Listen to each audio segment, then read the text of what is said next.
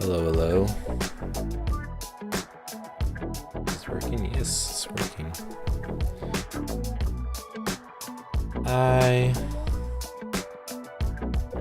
I just want to play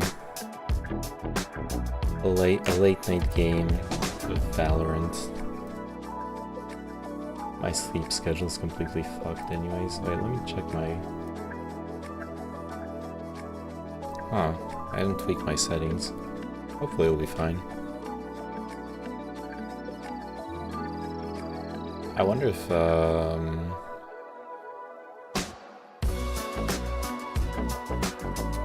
I'll do fine. Yeah, let's do it.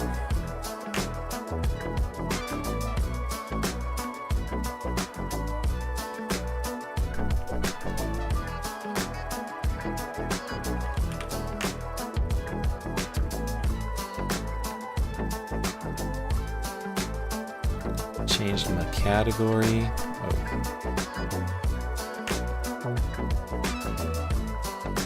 Let me just check this.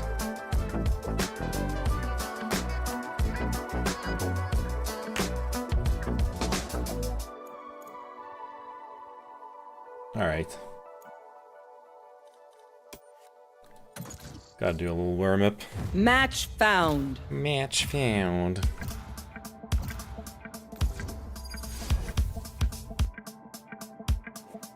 Ooh, it's hot.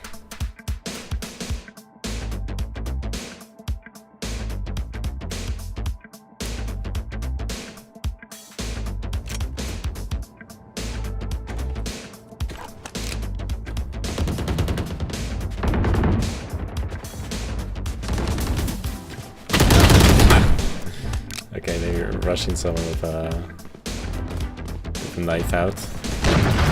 Rock out with my cock out. It's not that. Oh, not bad.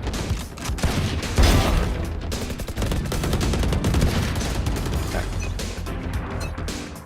You're up. Stay safe. We're going back in. Time to explode.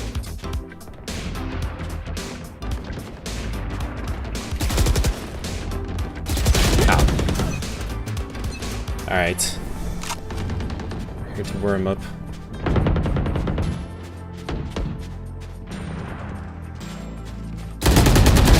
Boom.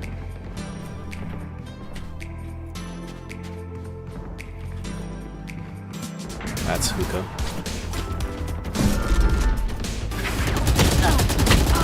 Oh, my spray.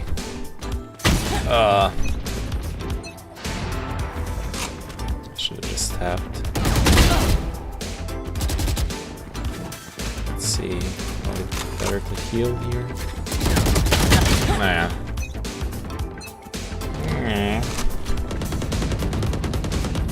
Look, Ma, I'm making noises. I'm making noises on the internet. I'm an entertainer. Headshot. Are you proud of me, Ma? Oh, fuck.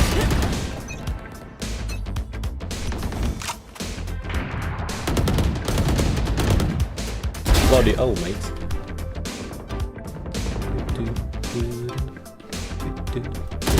Oh crap, she dodged it.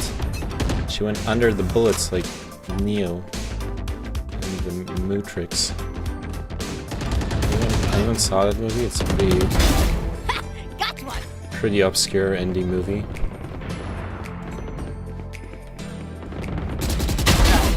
Okay. Okay. Okay. Oh crap. Ah, my spray. That was not good.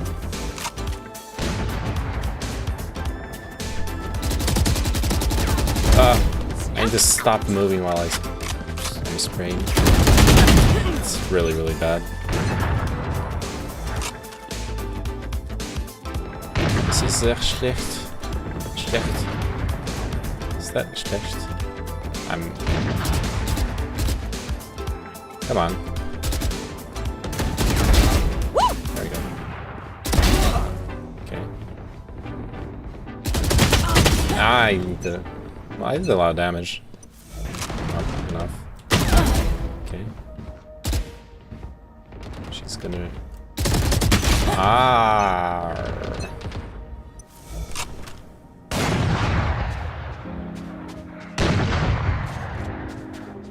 Ah.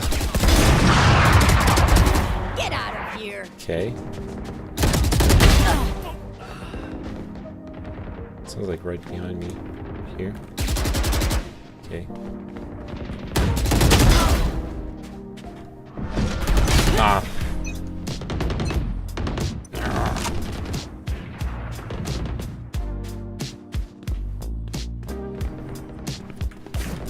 Oh no. Ah, my... Okay, that wasn't too bad.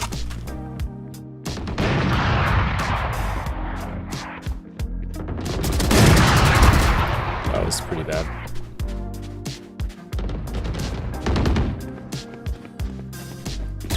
Ah, overreacted.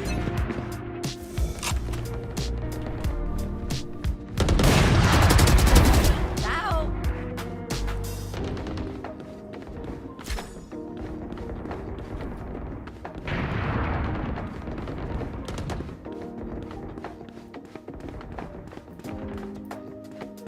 Okay.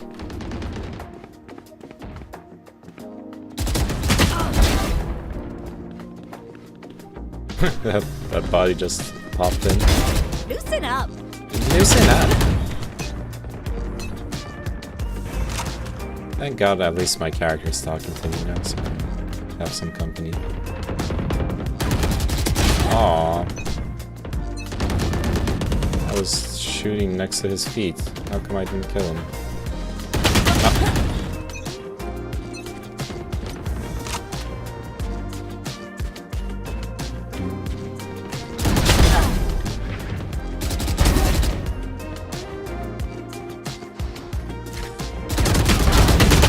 I should have spray transferred.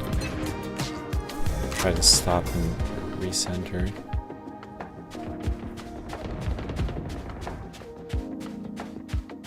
Rock and roll biz! Oh damn, I feel like that Reyna's owning me throughout this. Oh, just moving while shooting.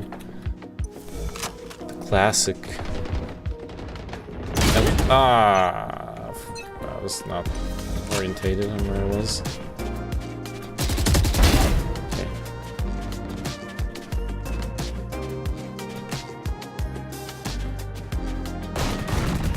Oh no.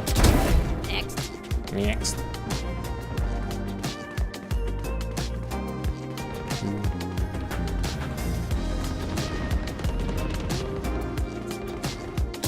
No.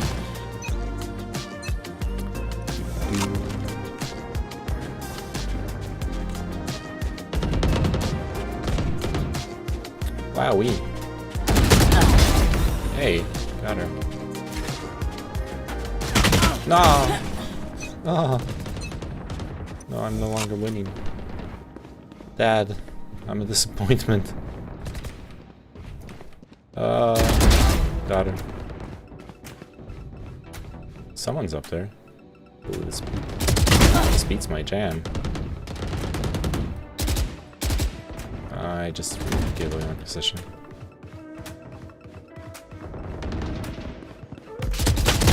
Ooh, that was not good. Ah, that's some head nod shit. I think if I shake my head, that like compensates my shaking my aim, and then I'll do better. That's the strat here. Okay. Huh. Should have just sprayed.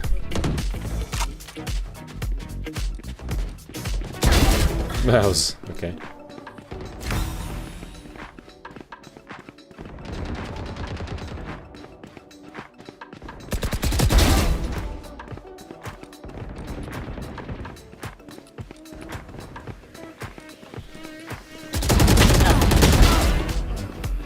thought he was dead already. Jeez. Doesn't even have decency to it. Okay, okay. Are we winning? Are we? Oh, no, we're not.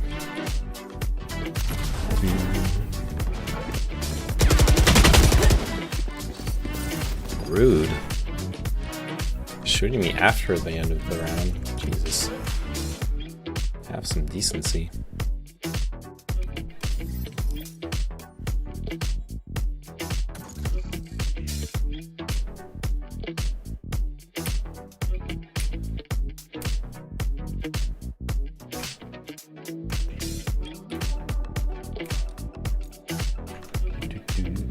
Why does it still say just chatting? I'm not just chatting, okay? I am just Valoranting.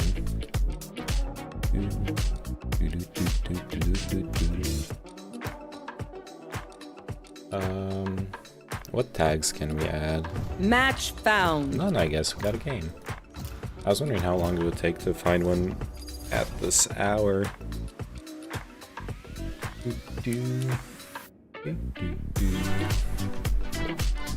Oh. Hello, team. Hello, hello.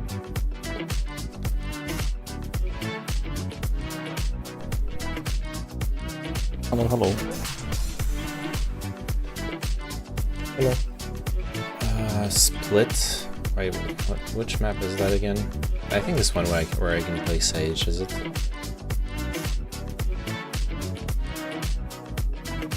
Is it one where I should play Sage?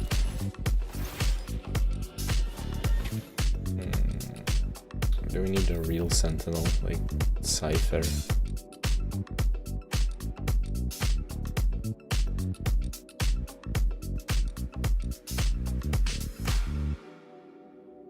I am both shield and sword. Fuck it. I am both meme and bored. That's what I am. Okay, this is an educational stream. Multiplayer, yes. Yes, it is multiplayer. Skateboarding, maybe not. Traditional dance. Could be, but let's not. 100% yes, we are 100% playing Valorant. Hey, I'll turn the music off. I do not need more distractions. Turn the volume up a little bit. There we go. Where do you wanna go? Onyx. We can go B, but there's Cypher, so I don't know if that's the best idea. Yeah. Oh yeah, and we don't even have a race, like break the traps. Maybe take mid control then? Okay. Sure. Sure.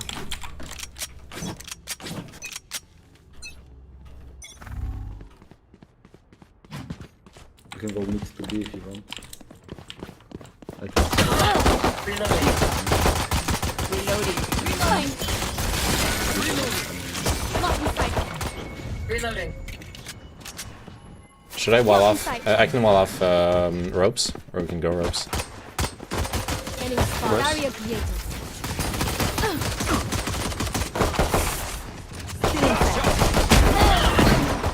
Reloading. Can you heal me? Healing. Yep, you're being healed. You're not. Full side, back side, back side. Reloading. Cypher removed. Planting. Light Heaven. planted. Last player standing. Ah, fuck me. Valorant Blair. Yep, I'm blaring it up in Valorant.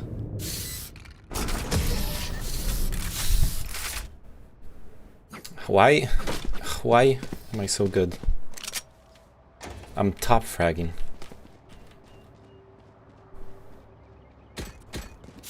Yeah, let's grab some utility. Some plant. Reloading. Or I could sell and buy a pistol. Or I could buy a pistol and then, yeah. Yeah, let's do this. Hit them hard.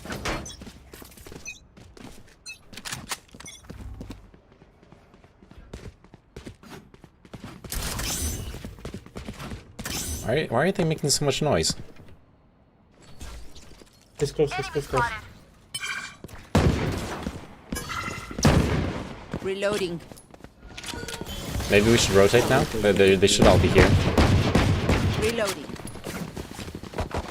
Reloading.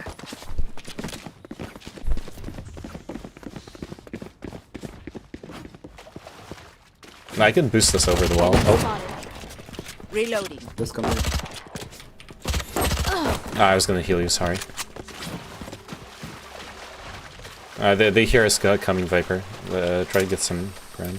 Enemy Oh spot. crap. City, Never run, mind. run, I mean, run. Last player standing. 121 to Sage, top ramp. Got the spike. Nope. Flawless. Flawless. That was not very good. Not necessarily bad, but not very good. this world hurt me, it's mine. It's mine. Oh. Okay, let's play slowly, but we need to load Yes. where we go. Map control. Yep.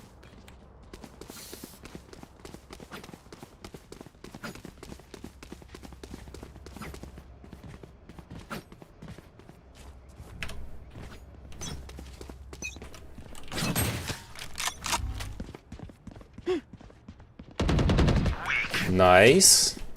I'm flashing. I have the spike. Oh, sorry, sorry. I'm coming.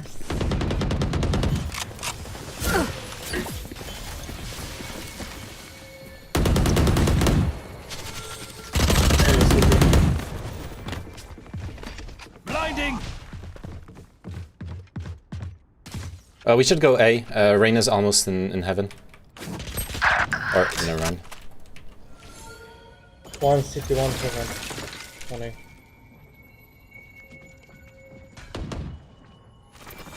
Okay, I'm coming back to you guys. Why are we making so much noise? Last player standing. Why are we dying one by one? Enemy down. Why am I... why am I so bad? Oh no, I should have gotten that Phoenix at least. I know what That's my must ulti at be least. done. Alright, let's just half-eye. Fuck. We should have just stayed grouped. We got killed one by one without even getting the chance to trade there.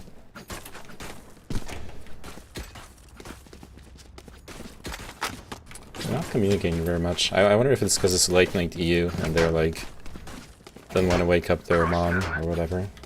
But it's not great. Blocking sight. Reloading. Reloading.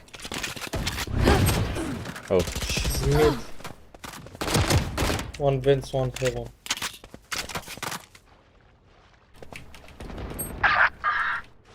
Weapon here. Last player Imposter standing.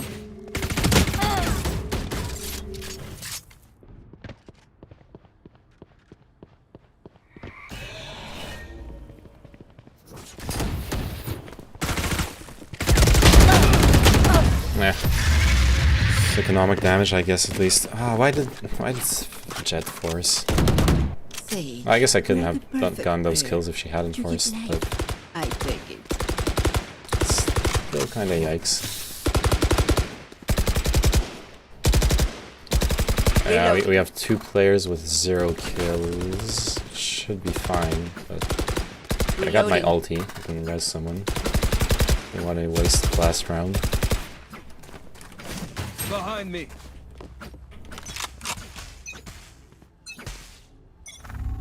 Cutting their vision. Reloading.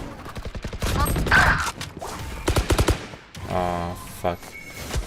Barrier created.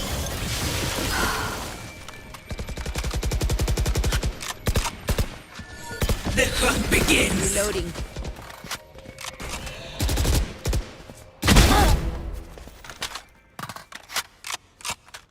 good. Nice. I'm coming. Let's res. Oh, fuck. Sorry. Jesus Christ. You could have Go push it without pushing. Right now. I got too greedy for the res Can you come A? there. Yeah. Oh no! Of course, when I look at the radar. Why is he looking at the radar? Ah. Last player standing.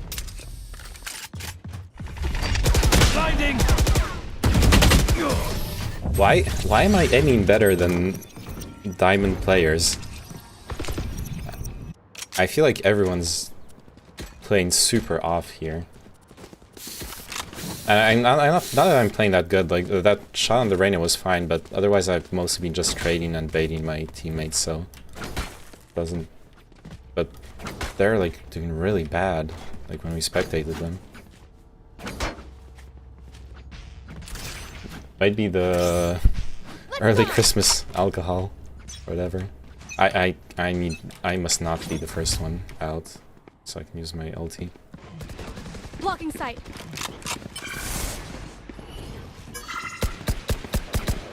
Blocking sight. I'm not a fan of Reloading. Vipers. Ooh.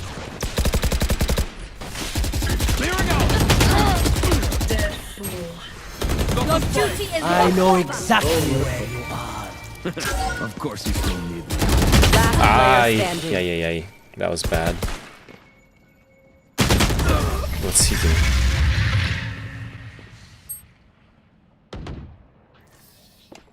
Wind. Show me where to go. Yeah, I agree. Mid is where we almost won rounds for now. Oh, no problem. It was not a good res in hindsight.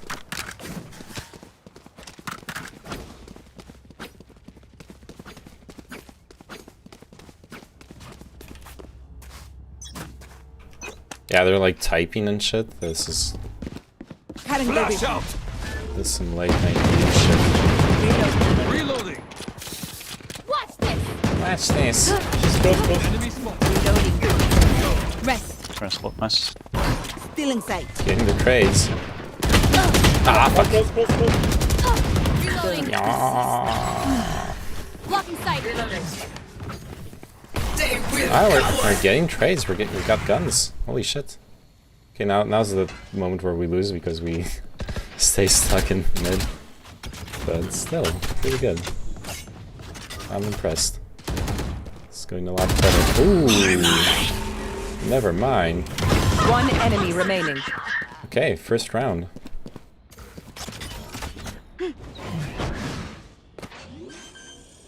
Actually, got this. Spike planted.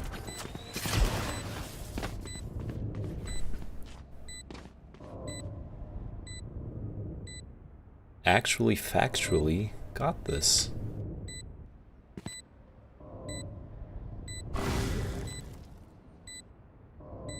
Well, okay. Actually, two of them have a collective 15 HP. So maybe. Yeah. City. Okay, guys, play safe. You have no HP. He's 1 HP. He was 1 HP. Thrifty. Oh, nice. I could not have made that easier. I saw it coming. The I'm 1v3 done clutch.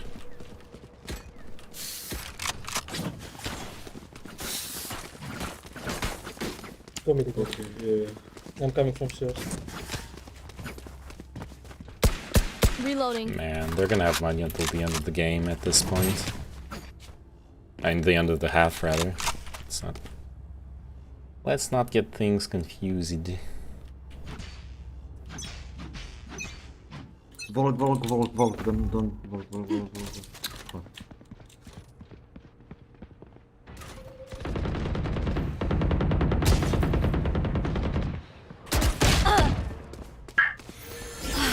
One pushed garage B, Phoenix.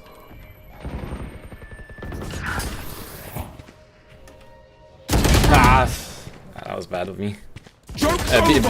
Phoenix ulted from behind you. He's in ramen. He sees the bomb, by the way, and the bomb is still in ramen.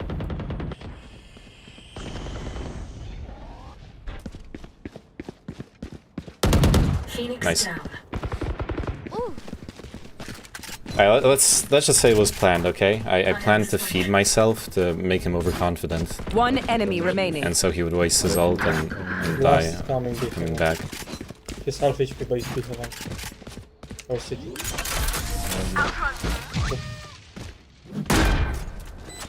I knew that was gonna happen. Are you playing competitive? Yes, I am playing competitive. I am a competitive player. I compete. I come to Pete. reloading. I Pete to come. Do you wanna go A? Reloading. Smokes? Okay, I should bring the bomb over then. Good luck, Jets. Sometimes they push B garage, so watch out. Don't make sound. Be careful. Be quiet. Need to not. Ooh, nice. Not make noise here. Nice. Okay. Actually got this.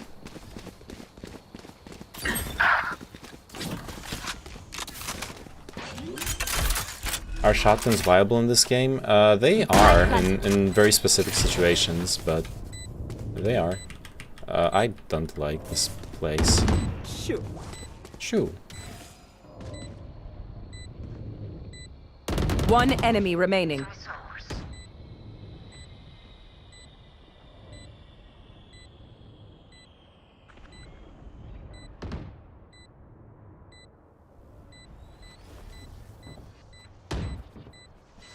What is he?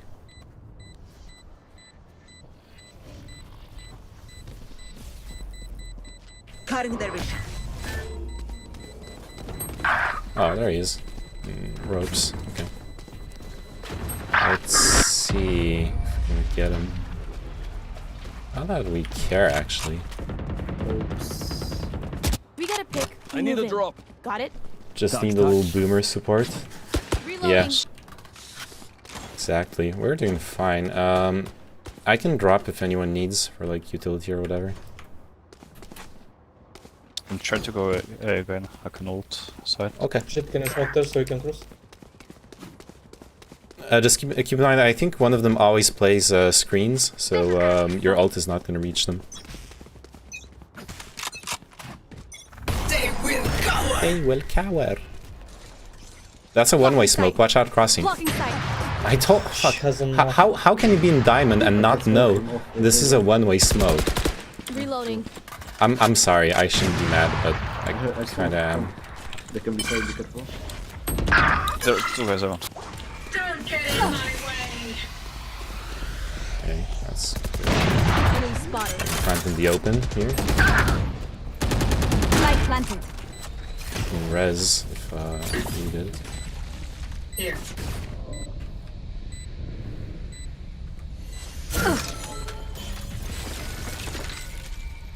Last player standing. Me. I shouldn't have thrown the slow, actually. I gave away my position. That was my mistake. I couldn't get to use my ult. That's fine. Okay, we need the next 2 rounds, though. Need a drop. Need a drop. Reloading. Reloading. I think, yeah, Viper is gonna... Breaky, can you drop Reyna? Good. Thanks. It will be easier to defend, so let's just get at least 1 or 2 rounds. Oh yeah, if we get 2 more rounds, we're fine. But we need them.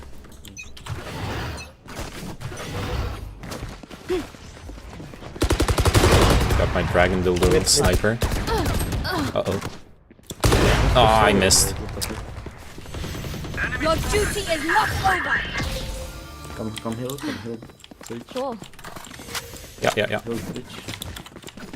For you. Nice. You can still go A, you know, I can play with my smokes. I'm watching ropes. You Better. fought well. Let's go A. I have this fight. I'm bringing the bomb.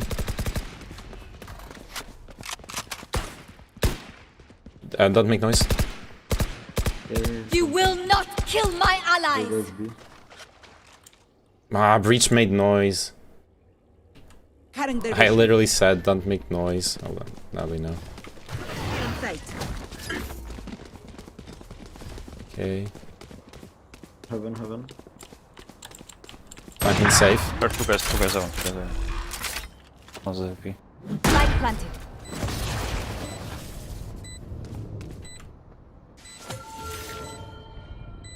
Wall raised. One screens. He jumped down.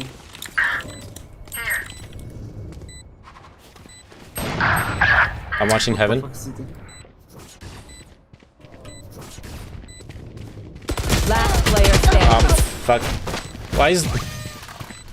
I'm dumb, but she should have let me know they were in the elbow. But then again, I guess only Jet is using voice comms. I should have known Last round before the switch. We lose everything after this. when I heard the thingy. Okay. This is the most efficient buy I can do, I guess. Let's get deep into again. It works, I guess. Fuck. We're in such a good position. Sort of. Maybe. Not really. Yes, you can. We have like. Oh, I think we have Keep good up. team for this. Keep up. What am I Reloading. doing? Cutting their vision. Blinding. One mid. The hunt begins. I'll stay with Jet. Good luck. Jet's my waifu now. Jet's my new friend. Blocking sight. Blocking sight. Ah, got the trap. Two heaven. Oh fuck! Why? These guys should be sticking together. This is really bad. Okay, at least free Blocking guns. sight. Hey. Wait, I can't get this. Dive, Player dive. standing. Oh, why did I follow her? I didn't want to like Die. leave her to die. Oh, take the bomb.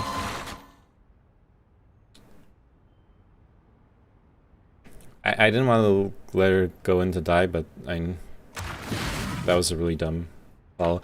Like, she's pushing her own smoke. That's what I I have don't this understand. spike. And it's almost like a one-way smoke. Like, they see our feet through it. I don't get it.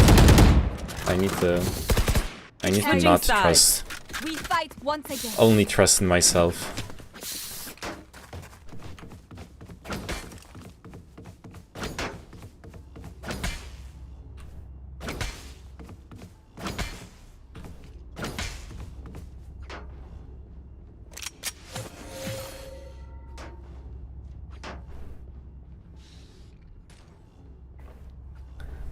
Yes. Some tea is Please what we say need. don't put the wall there. Like I have one way smoke here. What? No wall? Okay. Yeah. No one needs to. Fight. Okay. Then then I should go A. What the fuck? Yeah. Yeah. But like, you need to fucking communicate that earlier in the round. Nobody here. This setup. We lost the guy garage. They're on B side already.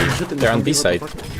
Yeah, One like, why the band, so Oh, the fucking awareness. was P, why you didn't say anything? Spike planted. Last player standing. Oh, great. Eliminate. Ah, fuck, I wanted to jump and triple shot. Why the fuck you push B and... Who to smother first? He went for an aggressive peek and he got killed right away, but which is okay. I mean, you can go for plays, but yeah, let us know when shit happens. Maybe I should play B. I can like wall and slow them down if they rush.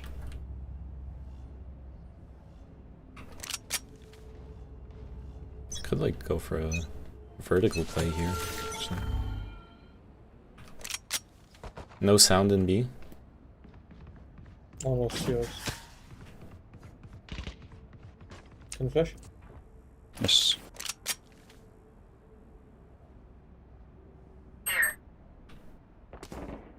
Okay, you know what? Oh! My aim. One garage, Sage. I could have actually killed her with the classic if I had landed my shots.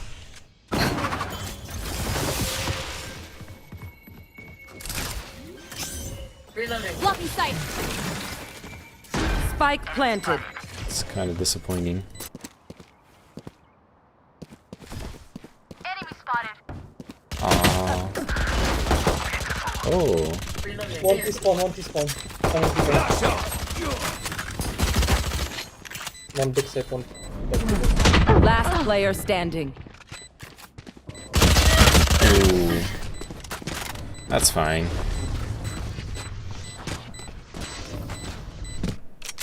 Nice try. Now we can buy for realsies. Yo, we finally get a buy round in the second half. Like, now's not the time to surrender. We got this. Oh yeah, our highest ranked player is bottom fragging, which is usually not a good sign, but hey, we can pick up the slack. Should I play aggressive after we, like... Sage is in garage? Yep. Just, Imposter killed. just put that the wall, bro. Yeah, it's up. I'm coming, Viper. Spike found. One Vince. Spike is here. Still Vince one. He's half HP. One enemy remaining. Three Shit. down. Last Vince. Well played. Not easier. I think he wanted to surrender. Gun here. Fuck. We doing this or what? Need a drop. Thank you.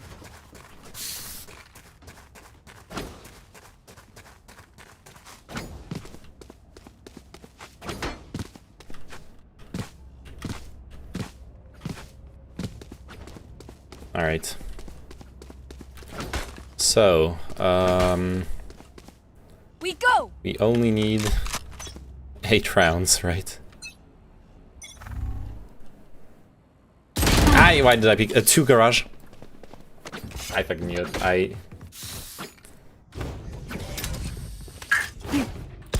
I knew it was a bad idea as I was doing it. Still in sight. They could rotate it. Reloading. One mid. Shit though. Over rotation.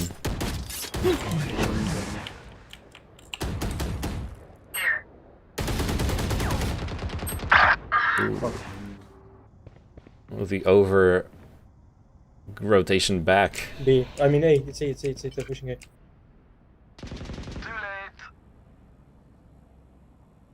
Are they there? Oh, shit, not Oh shit, they are. One enemy Oh shit. remaining. There's one. It's popping off.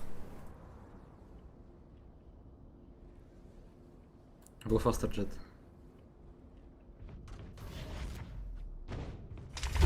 30 seconds left.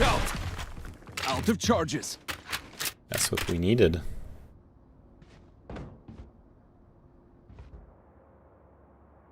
They really should play next to each other so they can trade.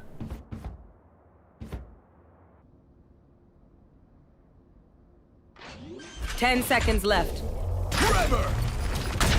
Spike planted. He's trying to Last screen. player standing. Fuck. Right side. Right side, probably. Oh, not anymore. What? Nice. Oh my god. Oh, they tried. What was she doing?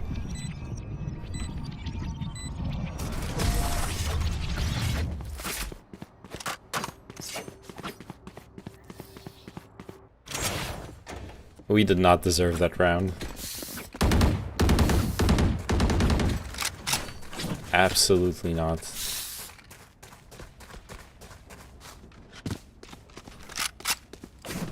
Okay, I'm not doing the aggressive peek, I promise. I am reformed. I should have just played Cypher, fuck. Oh, if I knew I was gonna be camping B.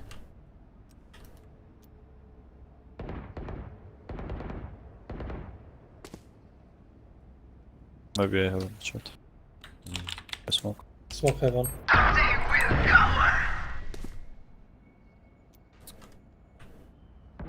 Crap. Nice, GG.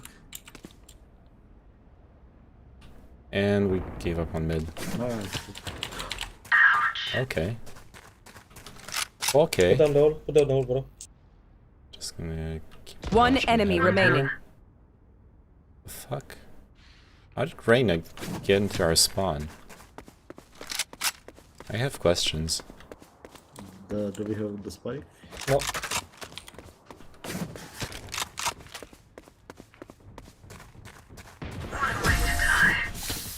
What was this round? He turned on. He toggled. I swear, he toggled.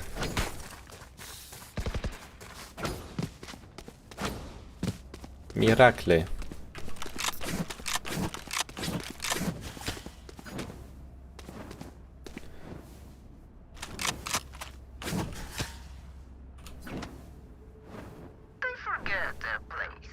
Alright, they got plenty of ults. Probably come B at this point. There's one in front of garage. They're pre-firing. You're dead. The hunt begins. They're all here. They're all on B. I ult. I know Well, four of them actually, sorry. See ya. That was good use of her abilities. Spike planted. Cutting their vision.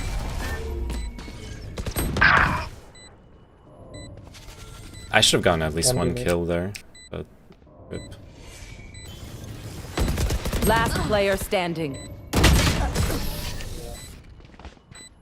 Damn, I guess throwing my slow wasn't enough. 140 point. damage. Jeez. We got this. Jeez Louise. Should I? No, a second operator is a bit risky. I would not have landed 4 bullets with a Vandal there, though. Okay, yeah, the second they're like pre-firing or I hear noise, I need to just wall it off.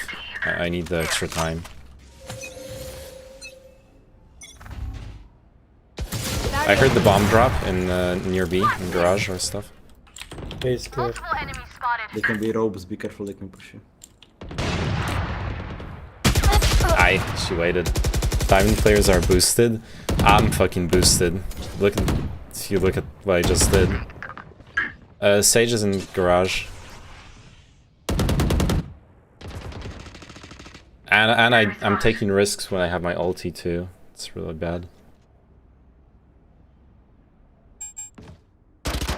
But yeah, like the our Breaky had like 0 kills Enemy down. in 10 rounds, One. You will not kill my allies. which Three is steals. All three is steals. what's she doing? Don't get in my This, way. this works. They're going A. They're going A.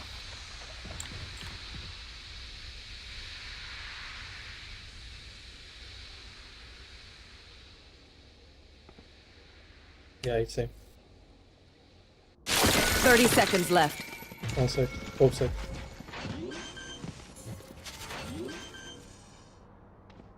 One enemy remaining. Nice. Spike He planted. needs to play around, like wait for his teammate. They need to play together. Blinding. Last player No. standing. Yikes.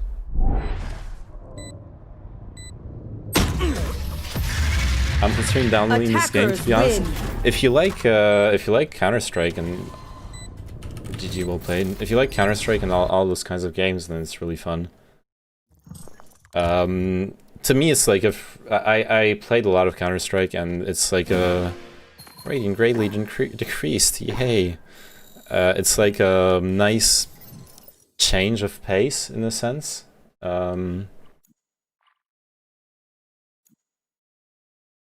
I want to stunt on these hoes. Yeah. There are two things found. though that you need to keep in mind. The spray pattern after like the nth bullet, I know, like starting with like sixth or eighth bullet, gets more and more random. You actually have to react to the sway of the gun in real time. Oh, it's Uzi again. Hello, Uzi. And hello, team. Smurf, Radiat. Oh no. Get carried by a Smurf, I guess. Split again. Okay, I can play Cypher now that we have a Sage. Do I want to play Cypher? I think I do. Stays hidden from me. Nothing. Some CS:GO players I've talked to find the abilities kind of lame.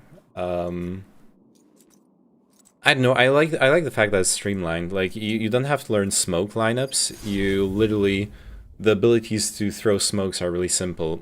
You do have, well, actually you do have knowledge barriers with lining up like throwable items, whether it's Silva shock darts or info arrows. I will stop anyone who tries to The come mollies through. on the different I will keep characters, my so secrets you still with get me. that aspect of skill. Anyways, what's my buy gonna be? I think I'll upgrade the pistol.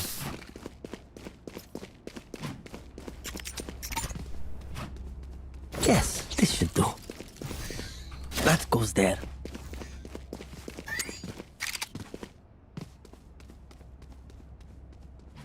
Oh, this is a nice spot. Hey, you want to play B, Sage?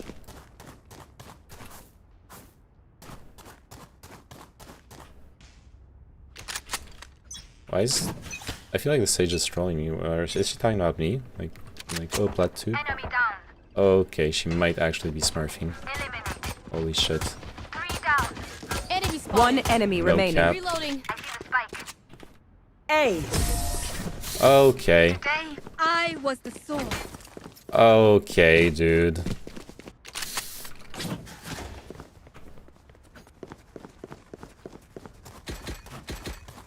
Okay. This is gonna be an interesting game. I guess I'm...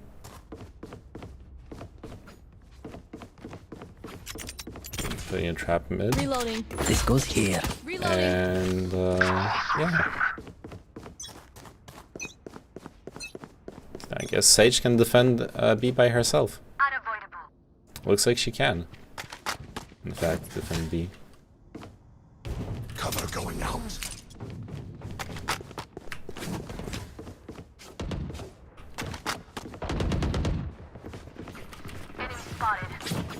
Let's go help Jet. Enemy spotted.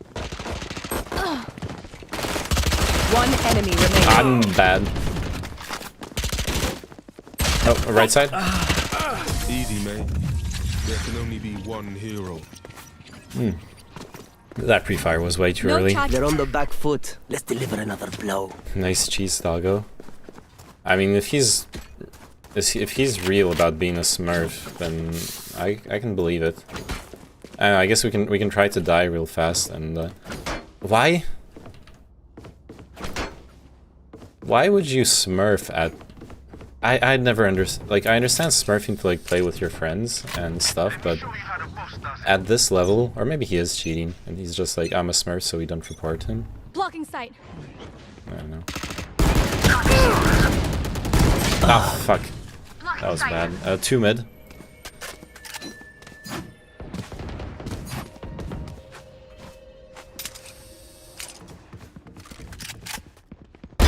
We tend to Okay, get. he's cheating. You saw that, like, One enemy remaining. he is 100% cheating. You guys saw that, Your right? duty is Like the way the crosshair like moves instantly and locks onto your I head. saw that. I'm not hallucinating, am I?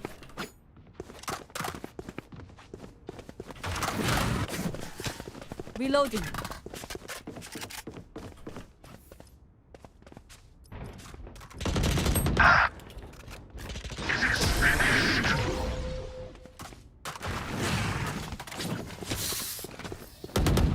Honestly, This is fun. Let's keep it going. like, did you get? I don't know if anyone's still watching, but did you guys see that?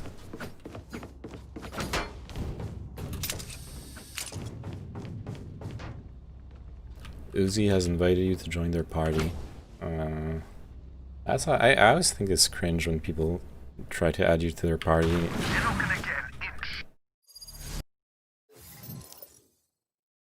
Yeah. There we go. Okay. The fuck?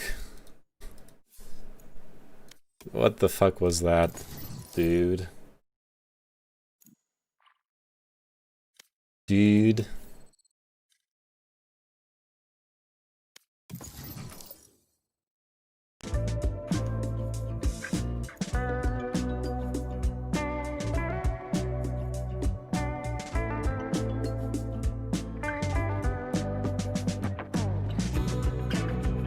Match found.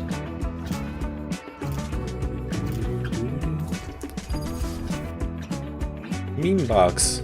I actually don't hate this map. Hello, team. Hello guys.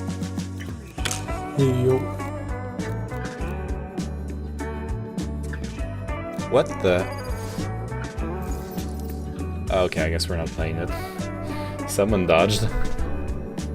Not very surprising. People hate this map. Match found.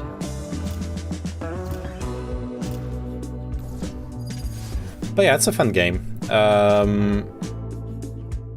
It might become weird with all the like them releasing new agents and stuff. Who knows?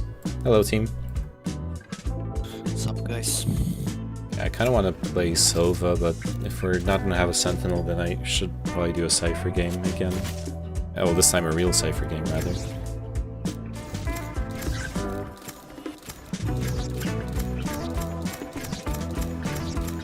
Oh, what do you want to play, Finn? Flippin', Finn. Yes. Okay. I think I'll mostly play B with Cypher. I know a couple of good traps. Okay. You do need Cypher on this map too, sure.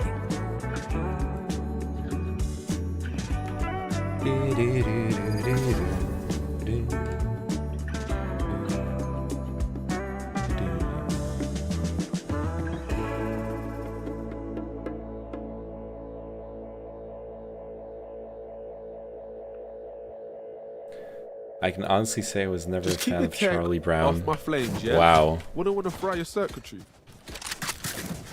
What the fuck, Metronome? How dare you?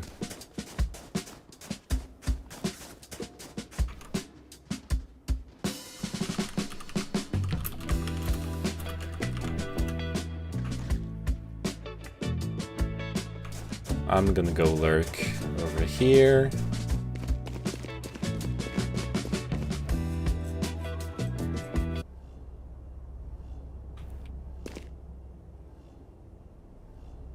Don't worry, no one in plat is actually really good. You just run into people who think they are. I'm awful, mate. Trust me. Okay.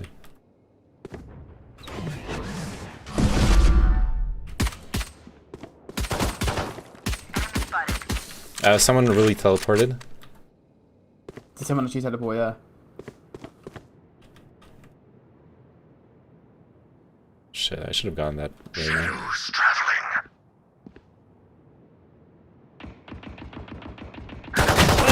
Ah, fuck.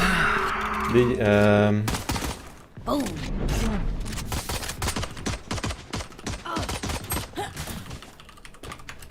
Last player standing. Embarrassing. Oh. Careful now. Going up.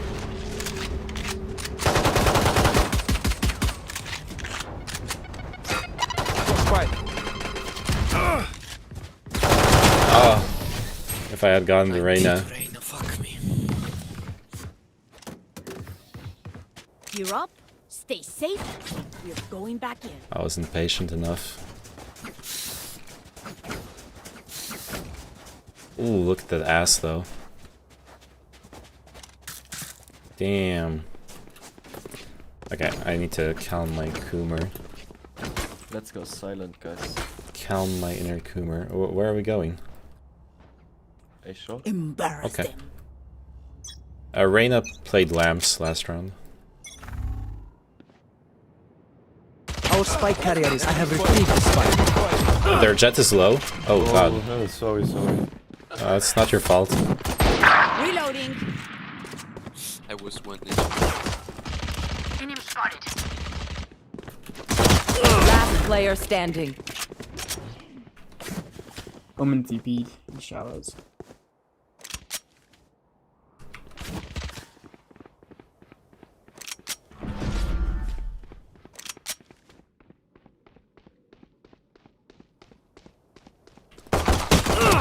Ah, fuck. Yeah, 130 damage to the jet. Damn. That Raze has some good inventories. Would love to pick them apart. Damn, son.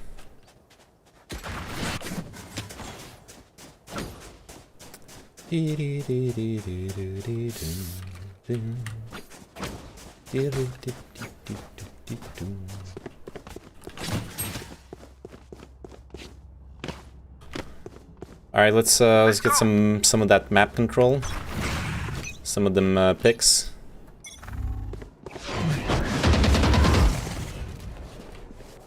Sage is hookah.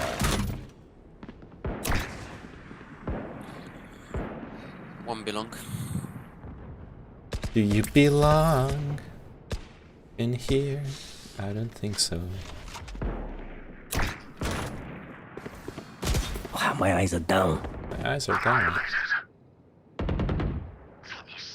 One lamps, Reyna.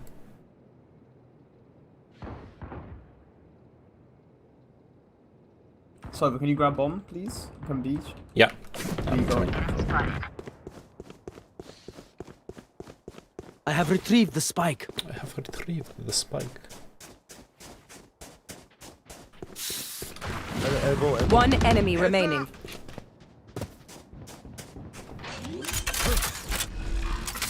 Sorry. Raise. Plonk. I have planted the spike. Hookah.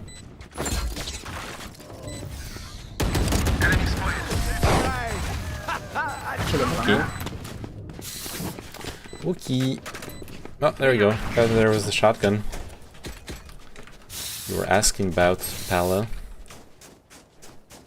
Spike there. Spike's there.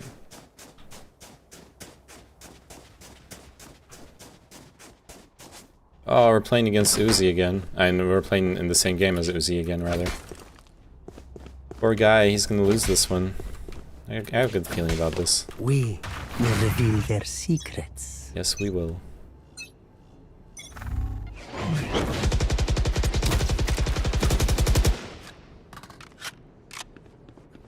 I have one guy close right and short.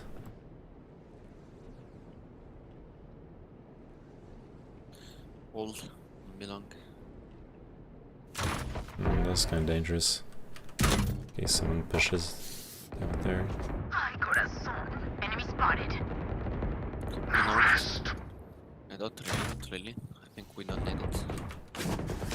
I'm coming. I'm coming.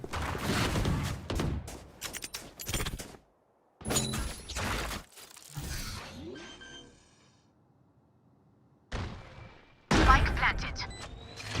To sit. Gets close. Run and gun, man. This game is so annoying. Get out of here. Cover going out. Rain is low. And Sage minus 40. Sage is dead, actually. Just play time. Yup.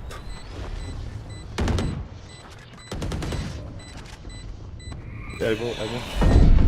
Blinding. One enemy remaining. Got elbow. Last one's flashed. Go Putting safe, in go safe. safe, go safe.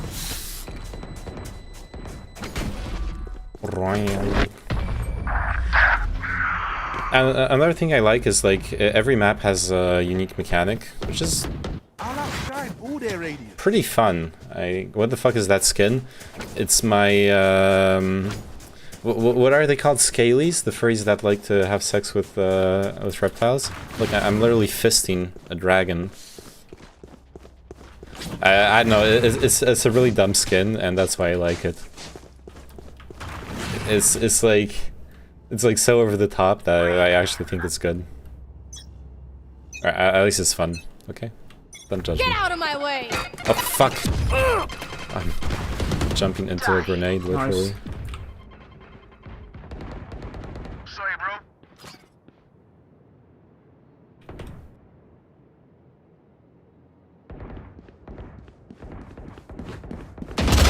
Enemy down. That was me. I'm teleporting. One enemy remaining. Reloading. Run and gun again. A run and gun again. Oh. Red planet. Zalbo. Still in sight. Still in sight. Okay, take break, guys.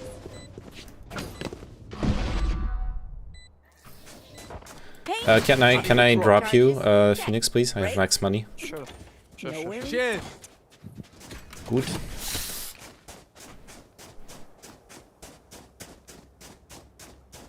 I got my revenge on that Reyna for that first round.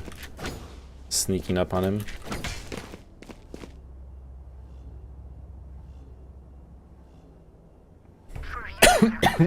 Sorry. I swallowed that wrong. That's what she said.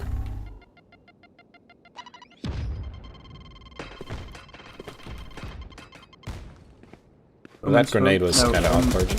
Omen flash. What the fuck? When you get ready and She was there. and what the fuck I have done? Maybe try and get A control and then you do TP. I got out top with.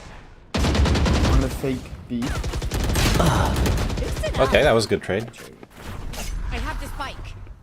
I'm okay with that. Come here. There. There.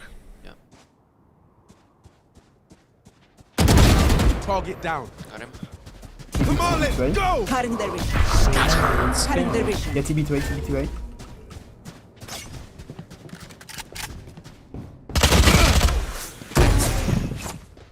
One in CT. She's at elbow now. Elbow. Two. Omen's elbow. Yeah, 12.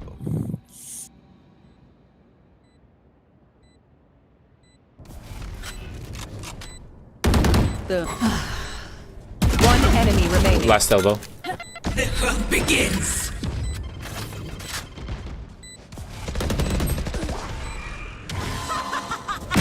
Well played. I'm still here, amigo.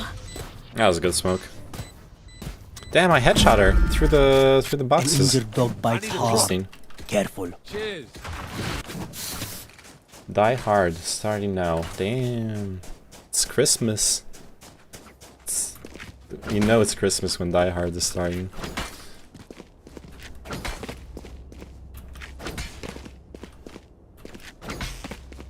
Three of them after halfway. Yeah. That's what I already said to my mate.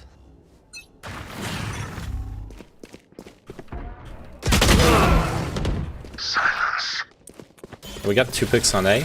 Sage is on A.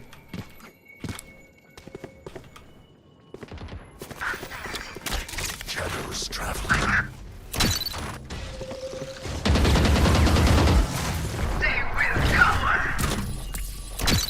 Just go B. Cypher go B, don't I had her tagged, so I wanted to try for the cheeky kill. One enemy remaining. I think it was fair enough to go for it. I had the tactical advantage. Oh. 30 HP. Run and gun, man. Always like this. That was not a run and gun. She stopped and she shot him. What's he? That guy's salty.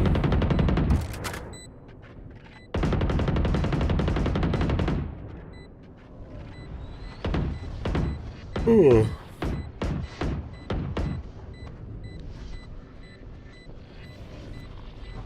I'm not gonna argue with him over it though, but Satchel out. that was not, that's not what I call running a gun.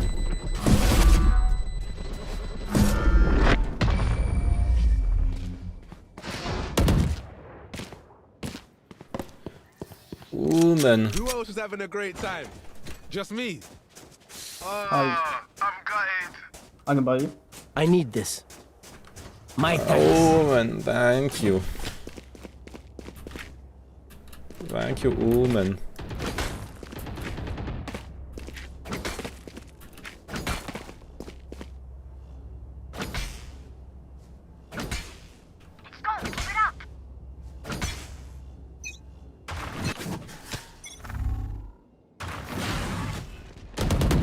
Nice. Lasers we go.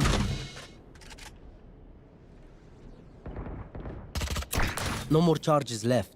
Jets in front of bathrooms. On A. Fire in the hole! Oh. Minus 40. I have the spike. That is still TP to A maybe? TP to A? Wait a second. Alright. I'll smoke heaven. Ah, fuck. She's in lamps. I want him to wait so I could... Nice kill. Last player standing. A short. Spike planted.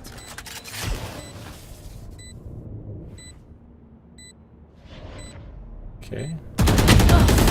Ooh, that was... Nice try. I feel like I'm throwing it a bit though. What should I be doing better? I should be playing smarter, like going for that. I don't know. Like, Where will they I go really this time? wanted to sneak into the site with the while the Jets' focus was on short, Reloading. and I think that was an okay plan. But once they TP'd, obviously the Jet. Slow way. Okay. Obviously the Jet was gonna look towards bathrooms, and I should have just changed my plan. I was so I was psychologically committed to it.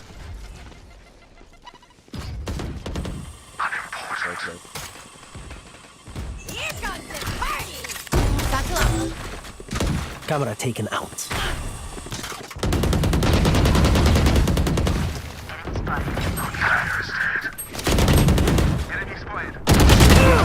Omen Cage triggered. minus 100. Where is everyone hiding?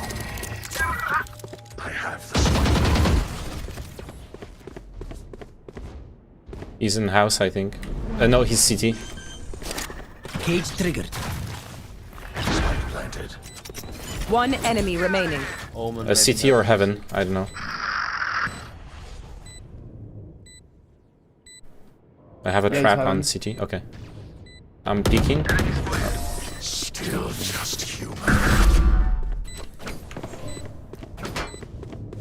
They want to dance? Ha! I'll lead.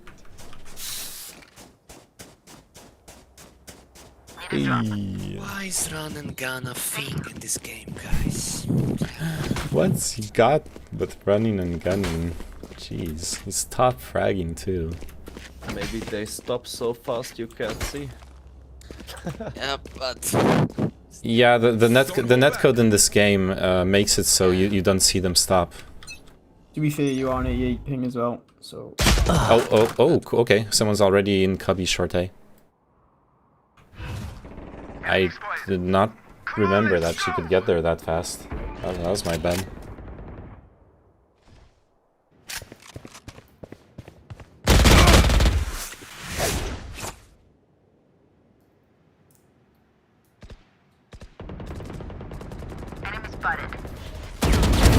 Healer's down. That was funny. Going up.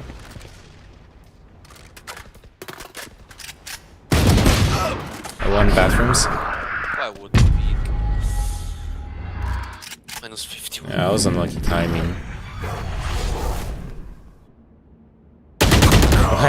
Oh no. Satchel out. It's still winnable. If Reyna gets a good kill. Go get him. And she 30 heals off of seconds it. left. Still in sight. Still in sight. There.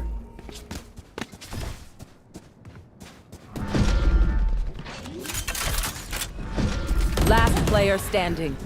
Planted. Nope. 6-4 would be really nice if we won the next 2 rounds. Would be very, very nice. I can drop you, Raze. I think you'll need it. What? I can drop for you, Raze. Calvin Klein. Can I get it? Thanks. Okay. Yes, I'm not dropping. Okay, I need to not die to that fucker. Yeah, what if I don't walk? I don't like the dry peeking her, but it's okay.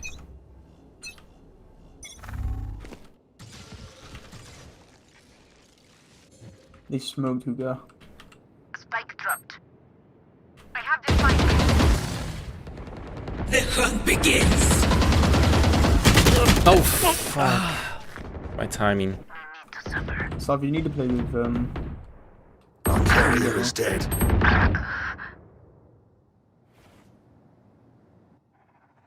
Cover going out. Me being there would... Could have changed something, I don't know. Last player standing.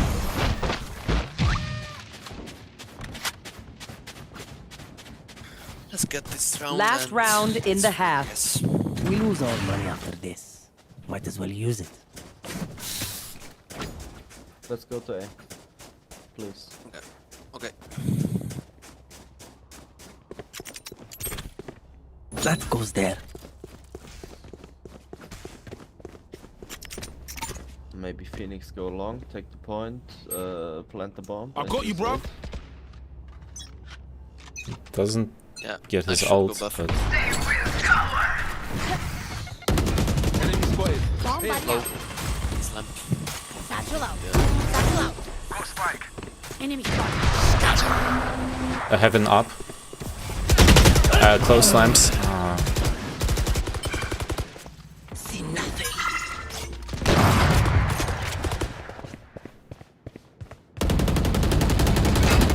Reloading. Okay. I'm loading. This One still heaven.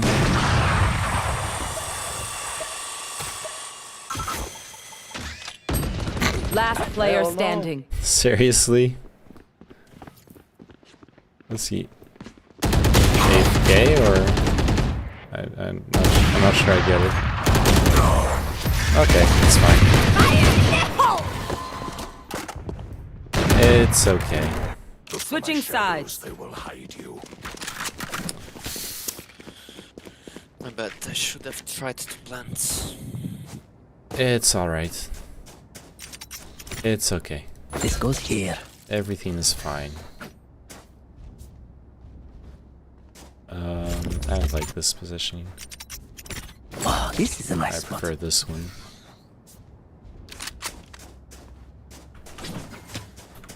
Then I'll do... Oops. Yes, this should do.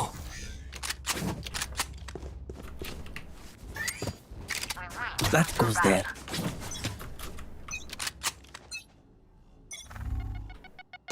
Raze is in market. Shadows traveling. Nothing short. Reyna close hookah. One's long. Cage triggered. They have Long. hookah. There's like 2 or 3. 2 in hookah.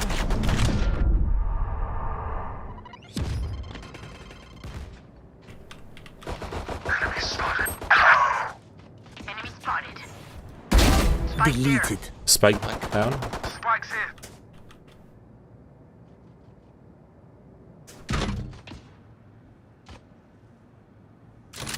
They yeeted.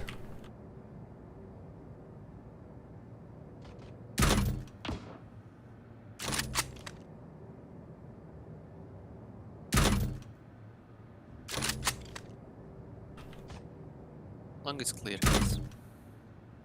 Okay. I'm watching CT.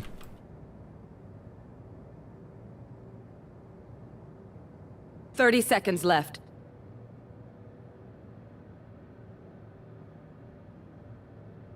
Oh. Fonks is watching CT actually.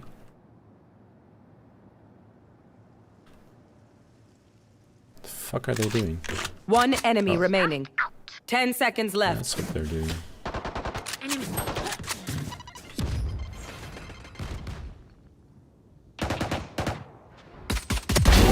I will see you again. Ease. Clap. Y'all better keep up.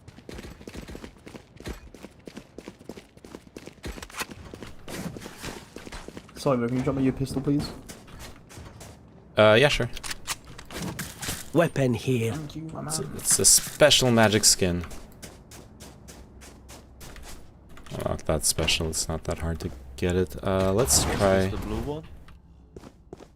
this. This goes here. Oh, this is a nice spot.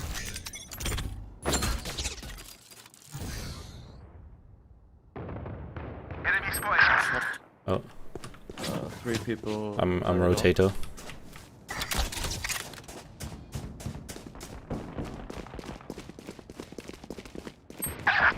Oh man. That's not very good. Spike planted. No hard feelings.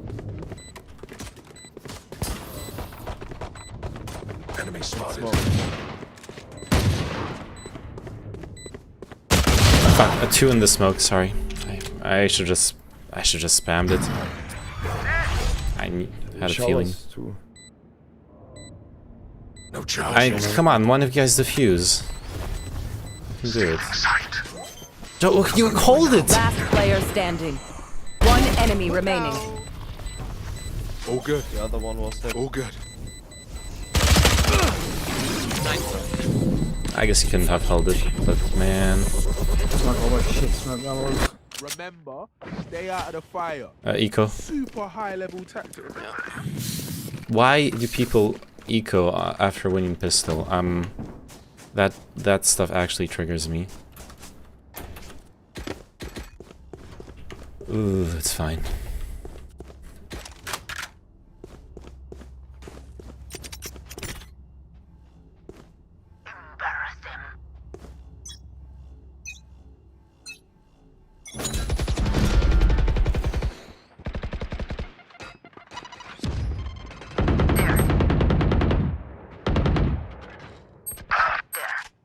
Short. Cage trigger. Roman's Iran. No, Iran, sorry. He is now elbow. Trick shots. That was here, Race. Be careful. Oh, super, she's low in hookah. 16 HP, raise. I should have coordinated with them. They have B site, they're planting. What? If this Reyna wasn't such a pussy, Spike that was a planted. free kill. It's okay. Last player standing. Ciao.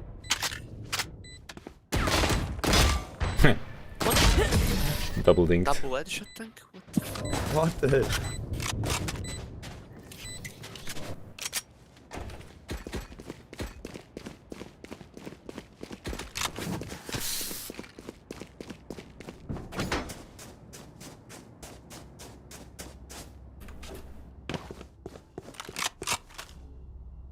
Okay. We're gonna go for the Aggresso. Yes, this should do. This goes here. Aggresso Pecorino. Flush them out. It's a classic Italian recipe. Some basil. Short. Nothing market. It's gonna be A. Enemy spotted. Omen, you can rotate.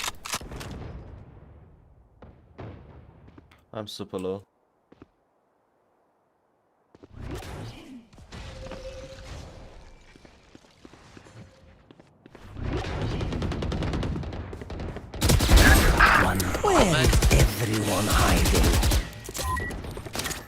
Cage triggered.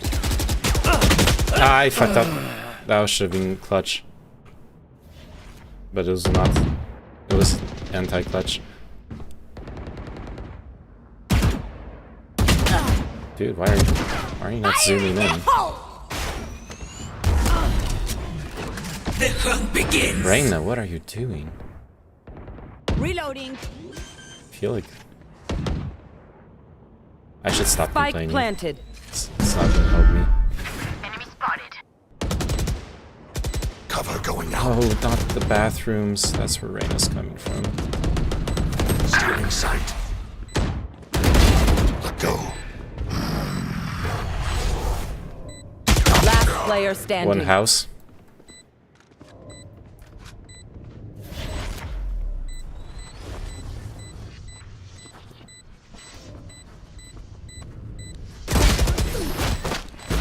Man. I don't know what to say. Back what is mine. I should have waited more, I guess, to pull the trigger there. I had like such a good flank.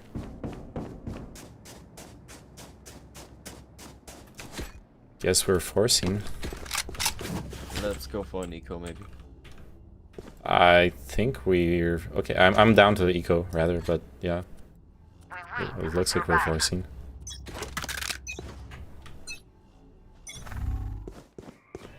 Nothing hookah. It's gonna be A again.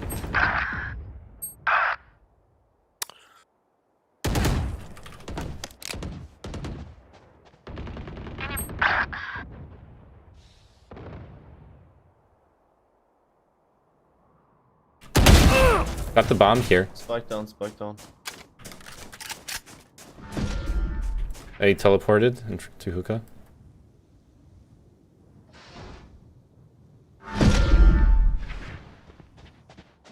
I guess it's B. Last player standing. I can't defend the spike there, sorry.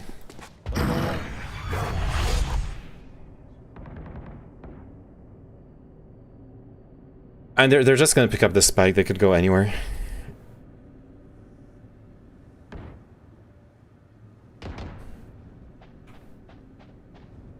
Oh.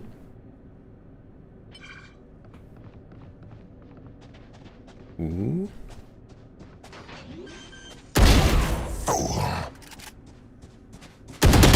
Ah, that's right.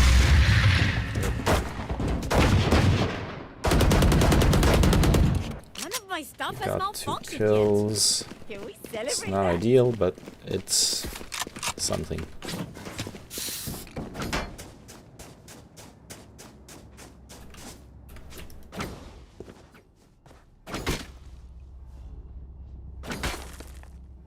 I should probably not do the peek again, but I'm going to. Time to explode.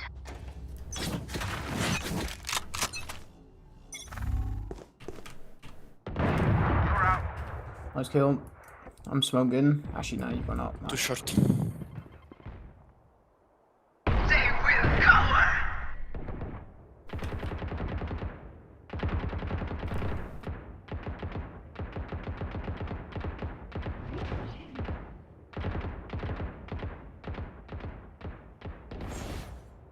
Spike on fire.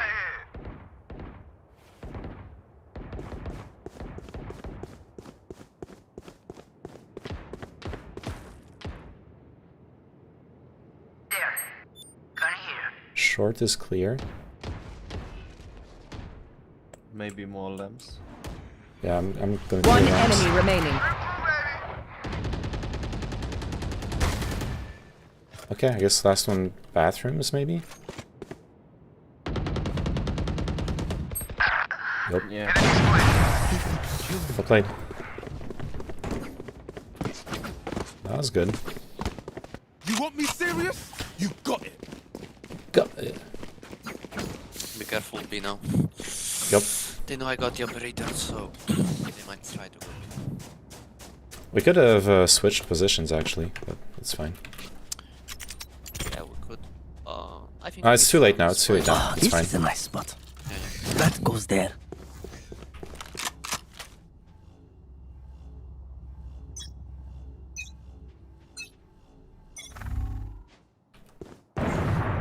Spike A. Yeah, no one mark it. Chill in the corner, Cypher, don't push, taking it. Yeah, yeah. Eagle-eyed.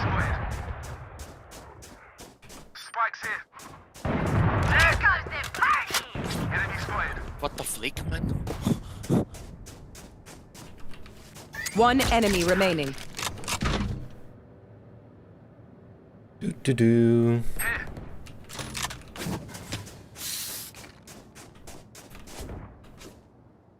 Do we have the bomb? Yeah, yes. Okay, I'm gonna push then. She's right in front of Hookah. She's healing. I need to stop getting baited by my teammates in the teleporter. It's so fucking dumb.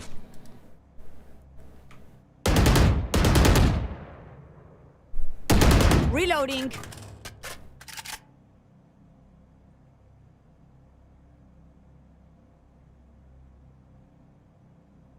Thirty seconds left.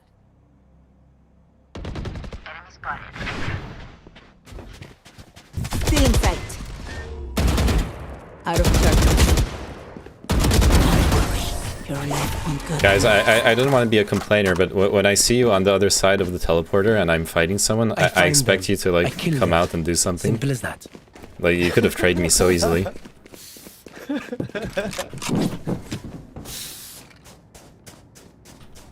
But it's all good, it's all good. I'm sorry, bro. Yes, this should do. Oh, this is a nice spot. Flame them? No. I am a wholesome Valorant player. I should not push this round. Raze, okay, there is people market. Raze just threw a grenade into Hookah. It's me this time. Shadows traveling.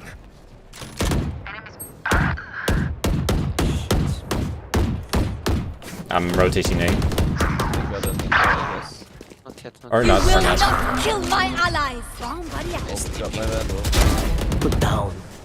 Careful, city. Fire in the Buried. hole. Tripwire destroyed. Oh player fuck, on standing. site. Shit, sorry. Ah, no, I could have... Ah, why did I reload? Spike planted. That was my time. Unlucky. My time to clutch. I was doing the things I needed to do. Need a drop.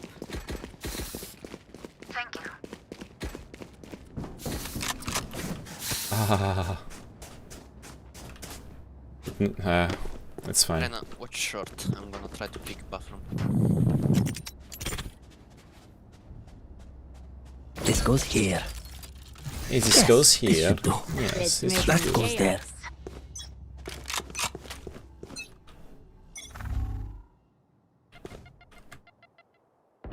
Nothing market. Nothing more on bathroom. Long's probably clear. Come on, let's go. I'm going for the flank. Lamps. Jet and Omen A shot. Lamps. How many lamps already? Yup. Where is everyone hiding? One enemy You're remaining. probably afraid. Bathroom. Do we have the bomb? I don't think so. Save the open, please. Where is it? On site? Oh. Yeah, inside, behind the green box, somewhere. Maybe someone go B. I have my camera on B, don't worry. I'll go B. She's A short. Shot. I should just 30 speak for seconds info. left. Oh, she teleported. Yeah. He's walled. Oh, I thought he was gonna. Spike planted. I can flash trust. Yeah, just go in together. You can trade. Last player standing. Yeah. He's in the tube. Well played. This one. They're not doing callouts. You died to guy in the tube. You say tube. You don't. I have to do it everything for them. Jesus. As much as this world need a hurt drop. me, it's mine. I'm And I salty. will kill to defend it. 5k, my guy. Okay. Go, go, go. Do you need the op? Because actually, yeah, you do need it. Can you drop Reyna maybe? Yeah, I can. Yeah. I can drop. Cool. Do I go for the flank arena again? I need to push arena. Probably not.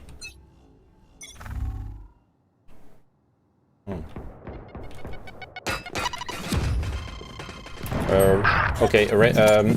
Raze is in front of Hookah. Oh, that was bad. Cage triggered. Reloading. Shadows traveling. Uh-oh. Killed. We got the spike. Last player standing. One enemy remaining. You have the spike. Long. Where's the last one? Long? Oh.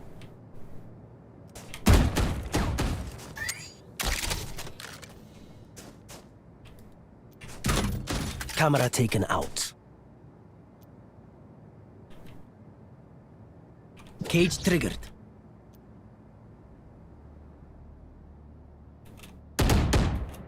Good one.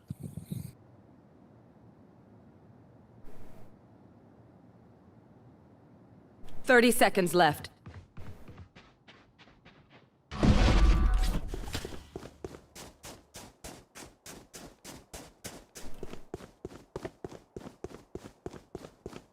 Silent.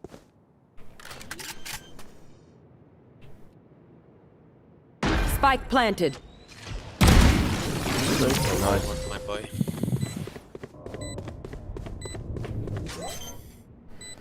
Ease. Shit, 11-11. This game is way too close. Clutch. You forget. I always play high stakes. Oh, my love.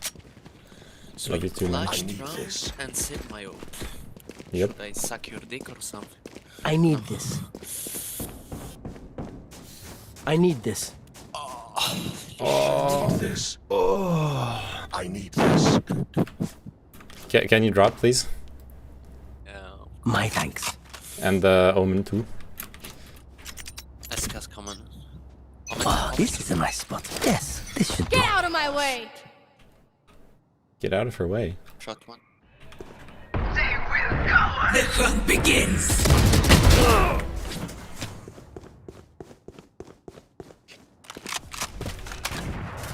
One more. I'm Rotato. Okay. Ah, never mind. You guys got this. Or do they? This rain is playing there now. Oh, Yeah. Oh god. Satchel out. It's on me. Ah. Jet is left. ah, I'm gonna flash. One enemy remaining. nice. Last was bathroom. I saw him. Maybe shot now. Shadows traveling. I'm with you, Phoenix. Okay.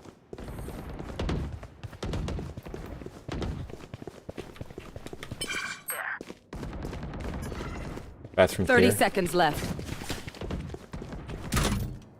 She's elbow now on B. Damn, that clutch camera. Flawless. Meus amores, we live another day. Match point. I saw the desperation. Reloading. Let's use that. Wait, broccoli?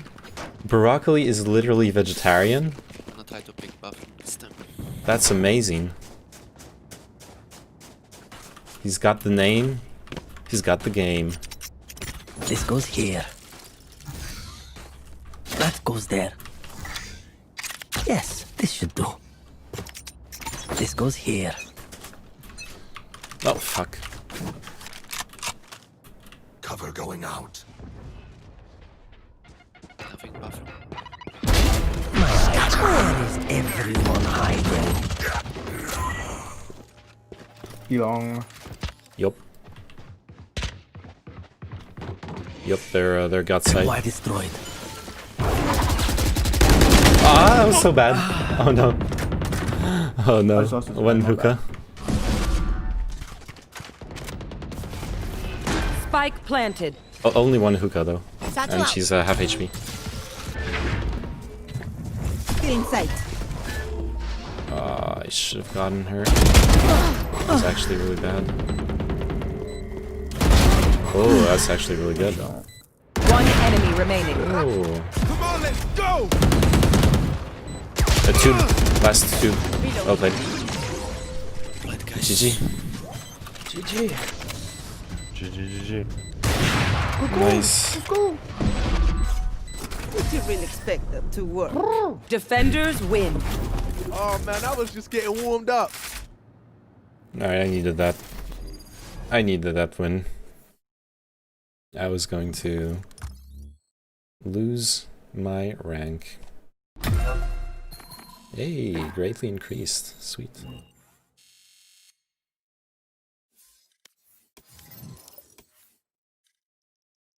Alright, that makes up for the last game. It's late, my dudes. I don't know who's still watching me. Is it you, Pala?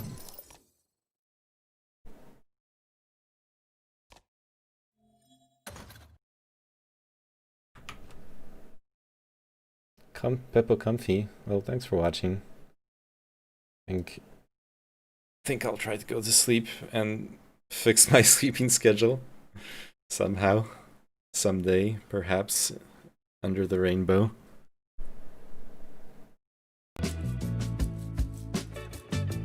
I need to find something. I need to find something nice to do. Oh yeah, there is. There is a game. I saw GOG gave me Brigador. I really want to try it out. I probably shouldn't try it out now though, considering the time. I'm not sleepy though. You know what I mean? It's tough. Okay. You know what? Let's try out Brigador.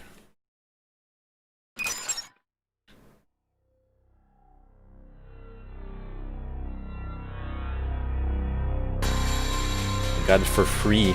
Nothing's better than the free stuff. Oh, let's music maybe a bit less loud. There we go. And it's nice music.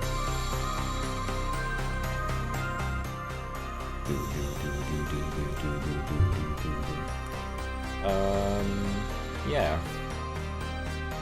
Okay, it's not recognizing my controller. Oh, forward. Okay. It is recognizing my controller. Cool.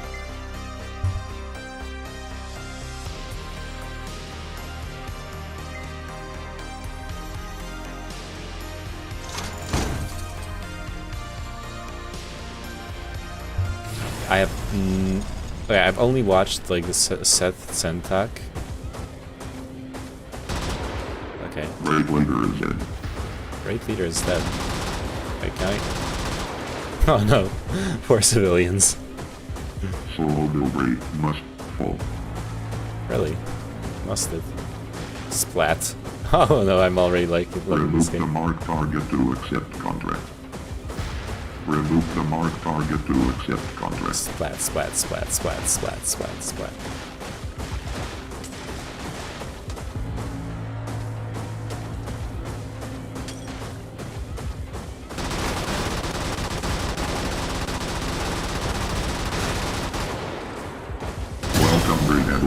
Welcome, Brigador. Okay, let me fix something here. Let's move Chatterino over here. Let's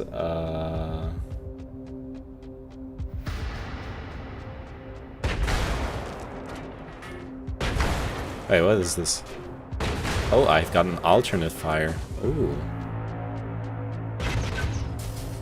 Holy shit. I got tactical options.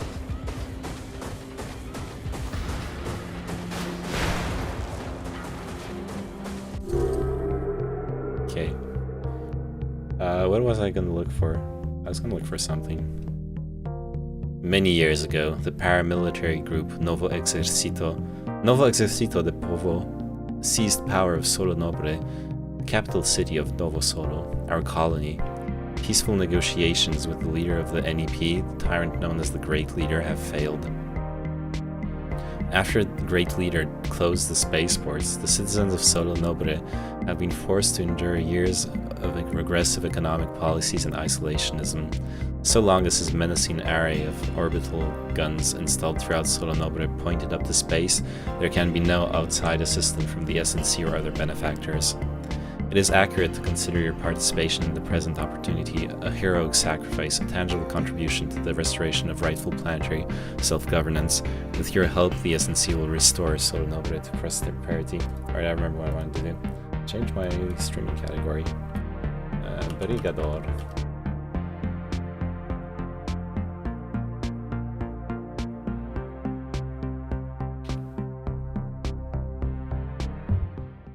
Alright.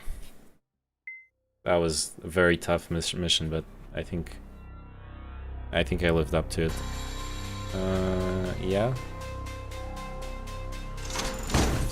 Contract. Removal of opposition. Opposition light loyalist. Clotilde Alto. Your reputation precedes you.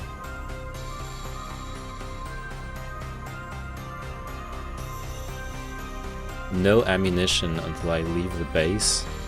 Jeez.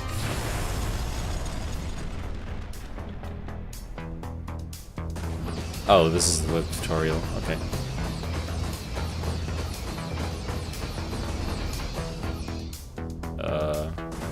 Sure, buddy.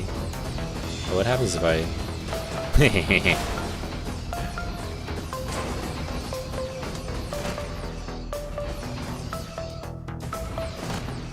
Spacebar to stomp, R to pick up ammo. Wait a second. How am I supposed to pick up ammo if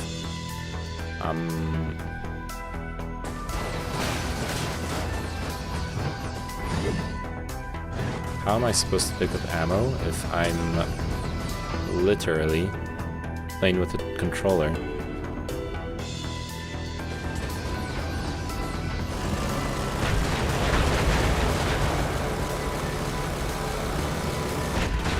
Ow.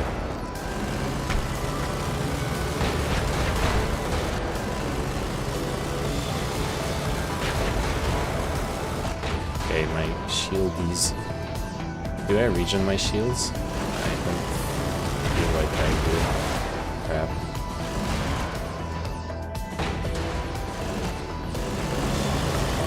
Holy shit. That's a lot of shooty. A lot of DACA. Okay, how do I pick up this ammo? Oh, X. Good.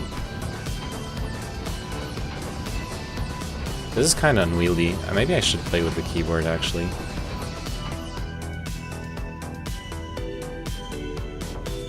Because, like, looking in the distance is,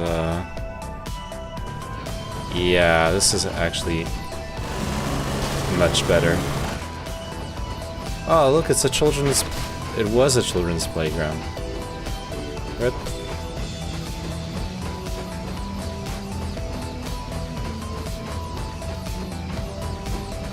Just walking through a normal suburban... What was a normal suburban area.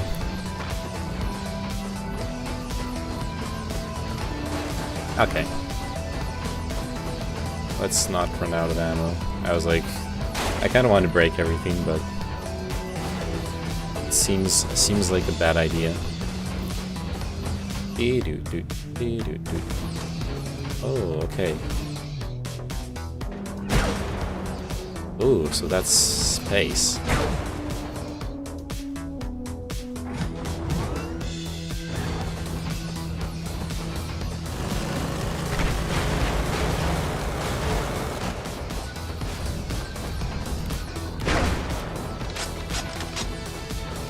Oh, I could have used spacebar to stomp the... I understand. To stomp the obstacles. I get it. Damn, what happened to you? Well done, Miss Alto. Would you mind providing another such display of prowess for your next contract? There's a request from upper management to see a video feed of Clotilde Alto in action. Your task is to sweep the neighboring industrial zone of loyalist tanks. Good hunting. Oh. Let's do it.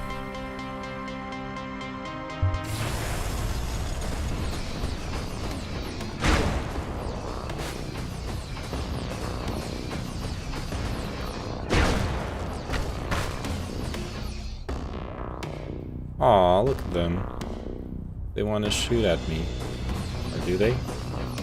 They look at... yeah, they have guns. Okay.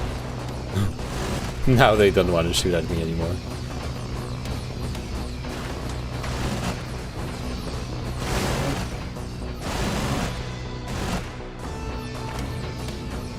Rip.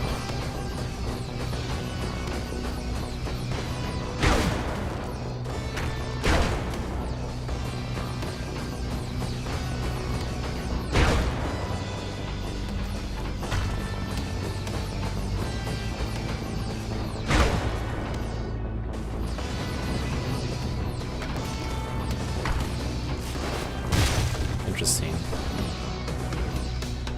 How are we gonna do this?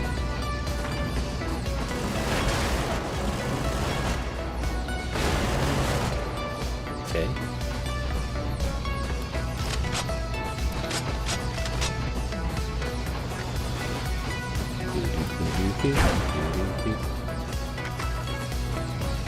Hold E to reorient. I don't need to reorient my legs.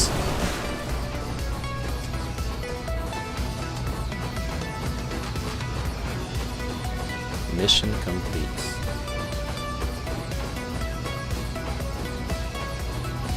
Splat, splat.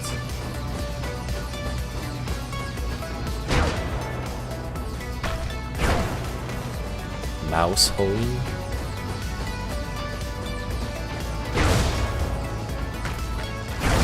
Oh, I get what he's talking about. I get what you're giving.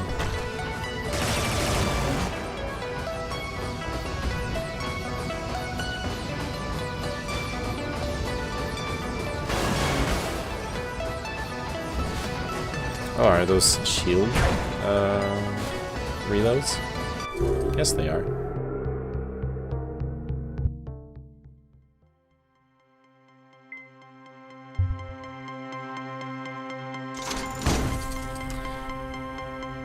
Your aptitude for violence in the mech rivals your skill with a blade up close. Oh, m'lady. I'm skilled with a blade.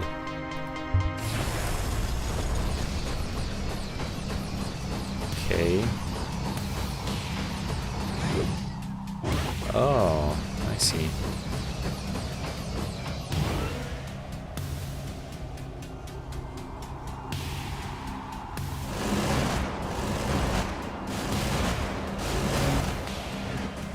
Damn.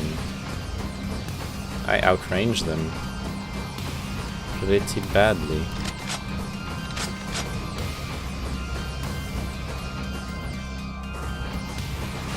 Okay. Oops. Oh, crap.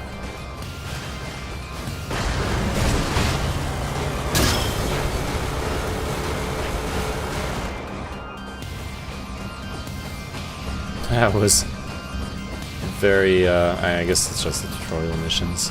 Where am I supposed to go? Find your exit. Okay, over here. I guess it makes sense. It's all the beginning.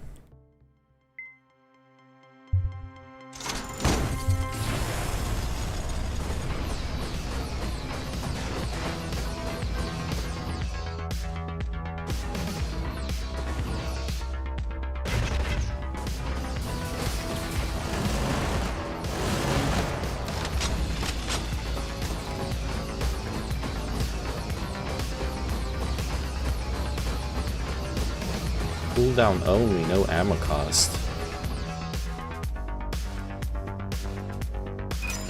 Oh.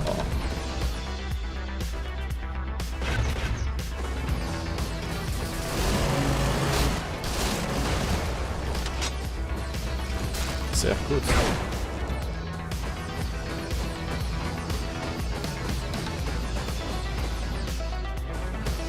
I see.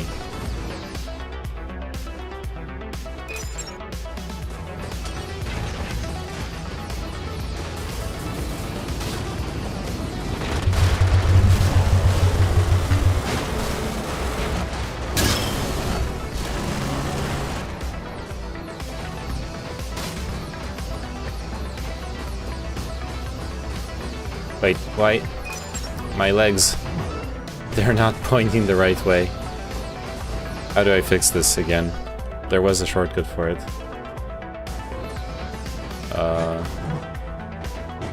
I can teabag my enemies. That's important. Oh, E.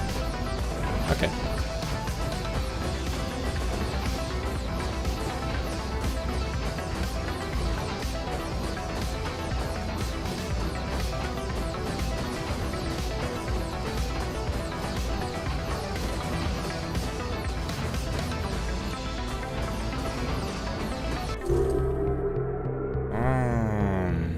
Okay, I need to...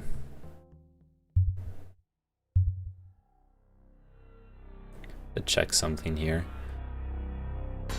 Tank and mech movement.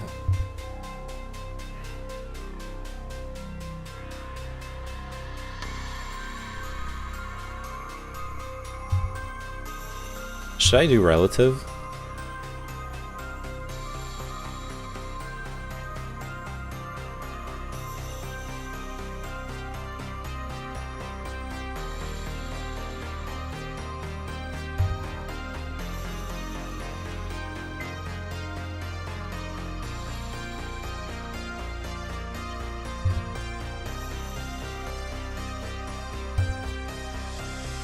Let's try out relative.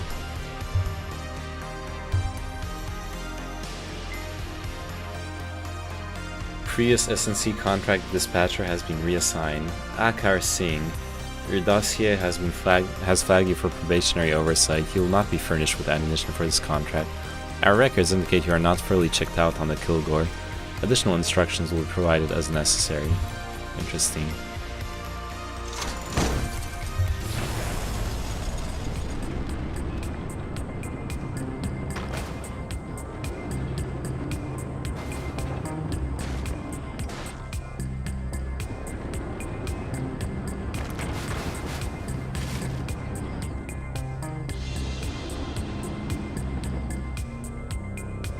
Okay.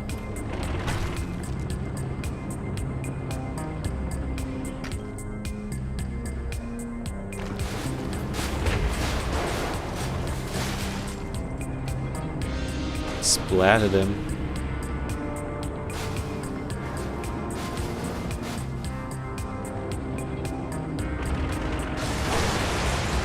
Got him. Optic camo. Oh.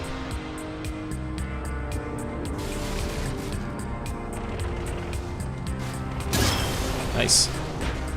Oh crap.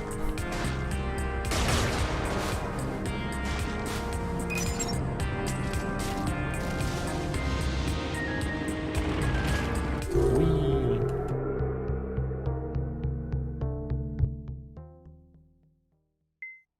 I don't know if I actually like this control scheme.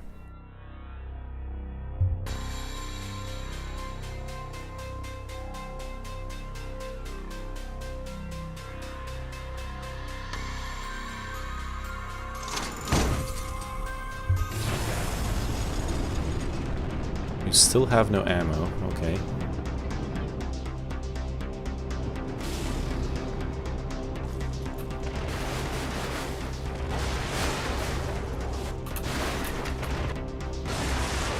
Works.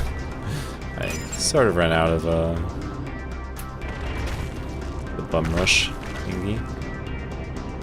Ammo can be scavenged from depots. Wait, what?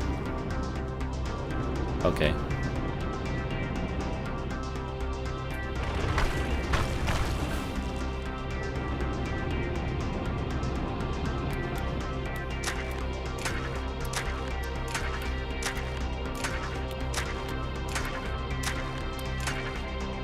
Cool.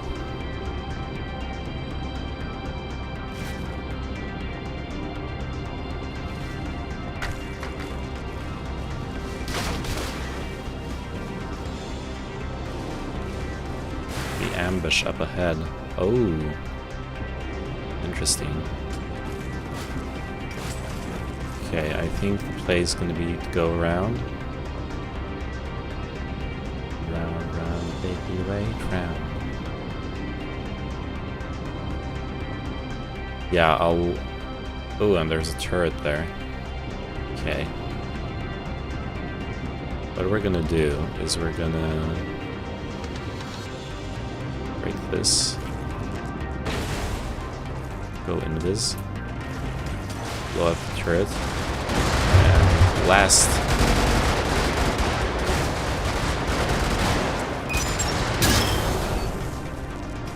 Still got... this guy. Perfect.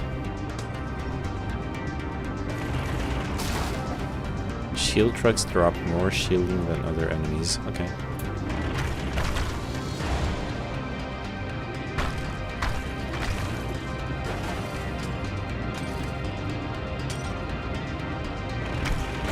Okay.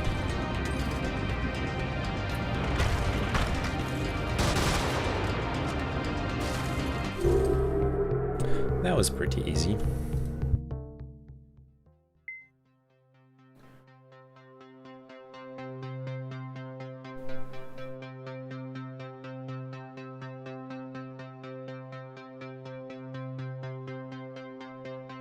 SNC analysts rate your performance as satisfactory despite being flagged for additional situation awareness briefing. Proceed. Okay. If you say so. Armor is directional. Okay. That is true for you as well as your enemies. Protect your flank. Ooh. I see what's going on here.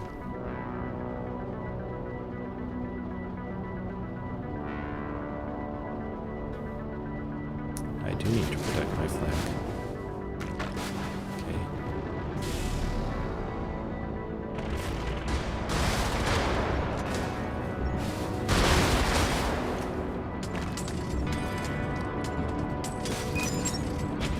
Ow.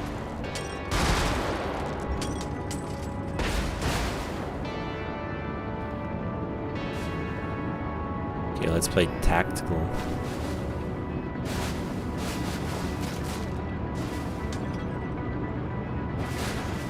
I'm flanking him.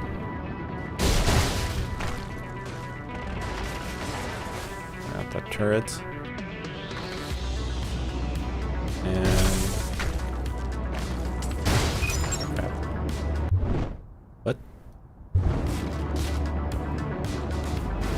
Oh, my mouse had... yeah, my mouse went out of the game window. Okay.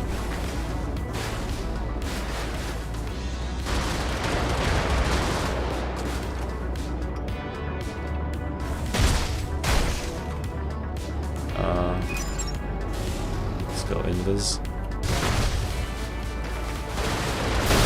Oh no! That was an ammo depot. I'm dumb. Oh yeah, I didn't die. Jeez, I should have died. I thought I died.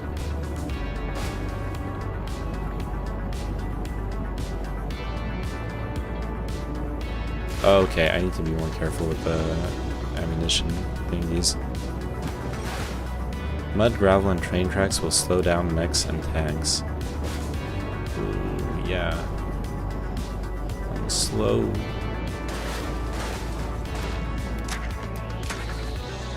Use bullet penetration. Oh.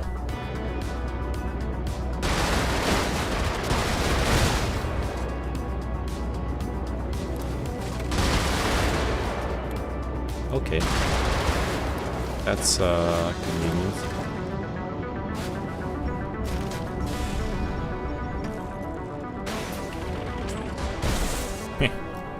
Got him.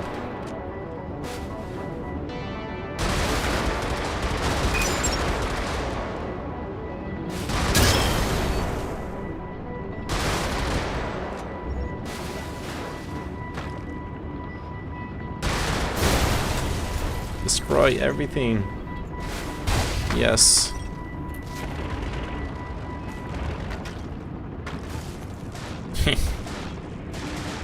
Oh, look at him go.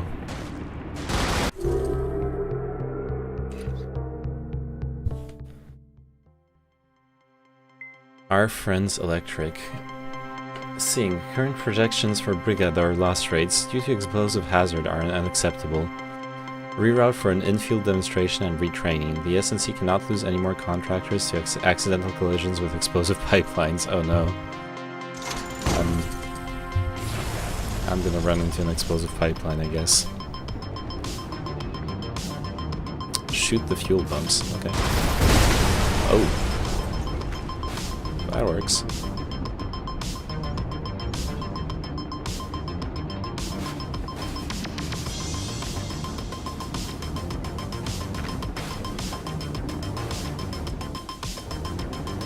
Identify and destroy all explosive hazards to complete the mission. Oh wait.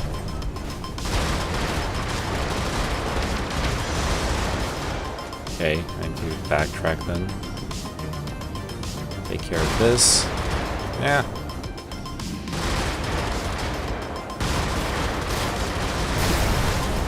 Good.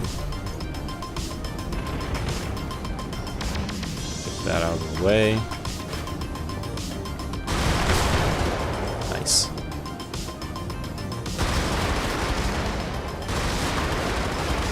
The perspective is a bit weird on some of those shots. Really, explosions are allowed. You don't say.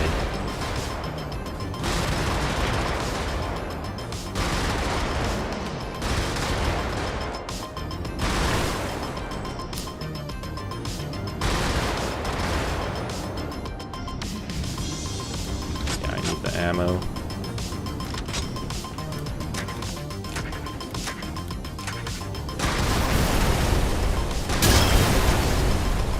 Oh, I didn't have to destroy the ammo depots. Okay. Oh. You know, just for good measure.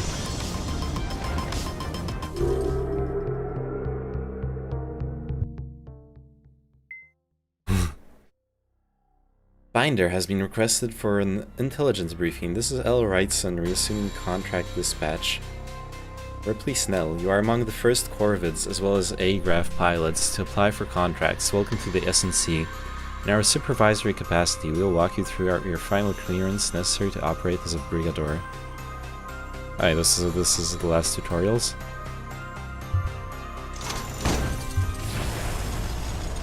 Oh shit. Oh shit. This is dank.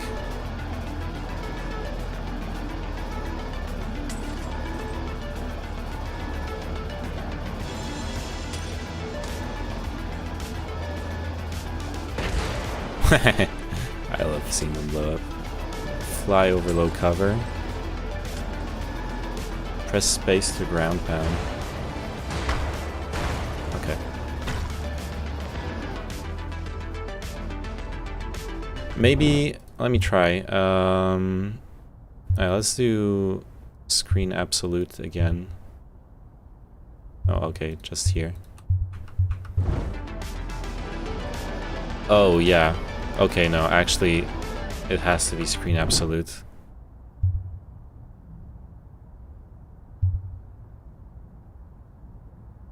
On both. Whatever.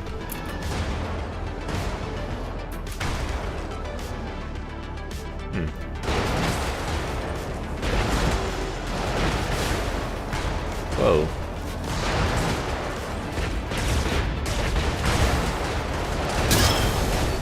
Damn, I'm fast.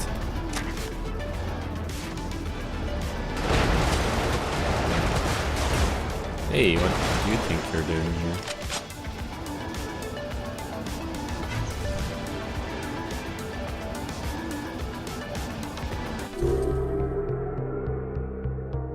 accept.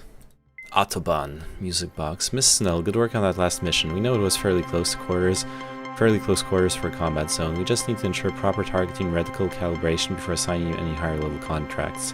Sorry for the extra message traffic, but why does the name Snell sound familiar? Uh-oh. Why does it sound familiar? Okay, what are we doing here? Jamming out to the dank music, I guess. Ooh. Ooh. Explosions. That's what we're doing.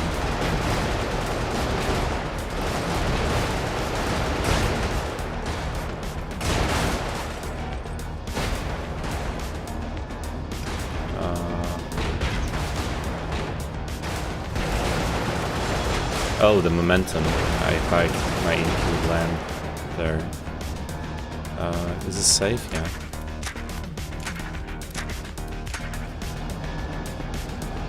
Where are you?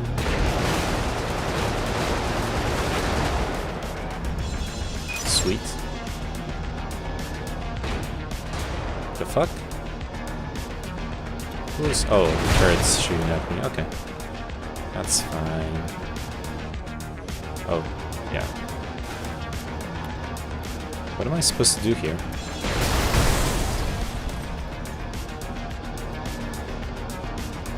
Please help. I am lost.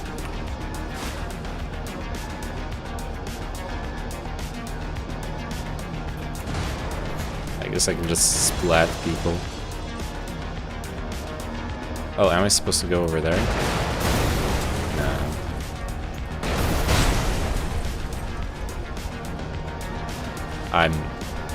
Oh, here, of course. Press space to ground pound. Yes, thank you.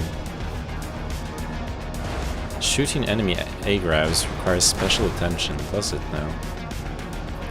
Line your firing arcs up with the ground light of the enemy agrav to ensure you're not missing. Oh. I see. What are we doing here?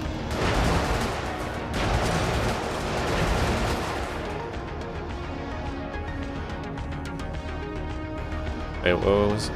Requires your firing arcs aimed through the target vehicle. Okay.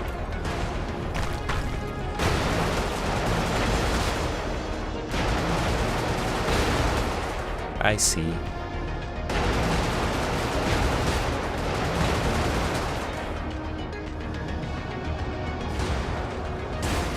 Can I just hoover up the... Nice.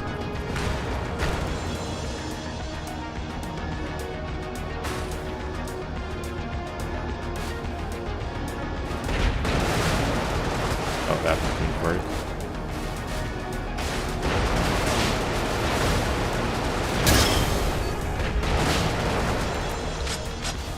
Perfect.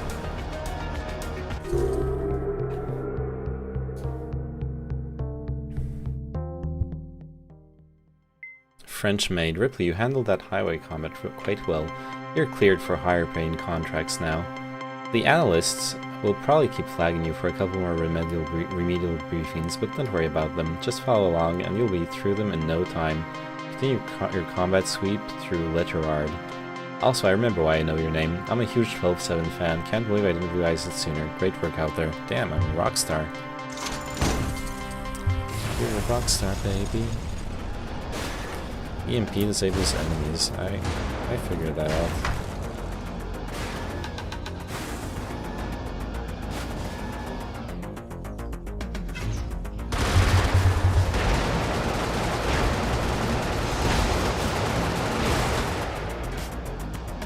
Okay. Listen for the beep of your special cycling. Oh, okay.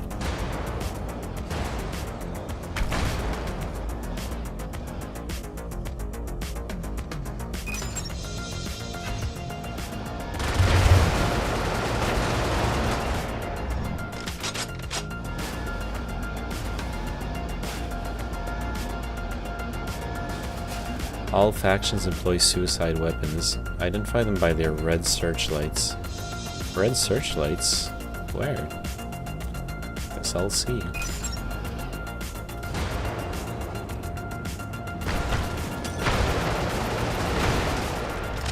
Uh-oh.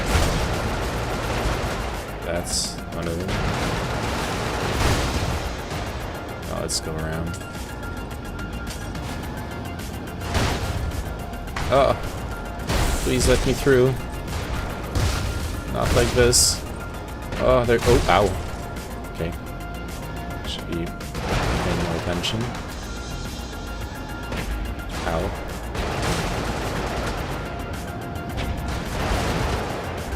Okay, got max shields.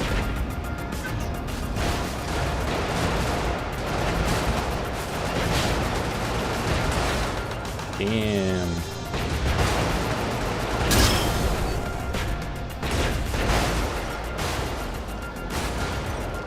Mission complete. I think we can still shoot some people. Oh, there we go.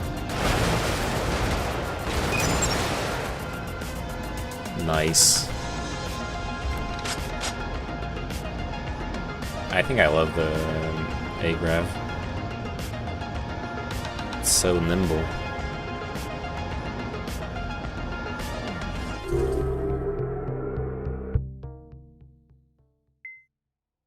The SNC contract dispatcher L. Wrightson is no longer with our organization. Please report any non-business related comm traffic to your designated SNC Brigade or Relations Officer.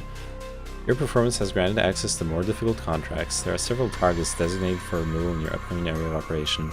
Targets will show the skull, laurel, and sword emblem on your screen. Good.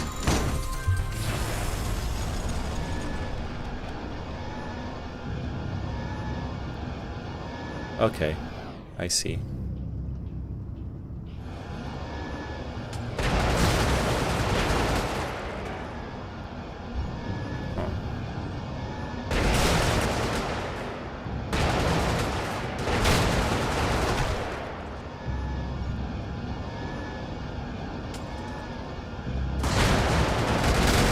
Ooh, okay. Those guys look spooky to me. Oh shit.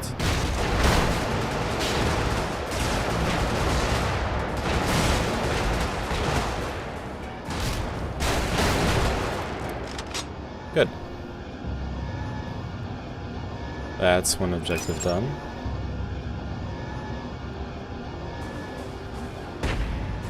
Okay.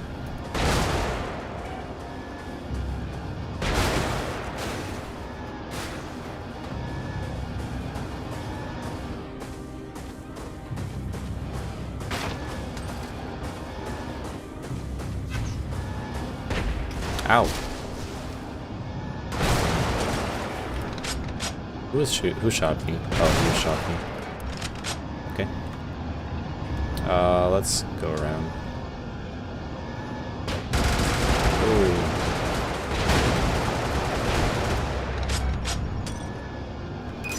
Key.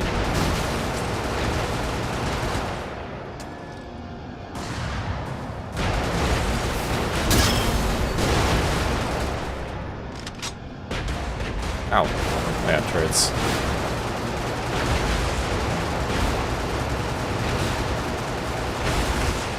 Nice.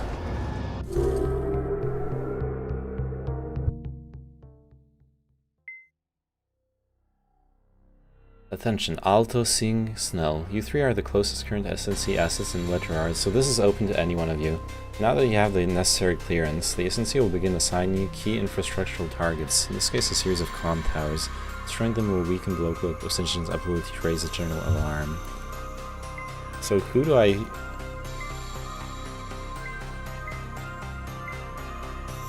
I think I'm enjoying the first one and the last one the most here.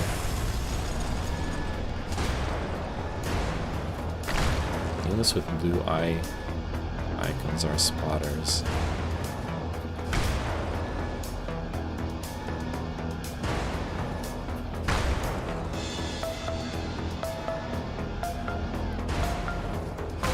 Okay.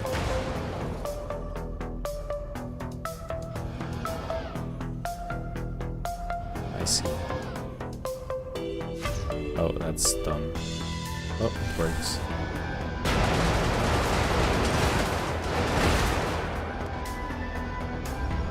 It works, Pog.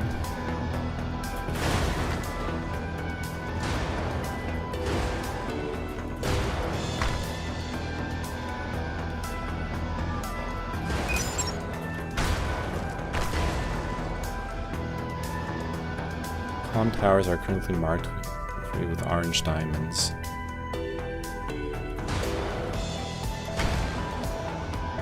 Okay.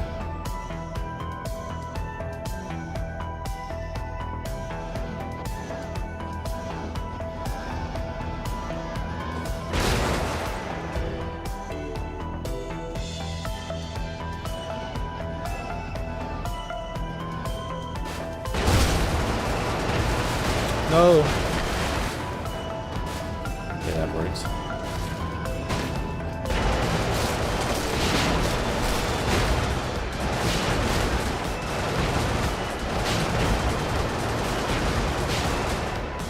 That worked as well. Oh.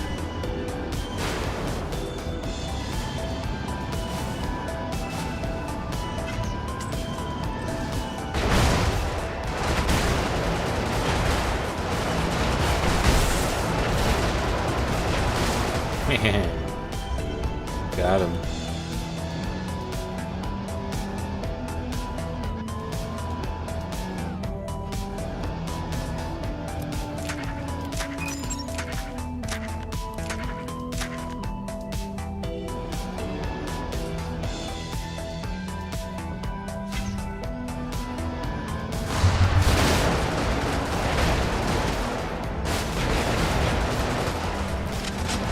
Ow. Okay. Those guys are spooky.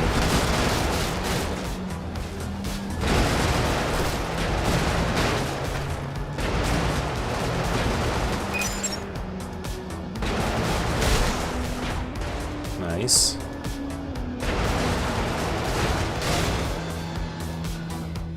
Okay.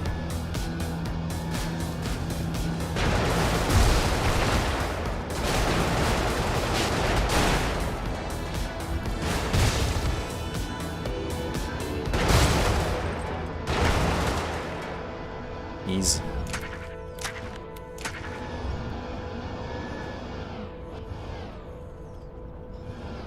That it? Nah, I'm still missing. Okay, I'm still missing one. Could be after though. That's just a checkpoint. Yeah, I'm still missing one control tower. It's probably later in the mission, right?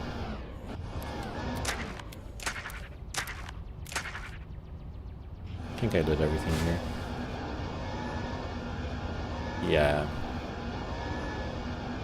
Okay, how do we do this? I think just nuke this guy from the side. Yeah. I was overthinking this.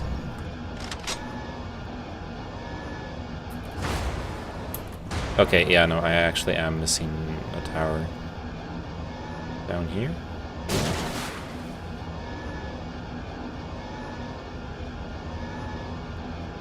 Oh, got an orange indicator down here. That's what's going on. Good.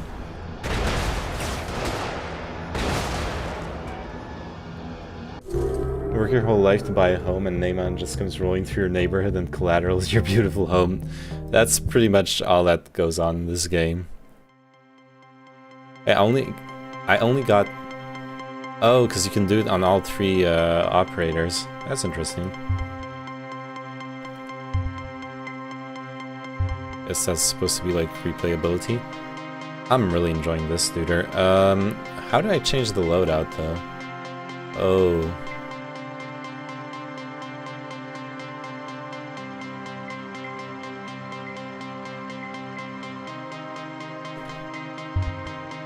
Acquisitions? Oh!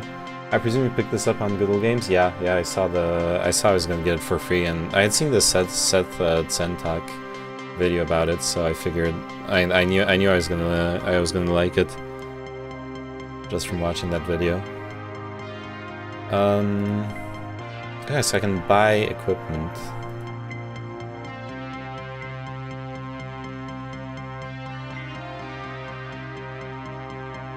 Oh dear. This is a lot of customization. I'm definitely enjoying... Oh, those are restricted. What can I buy? That's not restricted. Redacted. Oh, maybe I need to also buy the related like pilot to be able. Oh no, it's requisition. Okay, okay, so that's the buy it. I'm still waiting for an Armored Core surrogate. I'd even take a game like this with the Armored Core gameplay loop. What is Armored Core? It sort of rings a bell, but I'm not sure. Who's the most expensive pilot? Payout multiplier, sweet. Like win extra money.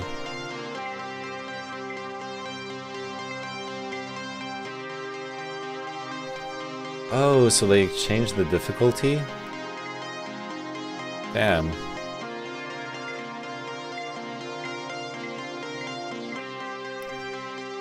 Alright, so Mex was from Software's franchise before they got involved heavily in Souls. Oh, interesting.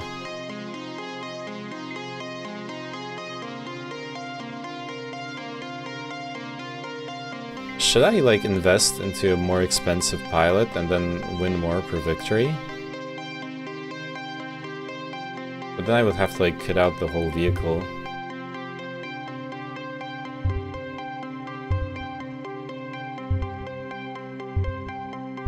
Huh.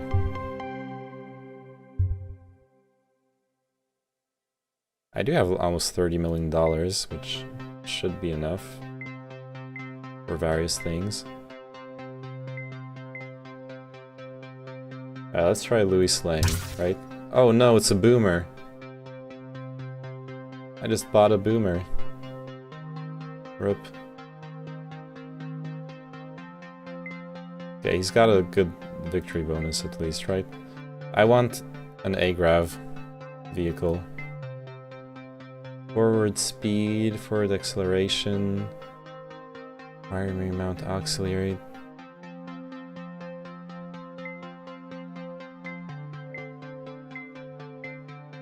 Vehicle payout multiplier. I want the big payout. Good turn speed, that's probably important. Maneuverability. Now let's try the...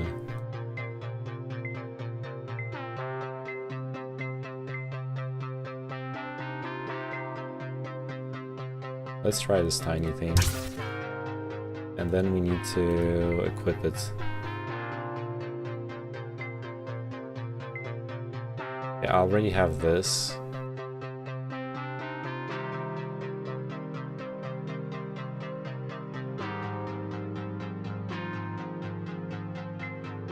Oh wait. And secondary, yeah, I could just equip it the same way the other one is equipped for now. Smoke projector. I like the EMP grenade actually. It was that very cyberpunkish world of working for sketchy corporations as a mercenary, and you'd collect parts and modify your mech along the way. Very cool. The last one they did was AC Armored Core 5, which was heavily multiplayer focused. Was fun, but just didn't have the population to make it work. Especially as it was region locked. Ooh.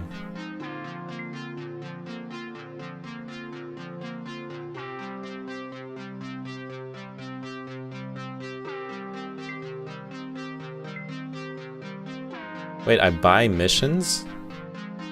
What? The heck? I should...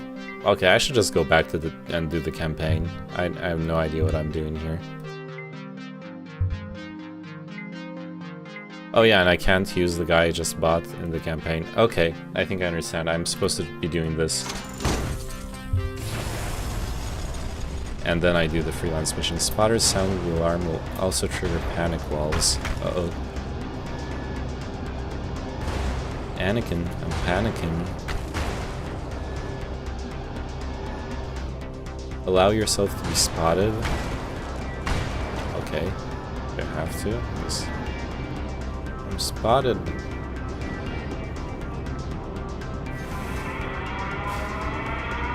Okay. Now what do I do?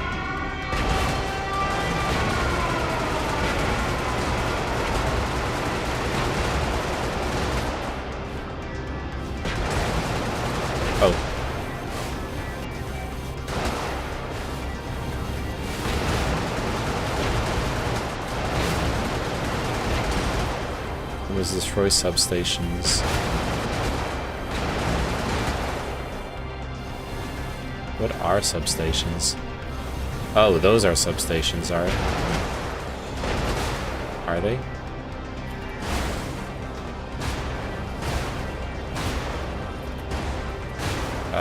No, they're not. Jeez. Please help. I'm stuck in the tutorial. Stepbrother.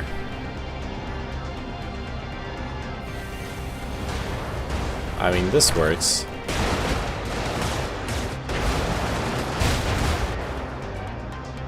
Since they're dumb enough to open it up for me. Substations are currently marked for you with orange diamonds. Well, that's cute, but I don't have access to them, sir. I need an enemy to open this door for me. Oh, I can just destroy it. I'm done. Never mind.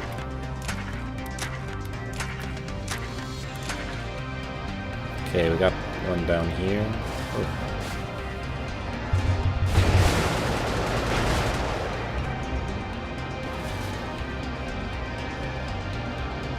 Or do we? No, that was just an ammo station. Oh.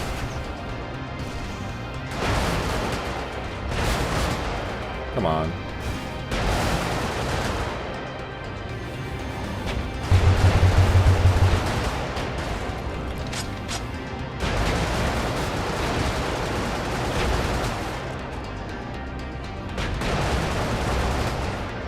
Yeah, that's fine.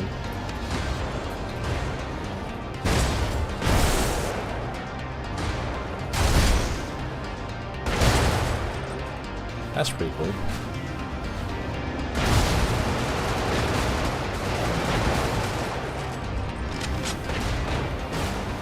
Okay, let's throw a little EMP down here.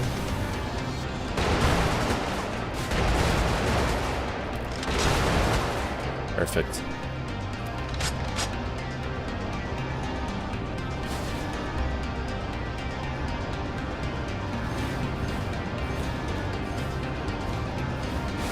Just avoid that guy.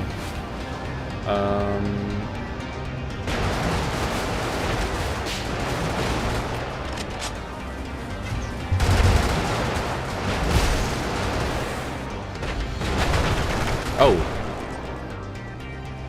I was not paying attention. That was an explosive area.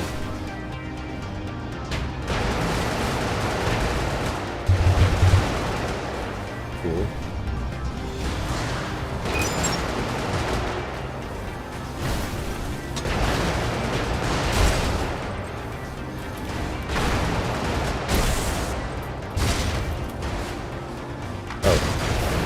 Hello.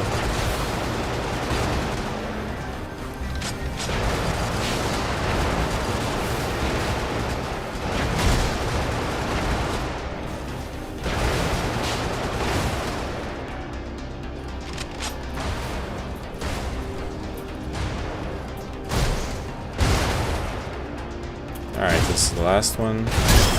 Nice. Comm towers. Wait a second, I still have bonuses up here.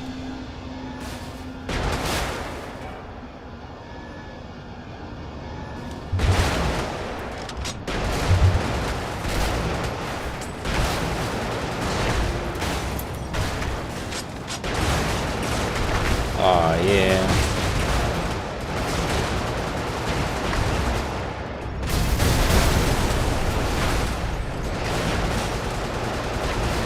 Fuck shit up.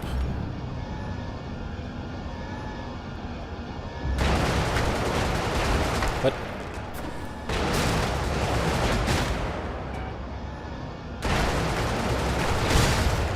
Okay, 2 depots now, or 3 depots. Wait, am I supposed to destroy the ammo depots? Oh, I think I am. Yes, it gives me extra money. I did not realize that. This game actually rewards you for destroying everything? That's really cute. Okay. The last one's up there.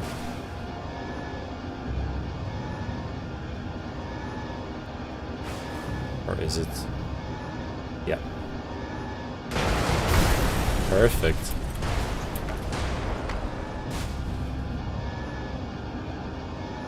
No, no, that's not the exit. Over here.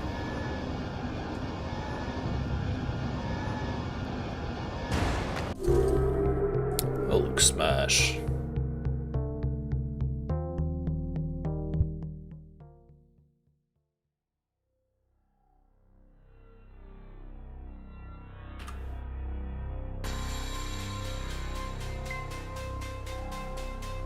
Open up your heart. The SNC is coordinating for exfiltration, but preparations are not complete. Stand by for details. Until then, the SNC has a contract available for the most critical target in solo mode, right? The orbital guns. Uh-huh.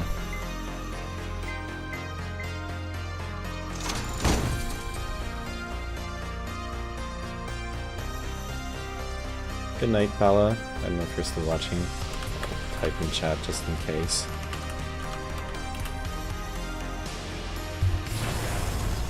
I really should go to sleep too. I'll just do this last mission. Orbital guns are the high priority objectives.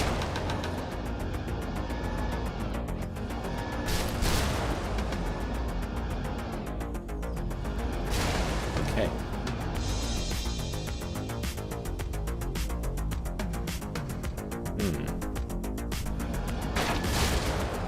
Let's start by destroying the comm towers.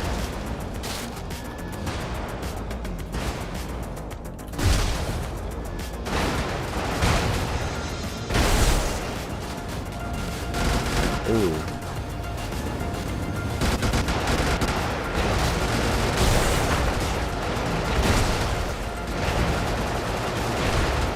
Good. Nailed it.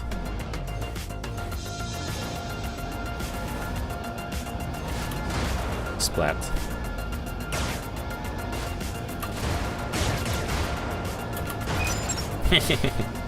That's so fun. Oh. Oops.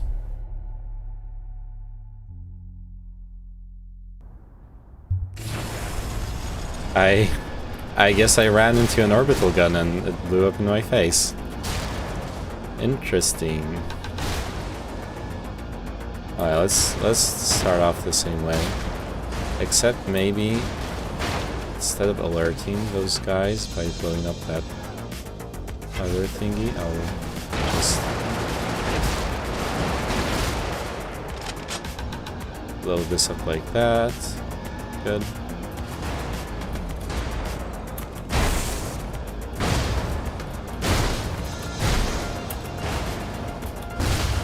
Good. Oh, the gas station. When the buildings fight back, yeah, pretty much. Yeah, I ran into the gas station. That was my bad. Okay, I think... Oh, okay. Chill.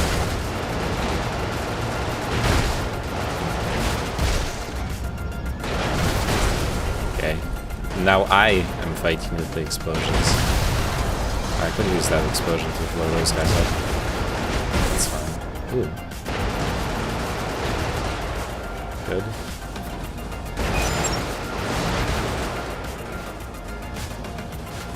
Let's keep this ammo depot up for now. Reload.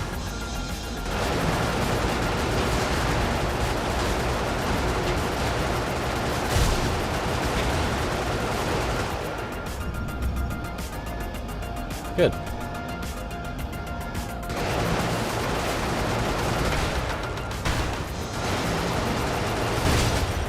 Oh, alright, this is all explosive. Ooh, the chain reaction. That was sweet.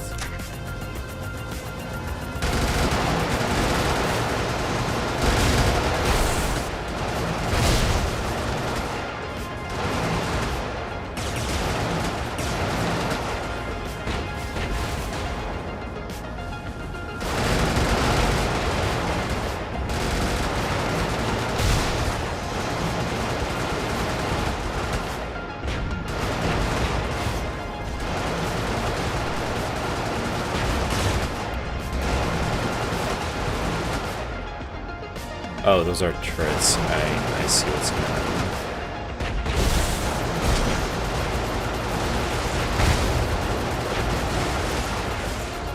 I need ammo. Or I will need ammo. I'm doing fine on the HP resources.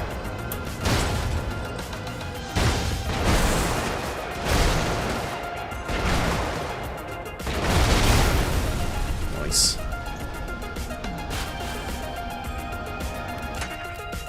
Two quick ones. What's the gist of the world in this? And are there any upgrade customization mechanics? The world is a planet it's basically space Venezuela.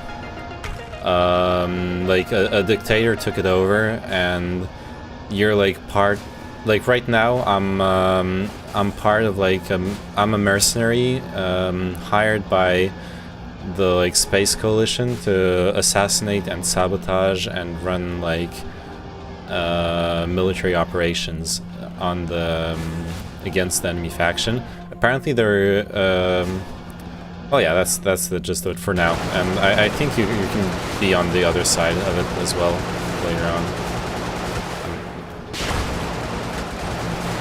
So I'm like hired to mostly do sabotage for now, and there is no customization for now in the campaign, but I think considering what I've seen in the other menus, where you do like the stuff I was looking at earlier, it seems that there is a lot of customization where you like build your own mech, use the weapons, equip it with the weapons you want, whichever they are.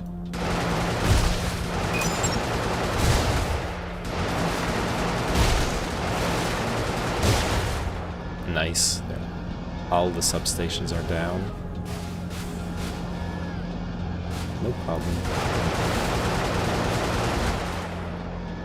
But right now I'm really early in the missions. I'm barely out of the tutorials. So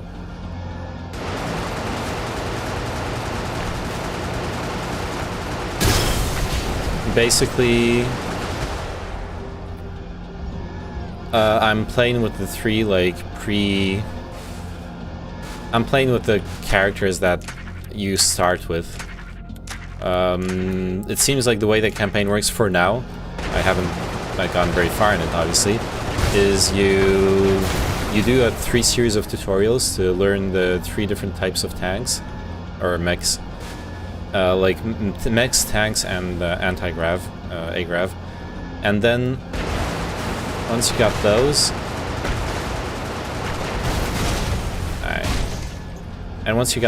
you go and do the missions with one of the 3 pilots of your choice.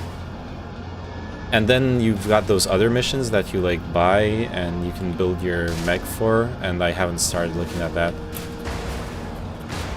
Oh, wait, I keep winning more money the more shit I break. Look at the top right corner.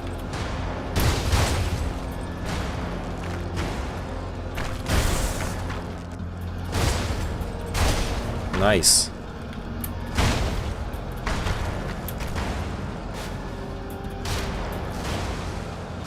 Damn, trees are worth a lot.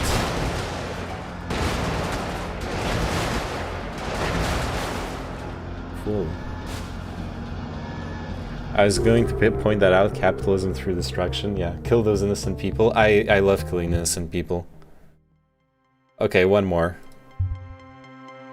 Should I show you a different... I'm not a fan of the tank, but it's okay, I guess. We can try doing a mission with the mech. Track marked targets by following the crosshair icons on the edges of the screen. Well, that's... We already did this. Oh, it's not the exact same map. Okay. Find the yellow orbital tug spacecraft in order to escape. Okay. And then secure the contracts for the rebuild. Yeah. That is true capitalism at work. Okay. Aw, look, there's a children's playground. Oh, Oh crap, some alert. Oh god.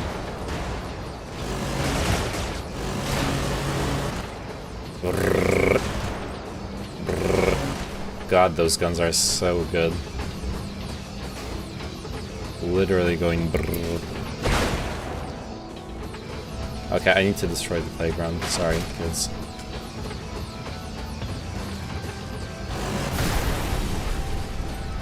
Hey, do I gain money if I step over civilians? I think that's the real question here.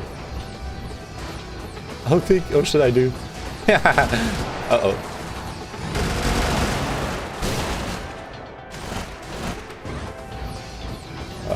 Poor duders. Okay, what am I doing here? That guy alerts. There's a tank down here, I'll just kill it real quick. Ooh, ammo. I need ammo.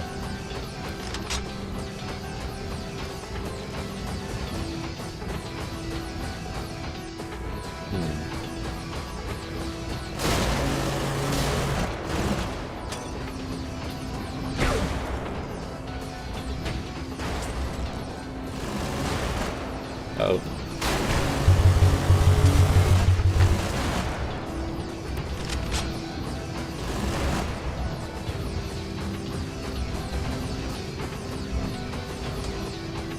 Okay, what's my objectives? Captains. Okay, I need to kill captains. That's the main objective here. Wait, who's shooting at me? Oh, maybe you are. Oh, there's a captain.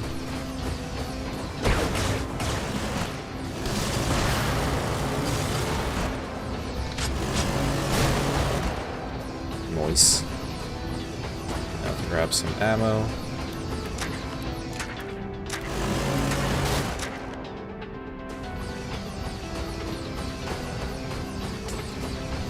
Pew pew.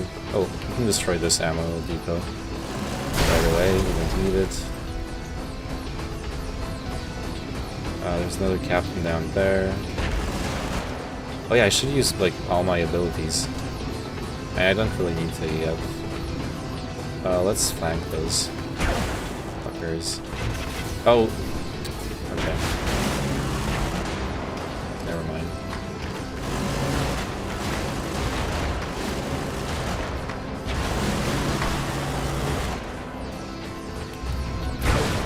Oh, wait, alright. Mispressed. Ooh, an orbital gun. Hey. Oh shit, all this is explosive. Highly explosive, actually. Uh-oh. Okay. Yep.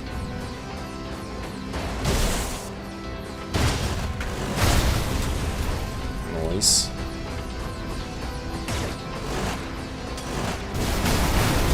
Nice.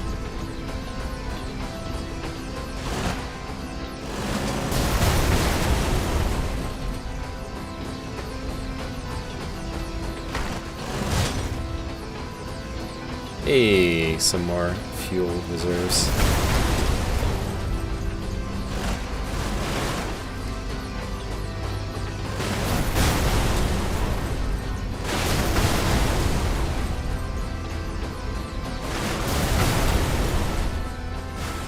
Oh, there's the exit thingy. Okay. So that's where we're... Oh, who's shooting at me? Oh, towers. Never mind.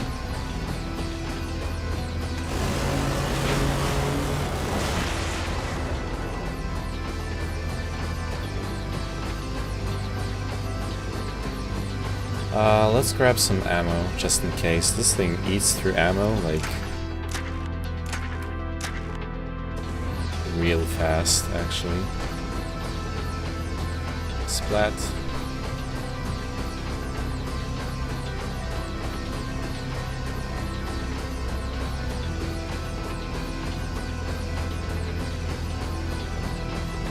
Oh.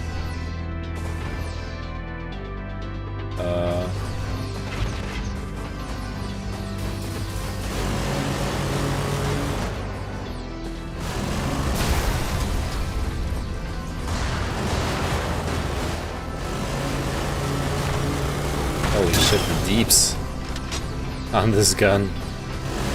on those two guns, like together.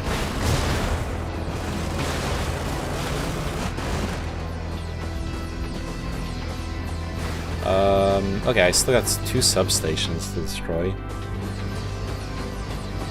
If I can find them. I've been through here. Destroy all children's playgrounds. That is my mission. Oh, there they are, the substations. Was this your last day? Yes, this was my last day. Freedom. Nice.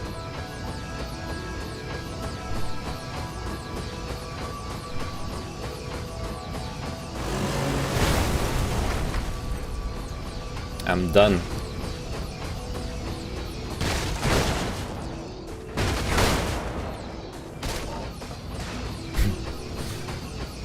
I love how you just splat those guys accidentally.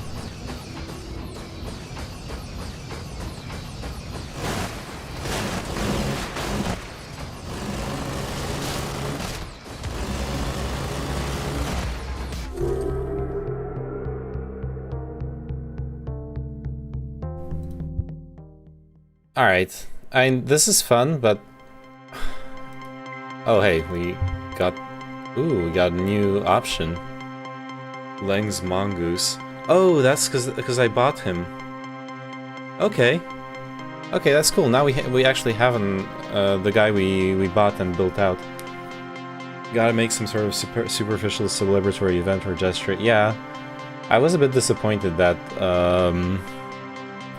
all I got as far as the people I've worked with is like all I got was like the partner I've been working with in China. He yesterday he was like, oh, so I'm gonna need you to do this and this while I'm on vacation. I'm like, well, first off, even if I wasn't leaving the company, I would probably take the vacation for fucking Christmas and stuff. And I'm like, well, actually tomorrow's my last day. He's a partner in the company and I'm assigned to work for him, and my boss didn't communicate. Like we've known the date, I signed the contract for the date to leave months ago. And now is like, yeah, now's the first time he hears the exact date. He just assumed I was gonna work until the end of the month, and I would have nothing better to do than sit around and work, I guess. Which also was a bit like, what? Why? Why would I want to work during Christmas time? I guess that sounds bad. Like, there's plenty of people working during Christmas time, and it's a great way to make money, but I don't know. But then, like, all I got from my boss is, yeah, I'm leaving tomorrow. Okay, so yeah, I guess no, like, it's normal not to have dinner or anything, but I would have appreciated, like, a call or something. I would have also appreciated a reassurance concerning that I need some specific paperwork from him to be able to get an employment. Pepega, kind of disappointed that's how they handle it. For all the faults of the company I work for, they're always super good about pulling people together for special birthdays, long service, or if people are leaving. Yeah. The thing is, honestly, if there's one thing that I've learned not to expect from this company, is like proper management. I mean, like the boss was first of all a friend of mine, and I knew, or rather I should have known, and I learned working for him, he doesn't like managing people. He just wants to develop software and run a company. He likes running a company, like optimizing, well, not optimizing the company, but he enjoys doing the negotiation and like the prestige that comes with it, being able to be like, hey, I'm running my own company, I'm a baller, Like, he loves all that, and he genuinely loves software development. But he does not love managing people, like, at all. From what I've seen, he made many mistakes as far as that's concerned, and I don't know if he even realizes that what mistakes those were. And his partner is a bit more interested in managing people, but he tends to not do it very well, in my opinion. But I don't know if I would do better. But I know it's just the typical manager stuff. They want the money, the status, and the fun parts, but never want to manage people or deal with the less fun parts. Yeah. He does deal with a lot of the not fun parts. He does a lot of paperwork. He's constantly struggling with the. But I guess that's another thing. He's like constantly complaining about having to do a lot of accounting and stuff like that. And at the end of the day, it's pretty obvious that he's really bad at delegating. And he is really bad at delegating. Until now, the company's been mostly successful accumulating projects where it's only that are feasible by only like one or two of us, or where we can like separate parts of the projects and silo them off, and we each develop our own like part. I've never actually, in 4 years, I've never actually genuinely worked with him on a project. It was always him doing some stuff and me doing some other stuff. So obviously after a while, like, yeah, there's not going to be any management going on. We're not even working together. What also made me realize I need to leave this company is a year ago, a bit more than a year ago, I had a coworker, a really brilliant lady, the software developer as well, and that was simultaneously the worst fucking project we ever did, and it was the first time I'd been actually working with someone in this fucking company, because we were both assigned to this project together, so we had to work together and like communicate and split up work between us, and we were like encouraging each other because the project was a complete shit show. And well, it was a complete shit show. She totally got burnt out because she decided I don't know, should I go into the details? Is it even interesting? I don't know. She went like really hard on she wanted to manage the project. That she's very ambitious, and she thought, okay, this is my chance. I'm gonna be the project manager. I'm gonna learn what that means. My employee is the resources assigned to this project are me. I'm interested in your interest. Okay, I'll tell the story then. So yeah, like I'm saying, she's really ambitious, and she wants to learn how it works when you're managing a product. So my boss is like, okay, cool, we got this project. You're gonna manage it. You're gonna do it all. Within the first meeting, she's there with my boss. He actually, this is something she really hated. There is a disagreement on something, and my boss in front of her says, "Don't worry, we'll sort it out together."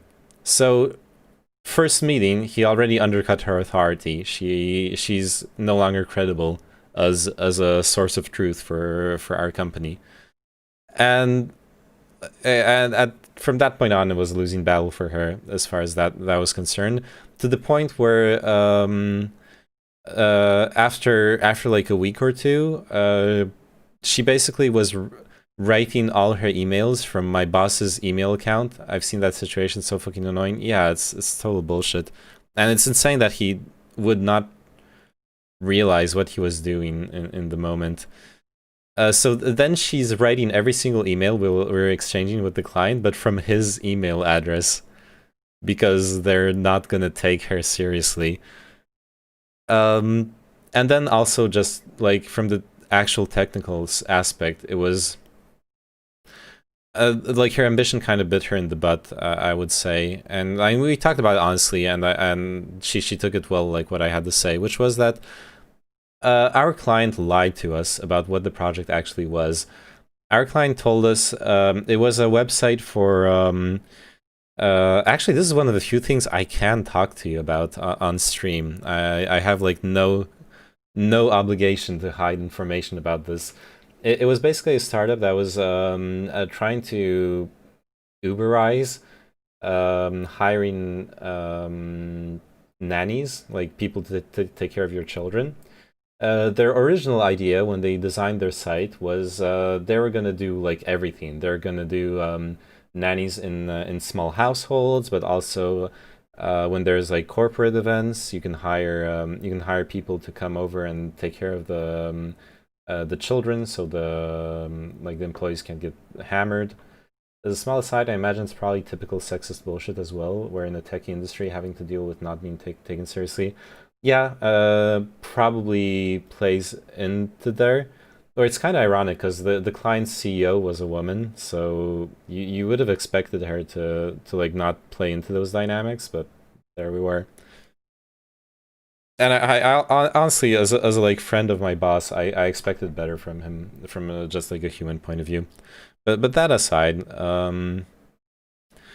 it's so they have this idea. They're gonna be like an Uber app, but for hiring people to take care of children in any situation. Turns out, no one really wants to hire fucking Uber strangers to take care of their children in their own house. But they do actually have a niche in corporate events. They have partnerships with hotels that usually host those kinds of events, and they have a pool of qualified childcare workers who are freelancing and ready to respond to the calls. So they actually have something there, a viable business model. But they have a really shitty site. Exploring the like, we were working on the code of that site. At some point, my coworker, friend, she discovered that their website had been basically Frankenstein from a Shopify template for selling books. We discovered that like looking at the database. We didn't understand some of the structure of the database, like why is this type of data stored in the wrong type of field and stuff like that. So yeah, basically they like the previous developers hacked together some really shitty Frankenstein from a Shopify template. Just as a very simplistic way of clarifying, are you basically being outsourced for development?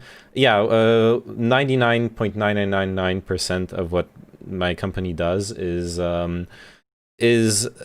doing projects for other people. So usually it depends. We have a couple big contacts in big French companies, or we had, since I'm no longer an employee. So I've actually it's actually something that will look really good on my CV if when I'm looking for another job. I've like worked on software for some of the biggest French companies, but indirectly. Actually, one of our simultaneously most bullshit but also really profitable projects was a huge French staple. Another company that's one of their classic subcontractors, but they don't actually have any employees. They're just there to like bullshit people in meetings. So they hire us. So it's like two layers of subcontracting until the project gets down to us, to the point where I was like working on the software and I hadn't yet understood clearly the situation. I asked my boss, like, what is this logo that we're putting on the software? Why aren't we putting our company's logo on the software? And he like laughs and tells me, sure, put your logo in. And like the very next day, we're gonna get an email asking us to remove it. So yeah, that actually, now that I'm saying that, that's also really like, that's kind of not very gratifying working in that kind of context. It's one thing to be subcontracted and actually at least know your product's going directly to the people who are going to use it. But yeah, I've dealt with that with consultants, agencies, specifically on sustainability. We had an agency working with us who then brought in a second agency who are specialized on LCAs. Yeah, so many people do that. It's insane. And it's a business practice that makes sense. Like, a company's there, like, we got this money, we want you to do X, and you don't have the skills to do X. You're still gonna say yes and find the people to do X for you, and just take your cut off the top. Having a conference call with them was confusing to know who was who and who was doing what. Yeah, especially when you realize later on that one of the hardest things in like leading projects to success is actually having good lines of communication. And then you're in those kinds of situations where it's just layers of bullshit on bullshit, and like politics too, where like the client, I still don't understand exactly like what was the right decision there, but basically the client in question at some point, according to my boss, had contacted him to cut out the middleman. To know they knew fully well that we were the ones actually developing the software, and that this other company was only there to take their cut off of the contract. And my boss refused, which I don't know. Like, there are arguments for both sides. It's also when they bring in the company and don't really explain that, so you get the impression that the other agency is an employee from the original agency, and you need to figure it out by pure luck, or having to actually ask them to clarify what is what. Yeah, and I mean, it makes sense that you don't get the. It sadly makes sense that they don't clarify it, because it's super sketchy. They're just like bringing in random people that you haven't vetted, that you haven't actually hired to do the job directly.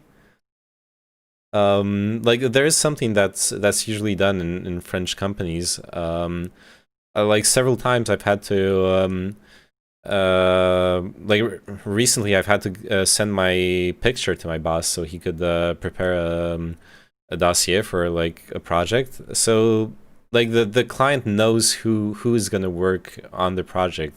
Literally, they have my picture. Well, I'm not going to work on it since I'm leaving the company, which is kind of shady. But I mean, that's his problem. That's not my problem anymore. Oh yeah, to go back to the anecdote of the story about the hellish project. So our client promised. We signed a contract with our client for a specific.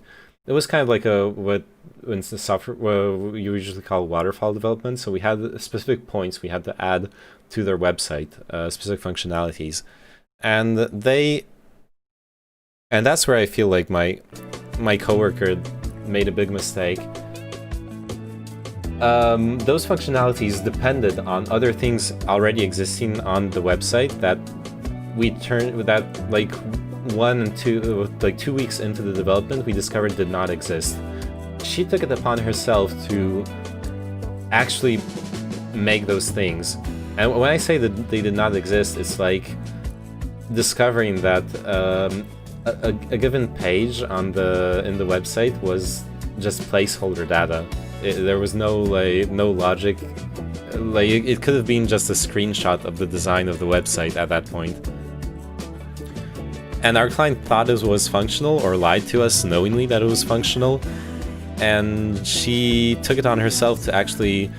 She did like 70 plus or 80 plus hour weeks in that month.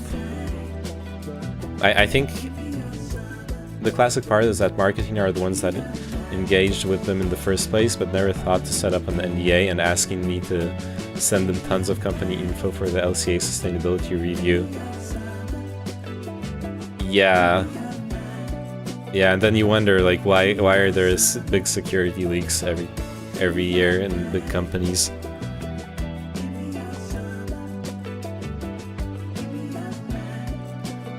Yeah. Oh, and we also, like, looking at the Git history of that project, we also discovered, like, why it was such a shit show. Our clients were basically, like, building their whole startup's technology off of fucking...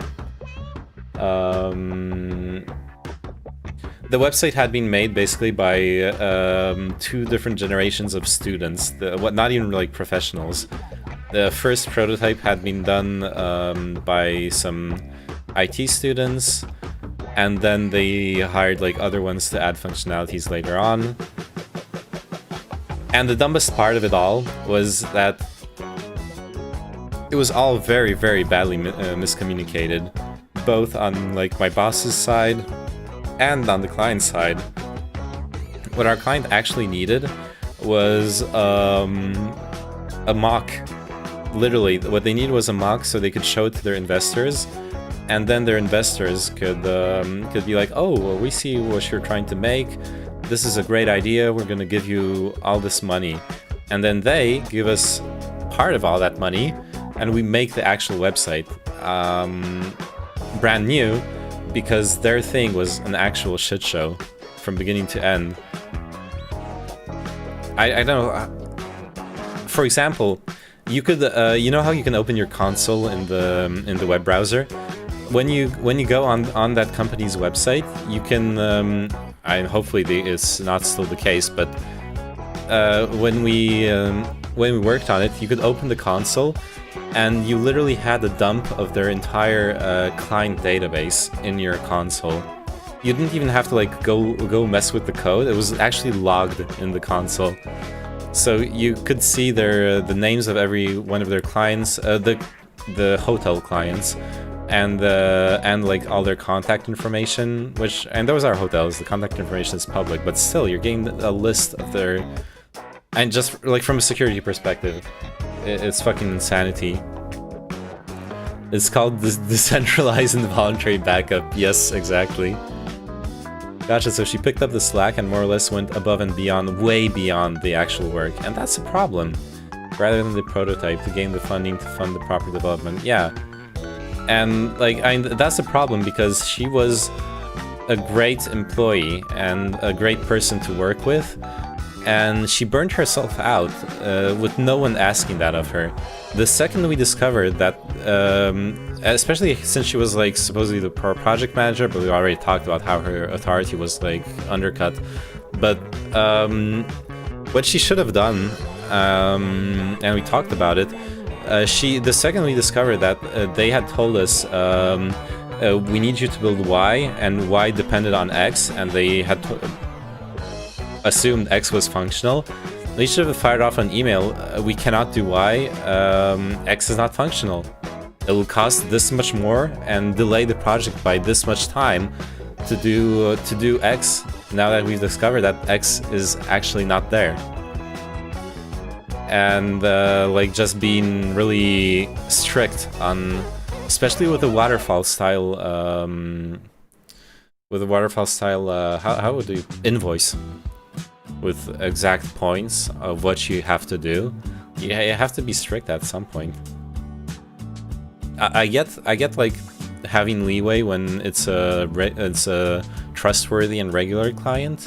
Then obviously you want to keep them, and it's okay to like be flexible. But yeah, I think that's where a good people manager would have worked with her on the side, coaching her and checking in with her without actually making it clear to anyone external that she's not running the show.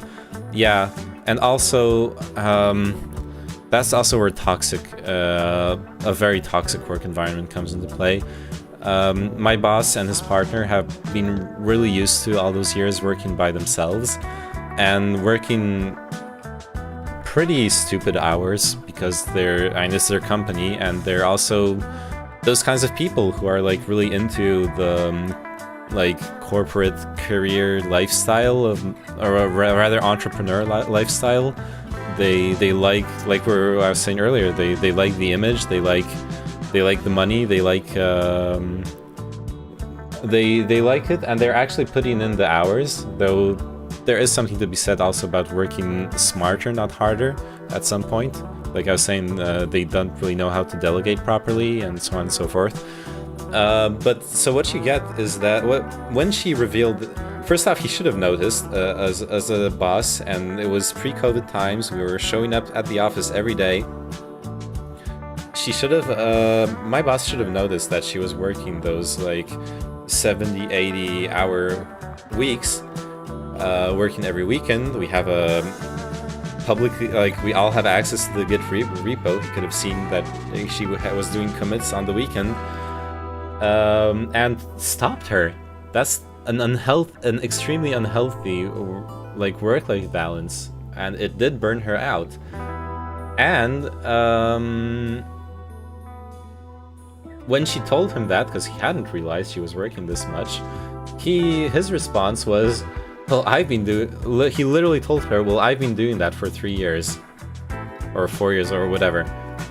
What the fuck? You don't tell that to your employee. That's like insane levels of toxicity. That's really disappointing. So yeah. She was, from that point on, she was making plans to leave, obviously. Yeah, I have literally alerts set up for when I have team members regularly doing long-ass work days. A lot of commits are on weird times of the weekend. Yeah, and that's good. You're being a good manager. You have to watch out for your employees' work-life balance, because maybe they like think it's expected from them because of like we were talking about, like a project falling behind compared to the client's expectations for whatever reasons, or like imposter syndrome. They feel like they have to play catch up, or like something's bad going on in their life, and their escapism is work.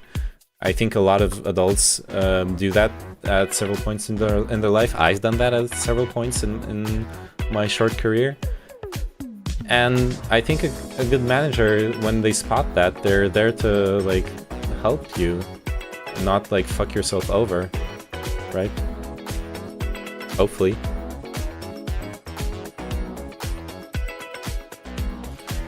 And there's nothing worse in that exact example where they spend literal weeks on something that could have been nipped in the bud in the first day or two.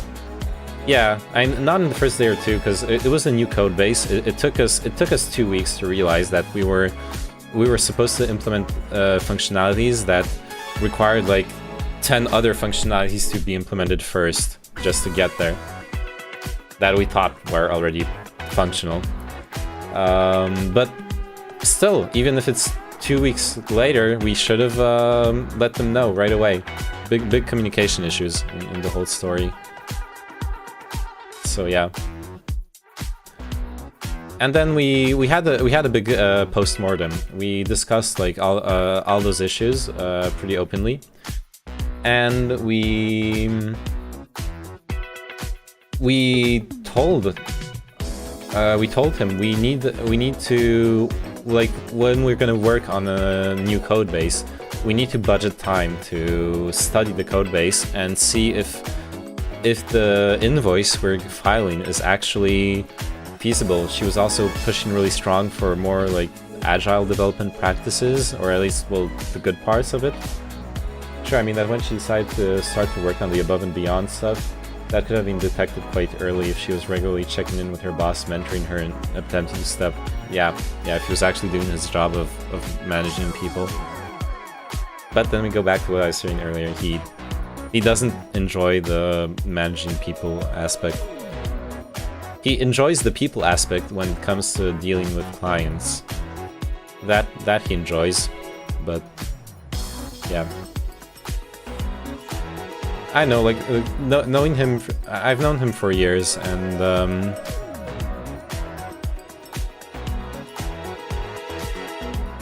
he has this specific kind of personality where he's one of the few friends I've had for a very long time where we've never had a heart-to-heart conversation. I've never seen him allow himself to be vulnerable around other people.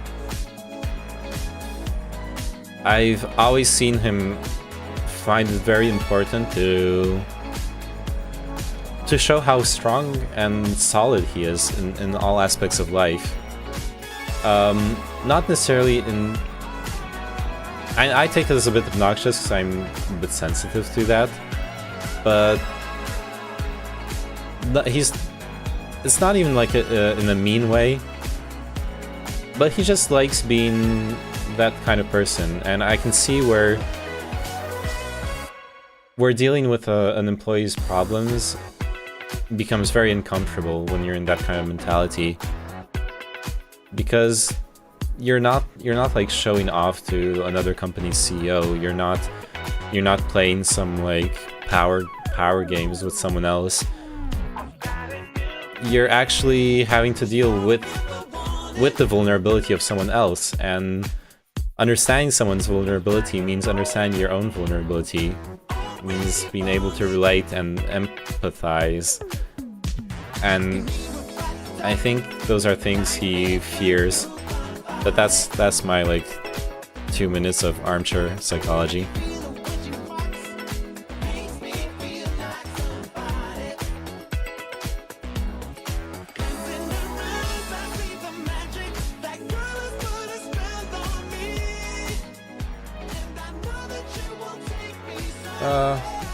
I don't mind like cheap corny music like this, but that was a bit much for me with the vocals and everything.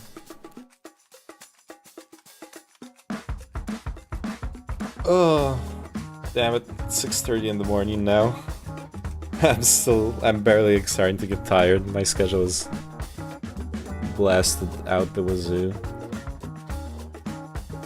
I probably should just like force myself to lie down and maybe read a bit. Do you think there's new manga chapters out? Probably not. I imagine they're out like on Christmas vacation. I need to figure out what I'm gonna do next on stream though. I want to finish Cyberpunk. Brigador was fun, but I don't see myself playing that for like a long period of time. Maybe I'll like hop back in, hop back out of it. I want to continue Star Sector at some point. I think Cyberpunk. You need to come up with a small way to celebrate, either having a few beers or something else. Oh yeah, true. I actually wanted to do that today, but I kind of like, speaking of the fucked up schedule, I actually ended up doing well, since I streamed until like I think it was 5 AM yesterday, so I went to sleep, I woke up, I wanted to sleep more, but there's some work in my apartment building that woke me up. I could literally hear what's it called? The bzzz thingy that makes holes. Fuck. A drill. Someone was like drilling the wall, and the vibrations were like going through my whole apartment. Impossible to sleep. So I was basically like a zombie the whole morning, and then I fell asleep in the afternoon, and I worked all evening to like at least finish the last task that was assigned to me. And then I started streaming at like 1 AM, and here I am. Or no, I was watching movies with you guys actually. And I don't remember when I started streaming, but super late, like 3 AM actually. And now I'm like completely on American time. Yeah, and the actual day is rough as you're finishing up and all that shit, but tomorrow's the day. Yeah, it's Christmas too. What is the Christmas Day situation for France? We exceptionally are allowed to go out without a curfew. No curfew for anyone in tomorrow, or is it after tomorrow? I don't remember. Not that it matters. I don't have any family here right now, and I've decided to wait until. Hey, thank you for the follow, Icky 2521. I decided to wait for the vaccine before going to see my mom in Poland. So it'll probably be like a month or two before I can go see her, and we'll celebrate Christmas like our style. Watch some We actually do have a heart. Thank you. We actually do have a classic ritual of celebrating watching Lord of the Rings in my family. So I might do another playthrough of that. But yeah, waiting for the vaccine, waiting for my papers too, because my residency permit is technically expired since like 6 months ago, but the French government extended it for 6 months because of the lockdowns, because couldn't renew it. So I have my meeting at the police station to renew it on the 11th. And if I end up testing positive and I'm in quarantine, I can't go to my meeting. It gets delayed again. That would be kind of bad for my situation here, since I need to like file for unemployment. I need paperwork that's in order and all that stuff. Yeah, sorry, Yuki, if this like we were like discussing stuff. Like concerning the job I just ended today. Well, yesterday, today, depends on which time zone you are in. So I'm gonna take a break from work. I'm pretty burnt out. I was a software developer. I guess I still am. I want to do some more programming streams as well. It's something that's fun if I do the right thing. The fun thing. I need to continue learning Rust.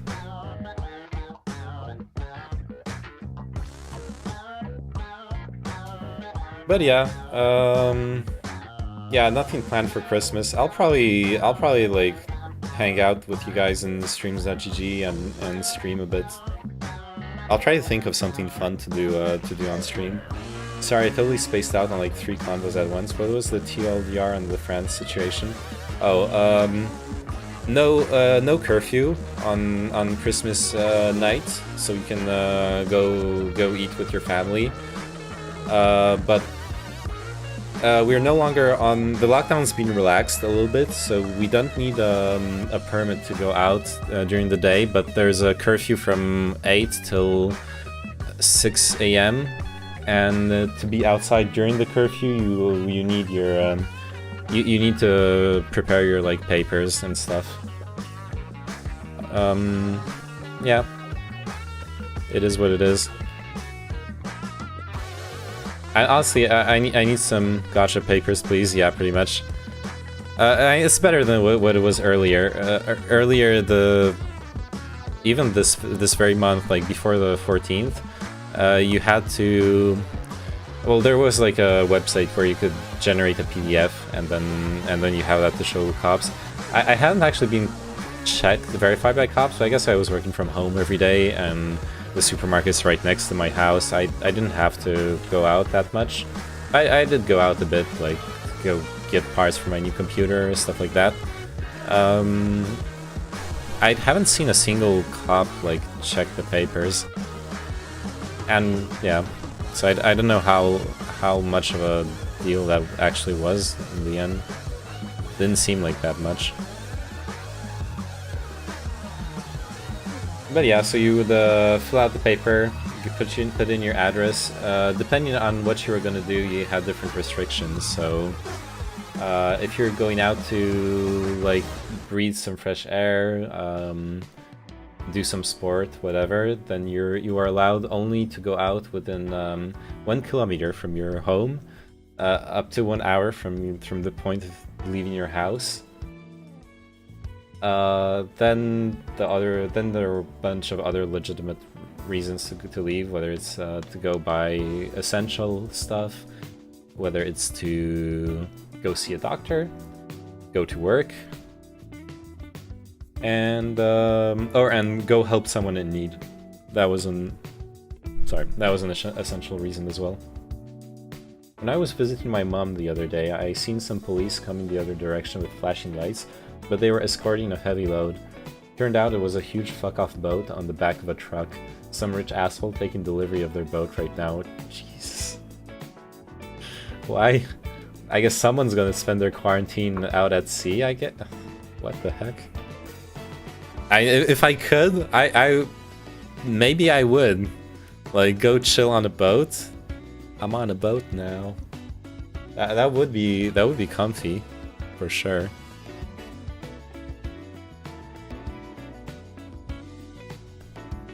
I think I would enjoy that.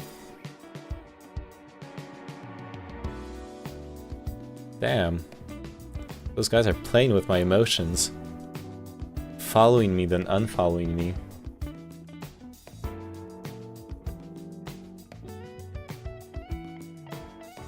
It's one of those things that I don't really blame them, but it still feels awk given current circumstances.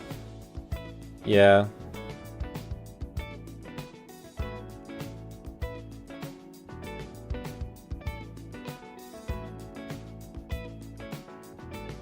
Yeah, if I guess what definitely feels awkward is that it's not an essential product. I don't know how it is over in Scotland, but here we are very... Like, the government had issued very strict rules on what was essential, what wasn't, so... Like, the supermarket next to me blocked off and wasn't allowed to sell any toys, any clothes. Basically anything that was deemed non-essential by the government was off limits. And there were supposedly several arguments for it. One of them was so that small shops that aren't selling food or other like really essential products don't lose potential market share to big supermarkets. Which is kind of ironic, because then the reality is that people just order everything through Amazon, and they can get all their non-essential needs through there. And it also led to some dumb situations where people had to complain to the government about not being able to buy clothes for their children, because when the child is like 1 year old, you need to buy new clothes pretty regularly, apparently. And so then they amended it, then you could sell clothes for children under the age of 3, but not clothes for older people. It's like, I don't know, it's like too much trying to control things too much, in my opinion. Yeah, during the first lockdown, there was a bit of a worry about our business being deemed essential or not. Ultimately, we were fine because we support the glass industry and packaging industry as a whole, plus the downstream of farmers and such, but it was a very, very fine line. Interesting, because in France, well, a couple towns did try to do limitations on alcohol, or like talked about it, but I guess like casual alcoholism. Speaking is hard. Words are hard. The casual, basically, no one seriously considered outlawing buying alcohol. Well, some small towns did, and it did not work out well. No one, you would have riots if you tried to do that on a large scale. Escorting a heavy load, a fat load, yeah. I'm bringing a fat load home to you.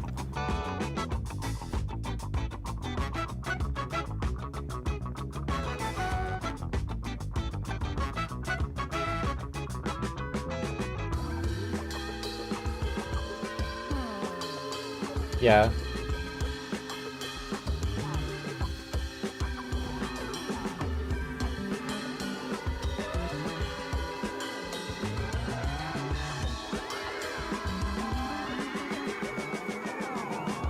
But I mean, you guys have a reputation for drinking a lot of alcohol as well, don't you? I would have been really surprised if the UK had outlawed alcohol, just for that reason. Like, I don't know. The first lockdown, I basically was like a casual alcoholic during it. Was drinking a couple beers every day. Yeah, like 1 or 2. Then during the weekends I would start drinking in the afternoon, and drink, like, make myself cocktails and stuff like that. Which was fun, I like making cocktails.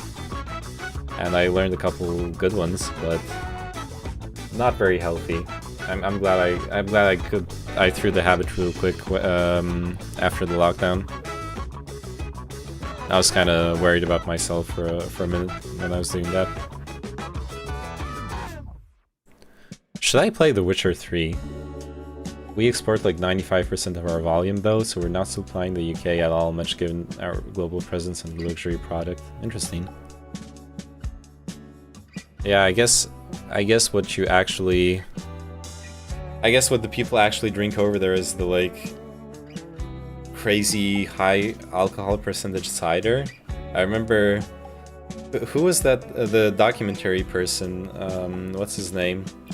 The one who does those like great documentaries about Scientology and the Westboro Baptist Church. Someone always streams him. I forgot his name. Anyways, that guy, I was watching... Oh, I was actually watching it during the lockdown when I was in that alcoholic phase. No, not Shirahama, but maybe Shirahama streams him, but I mean the actual documentary. Louis Theroux, yeah, exactly. Louis Theroux. So I was watching the Louis Theroux documentary about alcoholism. I was like drinking my second high alcohol percentage beer of the day.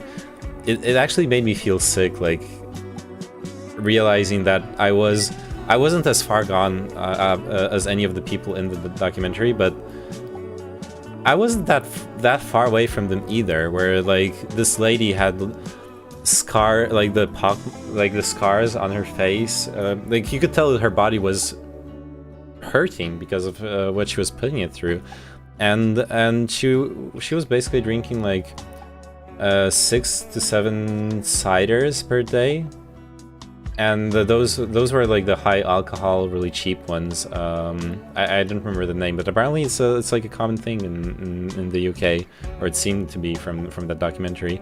So, and they are like 10% alcohol around that area, and I was like sipping my beer like 6-7% alcohol on my second or third one, and I'm like, oh damn, I've been doing that daily for a while. It's not a good look. Was this one in the UK? Yeah, it was the UK one. The young guy in the hospital who walked out and basically walked down the street to buy vodka was so fucking heartbreaking. Damn. I actually couldn't watch it till the end. It actually made me feel like sick to watch it because of how much I was relating to the people in it at that point. But I do remember the young guy in the hospital, and I do remember feeling really bad seeing him, especially since if it's the same guy, I remember like his life story was that he was like casually alcoholic, the way a lot of people are, like drinking a beer or a couple every day, more or less.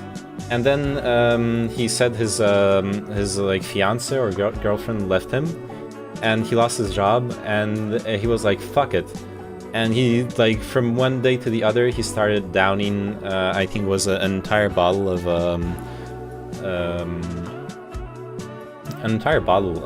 some hard liquor. I don't remember if it was vodka or gin or something else, per day from the morning. And because of that, and within like 2 or 3 months, he had destroyed his liver, and he was in the hospital because of that. I don't know if that's then the same guy who, the second he leaves the hospital, goes back to the vodka. But that also really resonated with me because of the breakup I had 2 years ago, where I remember after that breakup, I just didn't give a shit about anything. I was ready to do any self-destructive behavior that I was predisposed to. And like, if I had been predisposed to alcohol at that point, could that have been me? That was really unsettling, thinking about it. It's a different era now, but we had a really bad binge culture for about 5 to 10 years. Like you say, cheap ciders by the liter with young people. It's improved quite a bit, it feels, but I'm sure there are still issues. Yeah. Here in France, it's more of a casual, regular thing where you're gonna drink a couple beers or a glass or a couple of wine every day, and but you're never gonna like get shit-faced. Or you are, but you're gonna do it in with lots of good food, so it's not quite the same either. When you're eating, the effect of alcohol is kind of different too. But yeah, you're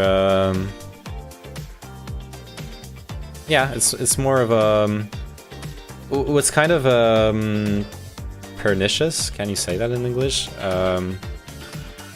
It's kind of dangerous with the way the French people do it. It's healthier from a certain perspective, especially when you like read those crazy studies saying that red wine cures cancer or whatever. But those always seem really stupid to me, but whatever. You get a lot of people who are drinking every single day who'll tell you, nah, I'm not an alcoholic.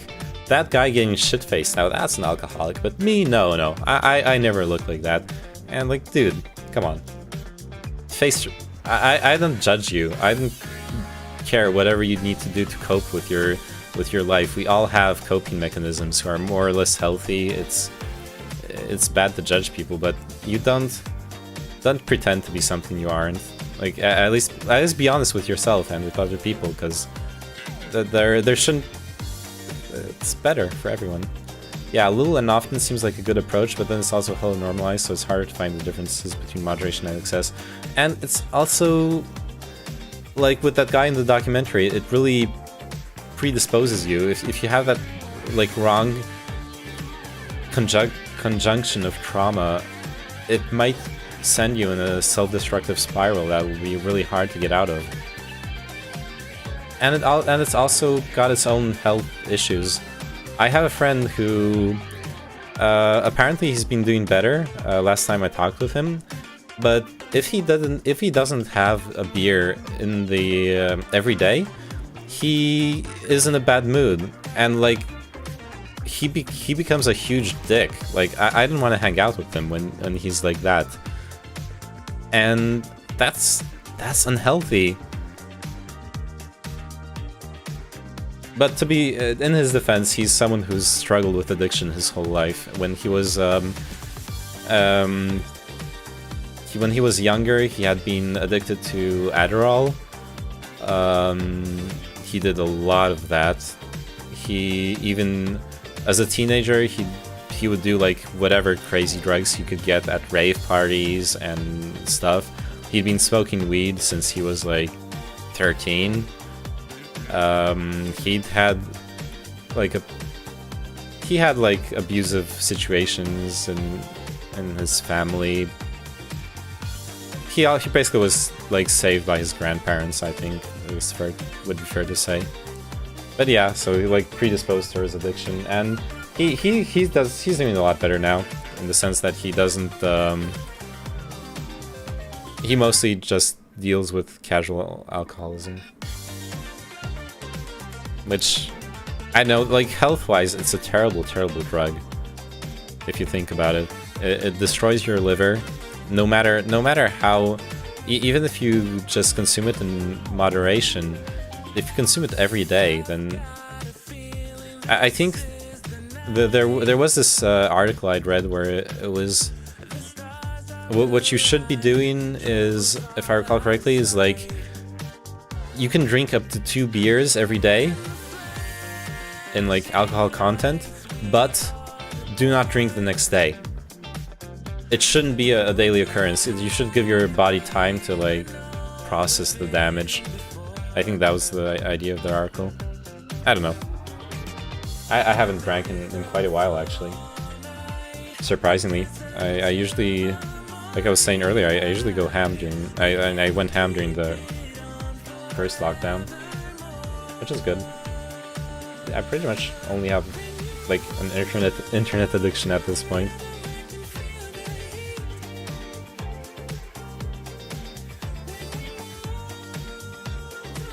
Damn, this is really corny too.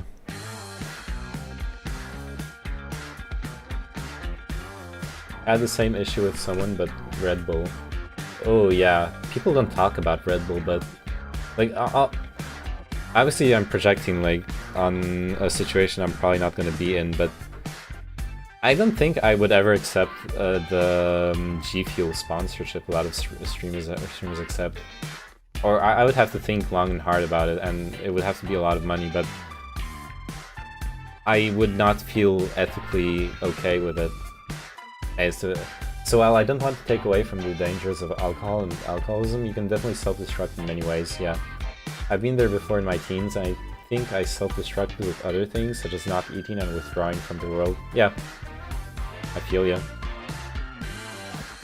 I've definitely had that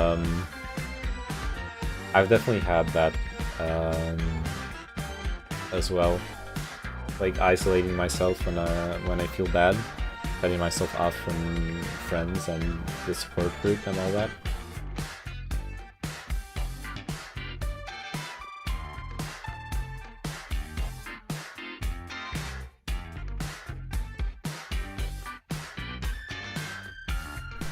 Yeah, but I don't think I would be okay with like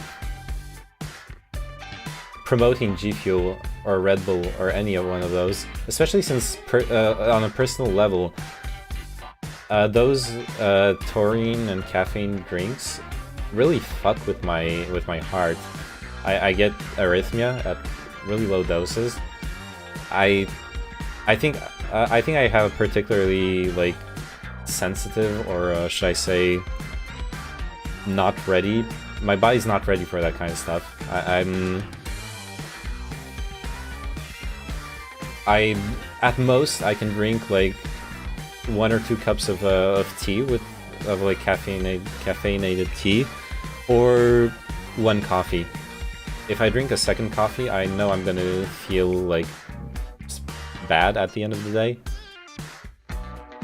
Not without being very, very clear in my messaging. I think there's a way to do it responsibly, but whether the sponsor would accept you communicating it in that way, unclear. Yeah, definitely, but that's why I also was going into like my personal health approach to it, is because I don't know if I could ever promote something that I myself am never going to use. I will never drink G Fuel, I'll never drink Red Bull anymore in my life, or Monster, or any of those energy drinks, because that shit, I feel right away how it fucks with my body, and I just assume I'm like particularly sensitive to it, because if other people felt like the arrhythmia and like dehydration and headaches and everything, I don't think anyone would drink those things. So I'm assuming most people have much healthier reactions to them. But how can I promote something that I myself am never gonna consume and actually actively avoid in my life? It wouldn't really make sense, I think. If I was willing to consume it, then I think I would be a lot more willing to promote it. And then I would be clear in my messaging too, I guess. I don't know. Pretty much my job, yeah.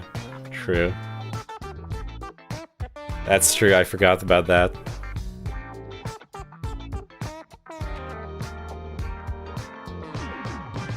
Yeah, the one thing I've been thinking from that perspective as well is I have a personal beef with promoting gambling. I have a personal history with knowing someone who got addicted to gambling, like online slot machines, basically. And that's just horrible, like really, really bad. Especially when you, especially that there's like several levels to it, where that person had become, when they finally managed to stop gambling on the websites, they found the same mechanisms in stuff like fucking Farmville and other like Bubble Witch Crush Saga, whatever, where there was the same like cycle of dopamine release and stuff, and because I was helping them throw it, they had given me access to their bank account like online, so I could monitor it. and stop them. And like, I log in and I see from like 11 p.m. to 3 in the morning, instead of, obviously the amount of money was a lot smaller, but it was the exact same pattern as when they were on the slot machines. From 11 p.m. to 3 in the morning, they were just every 15 minutes buying more credits on those dumbass Facebook games, and ending up spending a huge amount of money. Not as much as when they were gambling, but still, like, kind of ruining their life over that shit. And that's where you see like how it's a neurological disease, like an addiction, basically, like any other, where they got off the heroin, but they were still scoring like that OxyContin or methadone or whatever. I guess it's weird is that I actually enjoy the prestige of owning the projects themselves, even not for consumption. So I guess it's a bit of a weird one that it has secondary use. True. I enjoy that too, like showing off my like liquor collection when someone's over. It's nice. And then like, you know, having the taste and a little snifter and... But even if you don't taste it, it's still a cool thing to... It's like clout in a way, for sure. But yeah, like, so I was talking about slots. I personally have a problem with slots, but then I really like poker. I've, not to the point where I like actively seek out poker games, but I've had the chance to play poker with IRL a couple times. Once in a casino, which was really fun, and a couple times in like a circle of people, where like a homemade poker tournament type situation, with a cash game on the side for when you got eliminated from the poker tournament, and it's super fun. And I would love to. I wouldn't mind like playing poker on stream. I think it's really fun, but I don't want to promote gambling. I would never play a slot game on stream. I would feel really bad even doing like CS:GO box openings, anything like that. I think, especially since I've actually been through that phase as well, like spending. I'd spent like. I had a couple months where I ended up spending a couple €100 on boxes. And then I got really lucky. I got like a perfect condition Fade Karambit, and I sold it, and I ended up like coming out on 0 for the box openings. So, and then I never opened a single box again. So good for me. There's very much a viable way to play poker without the money, though. It depends if you're a diehard on the money being involved to make it worth it. I would say playing poker without the money is... So moral of the story is keep going until you get back to even. No. Crap, yeah, no, that is not the moral of the story. I would never play poker without the money. And I don't mean that in the sense that I need it to be like gambling.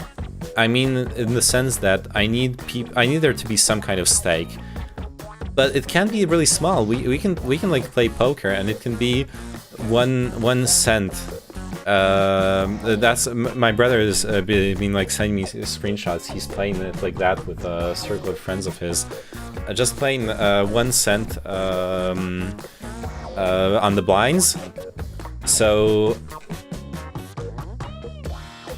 yeah, I think that's the thing. So he shows me like this pot with like hundreds of tokens in it, and I'm like, oh shit, like a $300 pot or something like that. And then he oh, I saw your Chatter Christmas pic you made. That was really funny. Nice job.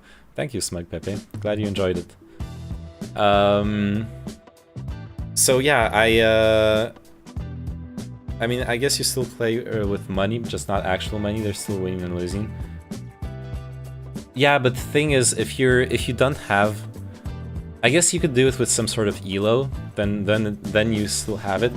But even at least putting in a little bit of money is important, or elo, or some kind of stake. It just needs some kind of stake, because poker, when people don't give a shit whether they win or lose, is absolutely dumb. It's pointless. I've had that once with friends. Someone brought like a box with all the thingies. We like distribute the cards, and we're like, hells yeah, we're gonna drink a couple beers, have some good times with the friends, and play some poker. No stakes, just you know, have fun. Within like 5 rounds, half the table had like YOLO all in on shitty hands. Like even a bad player isn't gonna do that if there's money involved. So that's why I'm saying, like, no. If it's going to be to play like that, then there's no point in even bothering like dealing the cards out. Just play a different card game where everyone's gonna have fun. I don't know. That was like a really boring experience in the end. But and it doesn't have to be much. I mean, I would be down to do any kind of tournament where, like especially tournament formats, because then there's a really hard cap on how much money gets put in. Like Meet with Friends, everyone puts in, you know, €5, 10, 20 if you want to be baller, and like have and I put an actual pot that's like over €100. But if you just throw in €5, you know, it's a nice little pot. If you're like 8 people, then it's €40, or dollars or whatever the currency is. But it's not something you can't afford to lose. But it's also, you actually have a stake. You're like, oh shit, I want to win those €40, and you're actually gonna play the game the way it's supposed to be, like calculated risks, instead of just YOLOing because you're like, I kind of tired of this game. I want to do something else, so I'll just go all in on the next hand, which I feel is like what a lot of people do. I don't know. Or play for ELO. Apparently, D.GG has this regular online poker game where they play for ELO. So I imagine people play semi-seriously there, or at least some of them do, like tryharding. Like one of the reasons you want that, especially even if you try hard, even though long run you're gonna win against the people who YOLO. It's also really annoying to have to deal with people playing in irrational ways, because you cannot reason out certain situations, and that makes you yourself have to play less rationally. I get the psychology of it, but if you put in a tiny amount, it still feels like there's winners and losers in that. If you care about winning, then you also care about losing. Yeah, but that's why. But that's why I think like just putting in a tiny amount, even if you don't care about the amount itself, it like reinforces this winning-losing dynamic. You have a scoreboard, you know. At the end of the game, you've won, like, if it's just cents, you've still won $2. You have this like actual physical thing that tells you you've won, instead of it just being like up in the air. I guess it's just me, but I'm more than able to engage with that competitively just to win. Just need a general agreement to play that way. Yeah. Yeah, then you can just like do an ELO thing or whatever. I don't know. Like I was saying, I would love to play like a regular, very low stakes poker game, but some stakes nonetheless. Have to have some stakes. No vegetarian poker. Gonna just do this game and we'll go to sleep. Shush. Shut it. It's embracing the neat life, I see. Yeah, I'm enjoying it. Nah, my sleep schedule's completely flipped the fuck around. But for me, if the money becomes so inconsequential, at that point the money isn't the thing that makes you play that way. You just need to engage with it in that manner. But anyway, I get your point. Yeah. Yeah, I see what you mean. I think for a lot of people, what you're saying would be true as well. If the... As long as you wake up for Lord of the Rings, sleep schedule is okay. I'll do even worse. I'll stream video games you guys don't care about while during Lord of the Rings. And I'll tank my average viewership. I don't even give a shit. Maybe not, it depends. I'd actually be down to watch a bit of Lord of the Rings. Perfect, yeah. Actually, where's my average viewership at? Like, it got buffed the heck out.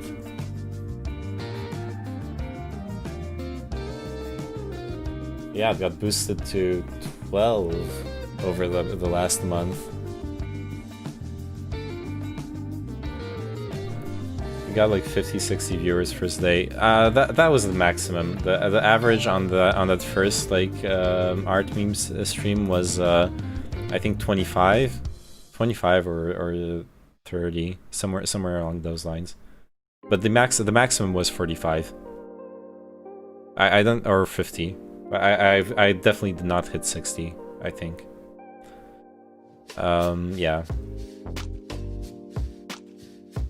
Yeah, I need to find other stuff that will captivate people. Obviously, like, was it what you were talking about yesterday? The fact that it's got the community aspect definitely helps. I need to figure the streaming shit out, or just like do my thing and try to be entertaining doing it, and like, well, that's regardless actually of whether I find a way of pandering to what streams wants to see or not. I need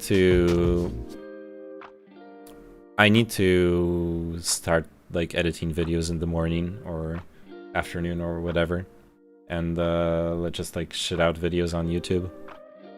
Actually like have some real discovery,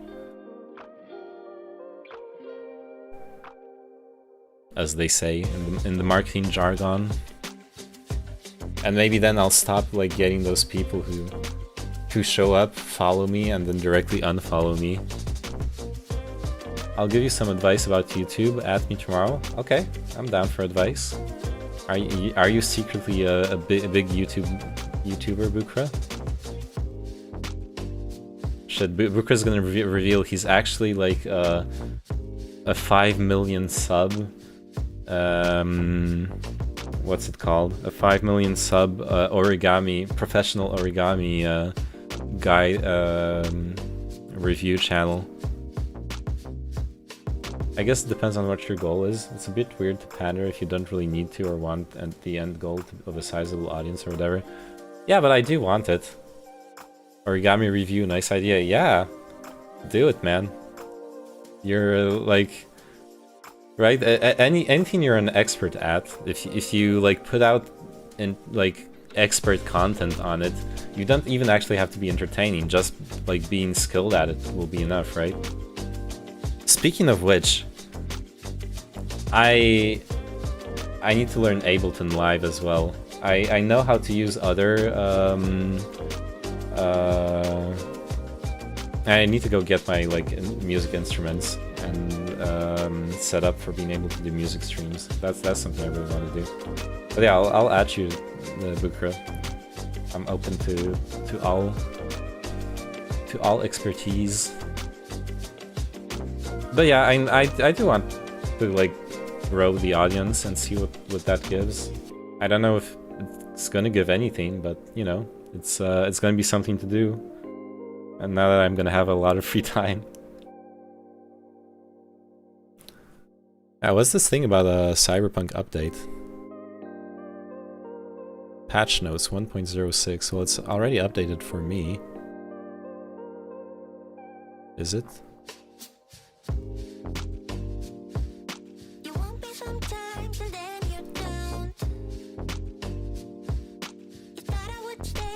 Yeah, it's synced up. Small fix, namely the save game fix. Oh yeah, I read about it. Apparently, if your save game goes above 8 megabytes, your game's Your save's nuked. I need to go shopping before boomers start storming the shop at 8 later. See ya. I'll probably just go to sleep at this point. I need to. Or I could just pull an all-nighter and when close Cyberpunk, start it up, just to see if it would start up. I want to finish Cyberpunk. That game's super fun. I didn't care about the bugs. Maybe it gets worse later. That's what a lot of people have been saying. I'll make my own opinion on that. But it's really beautiful. It's actually really fun. I got my breakfast ready. Oops, sorry for the mic hit. I got my galette des rois. Am I gonna be the king?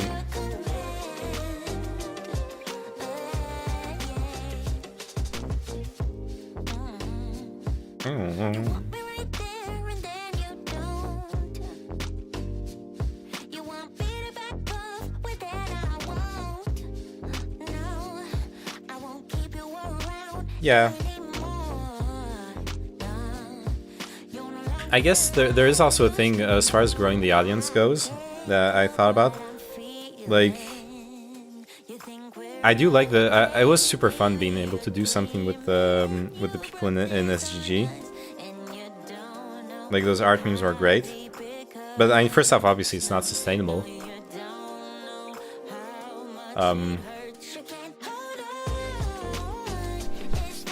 I guess the best... Actually, is it not sustainable? Well... The main thing I thought... If I like do only community content for SGG, then I limit myself also to an only SGG audience. Even though like no one cares about watching me play video games, or like talk bullshit about my life or whatever, or my crappy opinions. At least if I grow an audience doing that, then I can attract people who don't know about SGG and don't care about SGG and don't care about any like specific community. There are people who will care about the content I'm actually making, right? But if I'm only doing SGG like community stuff, or like don't find a way, basically if I don't find a way of pandering to SGG that also makes interesting content for people outside, then I'll be limited to the growth of SGG, basically. I wish games that had that first-person driving took more care to ensure decent working mirrors or ways to facilitate proper views. Hell, even rear-mounted cameras would be good. Trying to reverse in first-person Cyberpunk, damn, I hadn't thought of that. Yeah, that sounds, that makes a lot of sense, actually, yeah.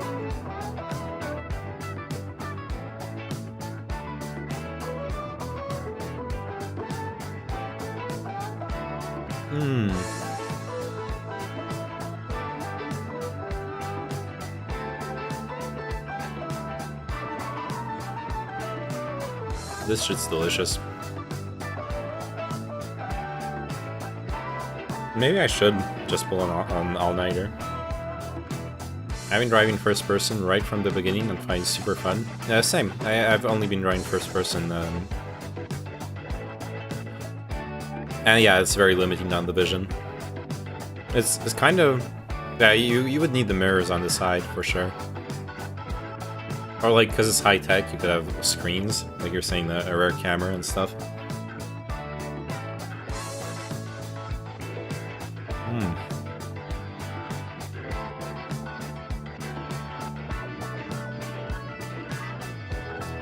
I would love for this to be available all year long. I keep forgetting, this is my favorite pastry in the whole world. Hey Kino, how you doing?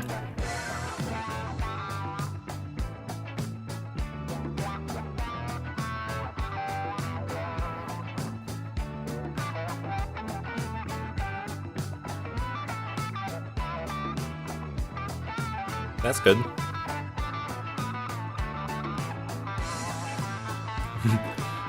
Mirrors are super expensive because it's rendering the world again. I thought... When I started reading that sentence, I thought you were gonna say mirrors are super expensive, so this futuristic society of like amazing technology cannot put mirrors on cars.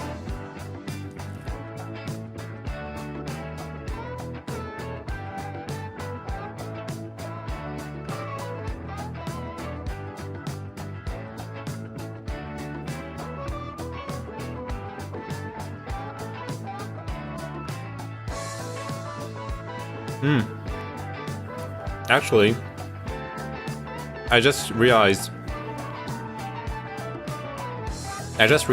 why they don't want you to be able to look behind you. Because so much stuff, so much of the jank of the game happens out of your cone of field of view. Things spawn in, things spawn out, cops spawn in.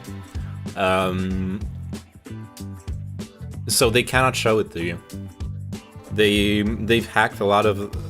It's really obvious that in the last rush to publish the game on time, they've hacked a bunch of crap around the like character's cone of vision and the direction you're facing. So having rear view mirrors would actually really fuck with that.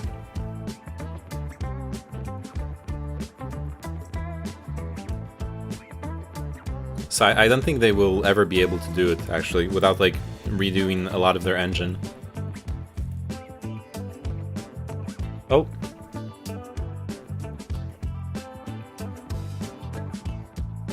I think. Yes. Look. It's got the little token thingy. We got a king.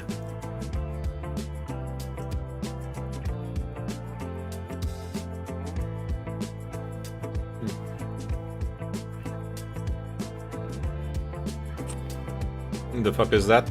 Okay. I guess you weren't around when I explained it the other day.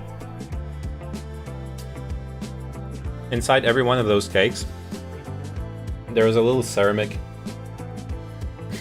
a choking hazard. It actually is a choking hazard and a tooth hazard.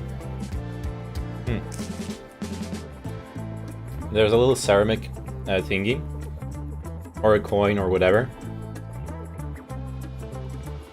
And you, the person who finds it, you're supposed to cut up the cake in pieces for like every person who's around the table, and the person who finds this gets to wear the crown, is the king. So.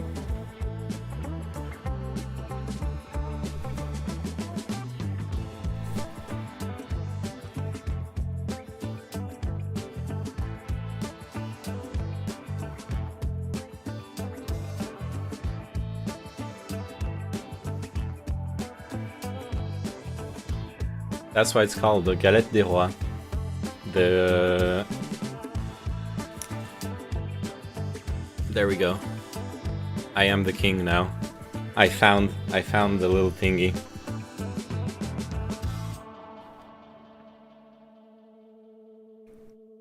They actually give you like a little carton crown with every cake. And what's really nice is that now that I found it, I can actually bite down into the cake without worrying about losing a tooth, without being really careful. Anyway, Sign, did you listen to? Did you hear what I was saying about the rear view mirrors being probably impossible to use with the way they've set up their like things popping in and popping out behind you? Oh. Crap. This doesn't actually rest well on my headphones.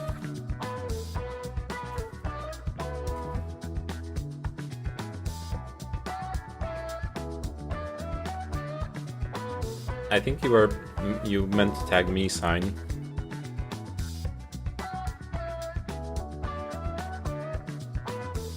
Because you're, yeah, you tagged of Odin. I did, yeah. But the mirrors themselves are probably hard enough as is for performance. I mean, you wouldn't have to ray trace them. You could just, if you have like literal camera entities around.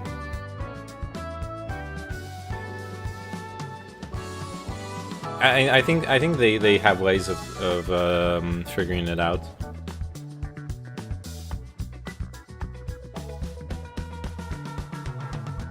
I'm eating another piece.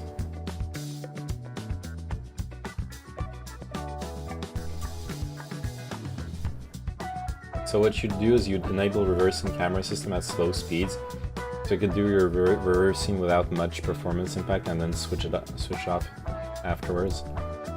Yeah.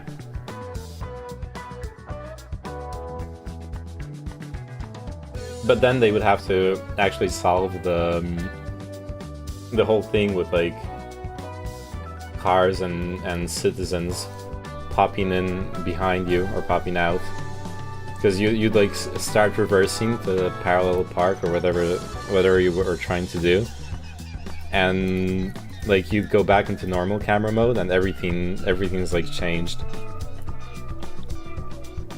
Oh, I probably should do this on my lap.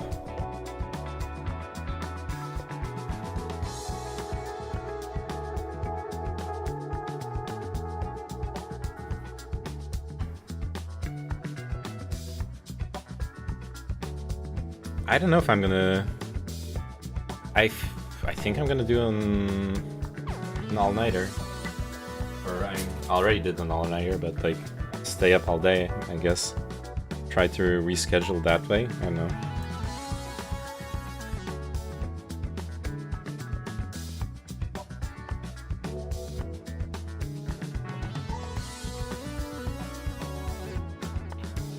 I expect you wouldn't have that pop-in issue that locally. Maybe. Honestly, some of those Cyberpunk clips really make me think that the pop-in... Honestly, they could calibrate it, actually. But... yeah, low-speed reversing. And the reason I'm insistent on it is that, at least the way it seems to be working right now... I don't know if you've seen those clips. You can like... you like fire a shot, everyone crouches, like a full street. You turn around, you turn back, and everyone's disappeared, like the street is empty. It's like while you are turned in the back, it I guess the engine checks, sees the people are panicking, so decides they ran away and they despawn. And like that's even like people right behind you that are next to you. There doesn't seem to be any like discrimination based on distance as far as that goes.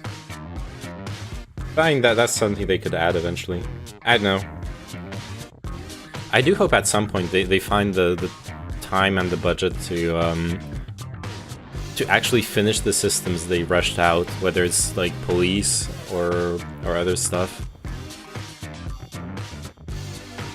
It would be nice.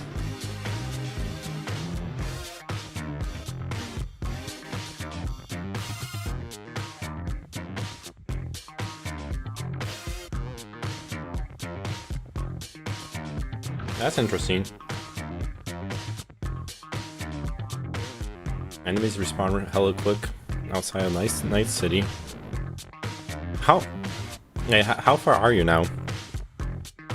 I guess you're actually going to be able to watch me play now. I'm still where I stopped last week in Konpeki Plaza. Haven't played a single minute since then.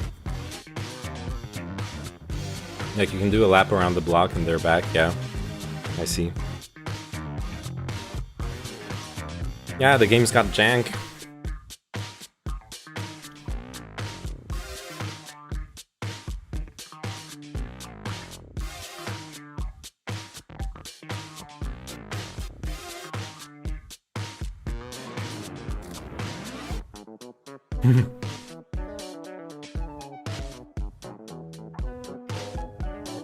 Yeah.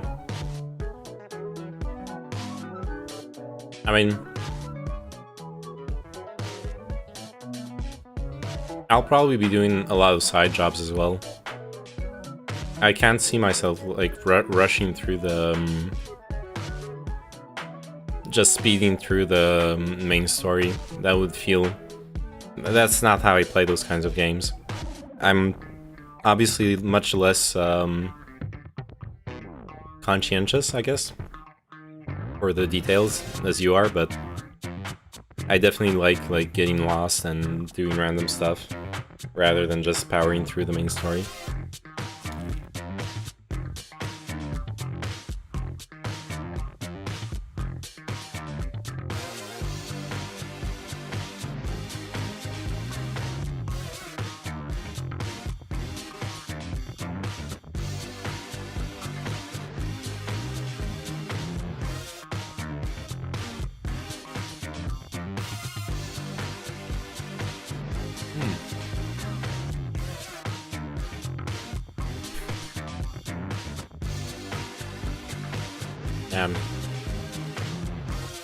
This crown was not designed to be worn with headphones. Definitely, plus even from a gameplay standpoint, you're somewhat incentivized to do it, as you'll have the ability to open doors and complete skill checks you wouldn't be able to otherwise. Right, because you got, yeah, XP and bought up more stuff, sure.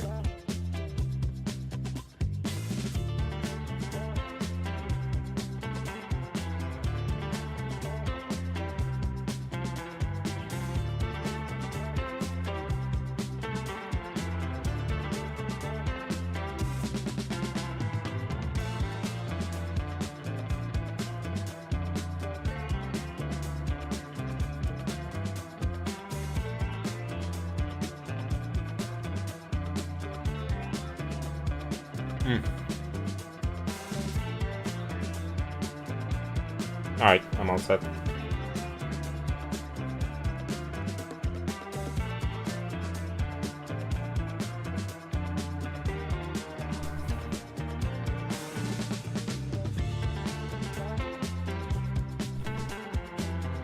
You'll mess with the bust, you die like the rust.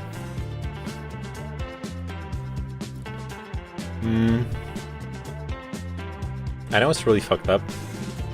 I actually kind of feel like sleeping now. Even.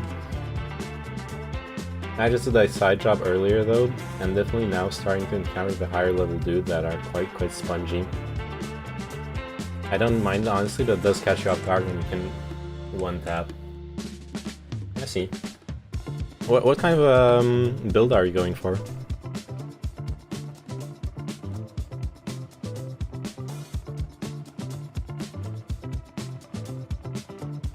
And talking about this kind of makes me want to play. I guess I could finish like Konpeki Plaza while we're chatting. Oops, sorry.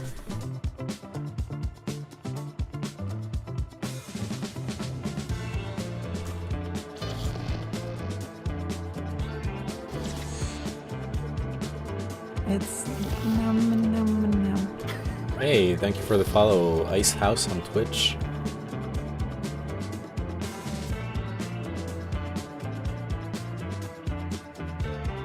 Mostly focusing the quick hacks and to a lesser extent stealth reflexes. Okay. Hey, come talk to me. What you want to talk about? What? We've been talking about Cyberpunk for the last like 15 minutes, and now I really want to play it. Hey, who are you? Why do you want to talk to me? What's going on?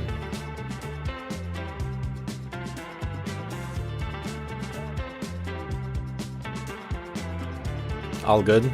Okay. If it's all good, then it's all good. Just Christmas? Yeah, it is Christmas. Happy Christmas, dude. Right. Oh yeah, I forgot this game. I forgot the game crashes every time I alt-tab. It still does it. I'm aiming to max the crafting stuff though, so at the moment just neglecting body real hard. Oh, that's interesting. I don't think I've seen anyone go for the crafting route yet. How was my last day at work? Really weird. I didn't get anyone. Okay, I'm gonna. Okay, I'll see what's up in your Discord, Mr. Icehouse. Are you still doing full screen? Yeah, I'm still doing full screen. I guess I could just switch to borderless. How was okay?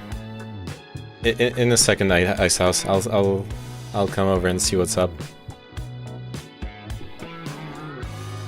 Let's go back to just chatting, I guess. My last day of work was weird. I didn't get... Both my boss and the partner who's in China went on vacation, or like, weren't working today. So I basically... Yeah, I'm gonna have to switch to borderless for sure. So I like finished my mission that I was working on. That's my last like assigned task. And then I'm out of my job, I guess, now. It's so weird, like, I know it's Corona times and all that stuff, but like, how... Love the music? Cool. I love it too. Got some funky jams.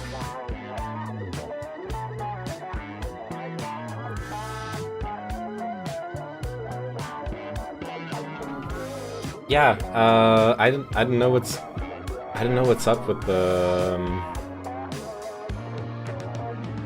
I know. I guess what I'm trying to say is, I feel a bit sad. I would have liked to. I would like to like have lunch with my boss, you know, for the last day and drink a couple beers and, you know, reminisce. I've been working there for 4 years now. Okay, I'm joining you, dude. Let's see. Hey. Alright, let me... Talk to your audience. Let me increase your volume a bit. Nice. Where are you from? I live in Paris, and you? Where are you from? North Carolina. North Carolina? Awesome. Yeah, the States. I lost my job today. Oh, but crap. I also got a better job. Oh, good. So I guess that's really good, actually. Yeah, it's pretty fucking legit. So you're from Paris? Yeah, I'm actually American though. My parents moved to France when I was like 6 years old. Okay. Yeah, I have a lot of friends from all over the world. Do you like the Muslims moving in? Are you allowed to talk about that? I don't know. I'm allowed to talk about it, but I'll be honest, dude. I'm like a progressive person. I've lived in at some point in a pretty poor neighborhood that was mostly like people of Arab and African origin, and first off, on a personal level, I haven't had any issues with any people there. They were all like nice and just, you know, like families, people trying to do their best in life. Love it. Yeah. Okay.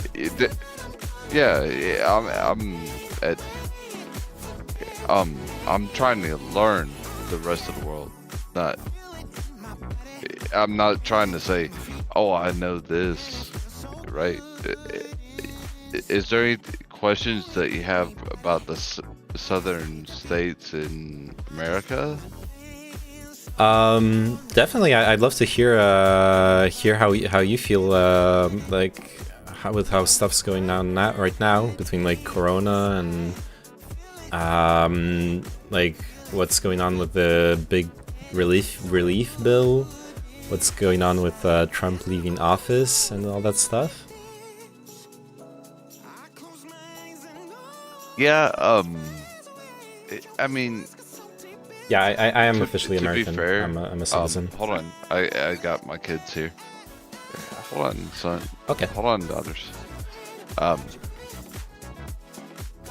This is a random guy from Twitch see, chat. the thing with Trump that people don't want to realize is he didn't like the establishment the way it was. So he went in there and he started firing people. Yeah. And we need more people like that. But since we got Biden, I mean, like, if you're at anywhere in the rest of the world and you're looking at Joe Biden and you're like, this guy's a joke, right? Honestly, it's well. First off, considering what you're saying about, like, I understand that Trump basically ran on draining the swamp for a lot of people, apparently yourself included. But Yeah. looking at Yeah. what he's done, like putting professional lobbyists in charge of governmental agencies. Right now, he's pardoning lifetime career politicians from like embezzlement and corruption scandals. He's definitely done what you said, like getting rid of a certain part of the political case, but he's not replaced them with any sort of grassroots movement. He's replaced them with his own part of the political case, the people who are behind him and part of his oligarchy. I would strongly contest that he was any sort of real change to the political scene. And as for Biden, personally, I'm honestly as a like left-leaning progressive, I've already been disappointed by some of his appointments, and like I had some hope since he. I had some hope concerning, for example, the promise to have Bernie involved in his administration, since like you know, I live in France. I live in a country with socialized healthcare, strong social protections for like any like dramatic situations like unemployment, but also strong legal protections for people who for any sort for like classic power differentials. I pay high. Yeah, I pay high taxes, definitely, and but. The way I and I understand this is like a personal choice, but the way I see it, when I think about my taxes, like helping society as a whole, I'm happy. You know, Okay, it sucks at the end of the year. Yeah, sorry, go ahead. I Yeah, I said my part. Okay, so myself, I'm moderate because I think marijuana should be legal for all fucking people. Oh, we can definitely agree on that. Yeah, but at the same time, I'm conservative on certain things, especially abortion. But that being the stronghold. But hear me out. When it comes to taxes, you shouldn't be taxed 25%, 13%. If for okay, so this is what I think. Anybody that had it, as soon as they're born until they're graduating high school, they get free Medicare. And then if they quit high school, then boom, they're done. And then whenever they are retirement age, at let's say 65, which I can't retire now in the States until I'm 70, but let's say 65 until they're dead, get free Medicare. Those guys are covered, right? I Free see. Medicare. That's an interesting take. I haven't heard that one yet, honestly. But you were saying like you're against taxation in general. No, I don't mind taxing people, but it like, man, where do your taxes go? Yeah. They feed the fucking parliament or wherever you're from, at the fucking Congress and the Senate. Like, these guys live, they don't live under their policies that they mandate. It's so gross. Yeah, I understand. Like you really don't like the. I don't mean to make your or anything that you're doing about politics, but I do like politics. Politics seem, if you know how to talk about politics. Sorry, I've been drinking. My wife just let me know she was pregnant tonight, so congratulations. Oh, damn. to me. Yeah, congratulations. Yeah, we're on our 4th kid. Okay. She's Asian, and I'm white, and we're making America great again. I don't know how the fuck to say. It sounds like you're having a great time. Yeah, well, here's the thing, guys. Spirituality, yeah, like, is a big part of anybody, right? Whether you consider yourself a woman, a man, at the time of birth, whatever. I've been talking to people that even stream on this platform, and they consider themselves a woman, and I'm fine with that. But like, doesn't that take away from the women that have to have a period, that have to bleed? So I'm familiar with this argument. It's there is something called trans exclusionary radical feminists. Those are feminists who exclude transsexual people from their feminism. The issue is, obviously there are biological differences, but the issue is that first off, if you're passing as a you know that term, like passing as the gender you identify as. So where like you pass her in the street and you don't know that she's transsexual. She's going to go through all of the social pressures, all of the systemic issues that women have to deal with, whether or not they're transsexual or not. Agreed. So that's why I think it makes sense to not exclude them. And since transgender, sorry, someone in chat corrected me. What about all the things that women fought for with their periods? They fought for things with their periods? I'm unfamiliar with what you're... Oh, you haven't dealt with women very much. Okay. Is it like the meme of like women being crazy on their periods, or I'm just not sure where you're getting at with that. No, it's not a meme. It's like an actual fact. There are women. Oh yeah, for sure. Why would you call it a meme? Jesus Christ. Because my wife is like irate right now. No, you're okay, baby.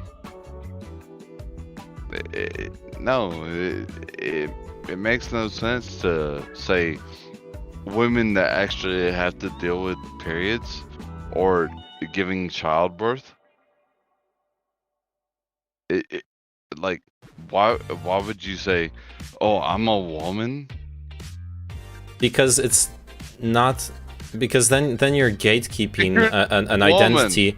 Then you're gatekeeping an identity behind a specific form of suffering, which a lot of people do. You get that with like gamers saying that if you haven't been bullied in high school for being a nerd, you're not a real most gamer. Asians, But most Asians where I live, they kind of like say, why the hell are as the Asians, they like to pop out kids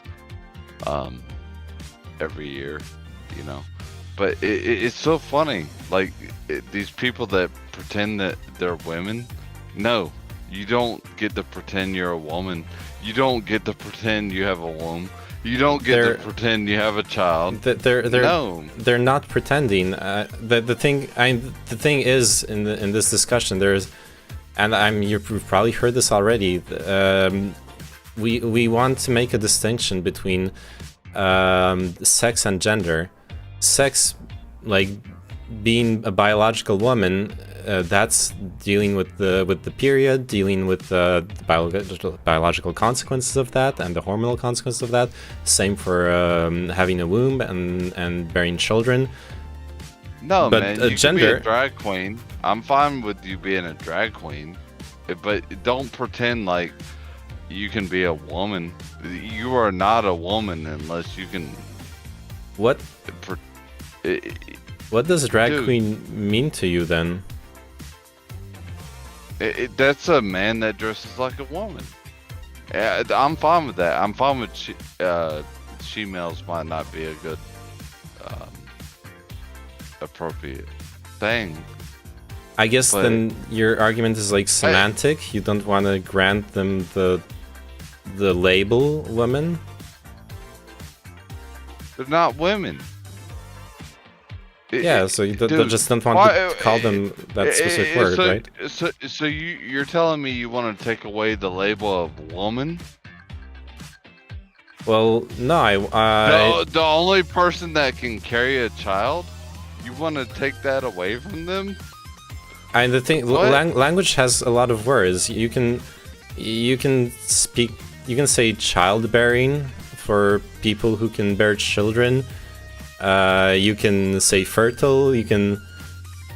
Oh yeah, that's a good one. Our infertile people. Say a woman cannot bear a child, but she was born biologically woman. Is she no longer a woman because she can't bear a child? Hold on. Yes. That's the definition. That's not the definition most people work off of. Hold on. I take that back. Okay.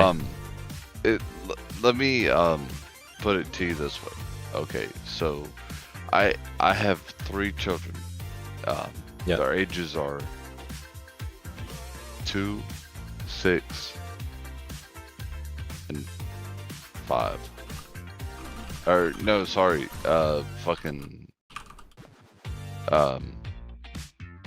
They're gonna be 2, 3, and 6. Okay. Sorry for. I'm drunk. Yeah. But I'd rather like talk about this stuff. But dude, I'm so fucking flabbergasted.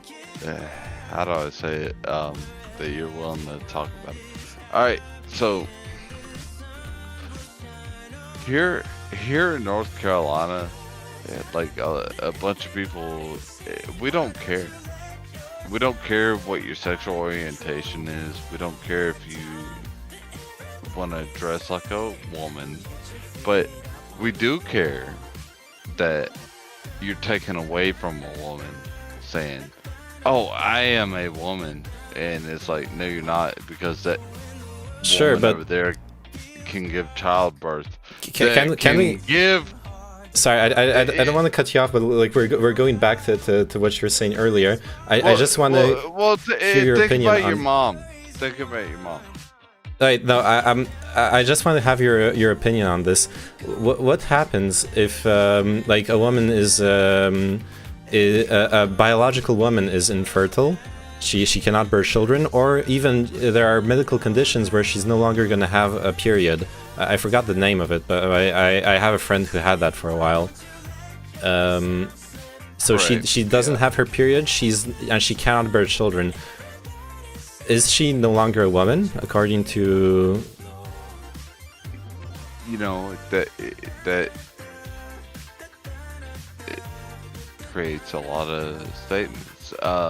Yes, she is very much a woman, right? She can, you can nut in her.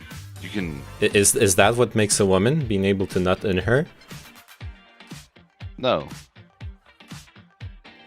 Okay. Then what does make a woman? Since it's not being able to bear children or being able to have periods.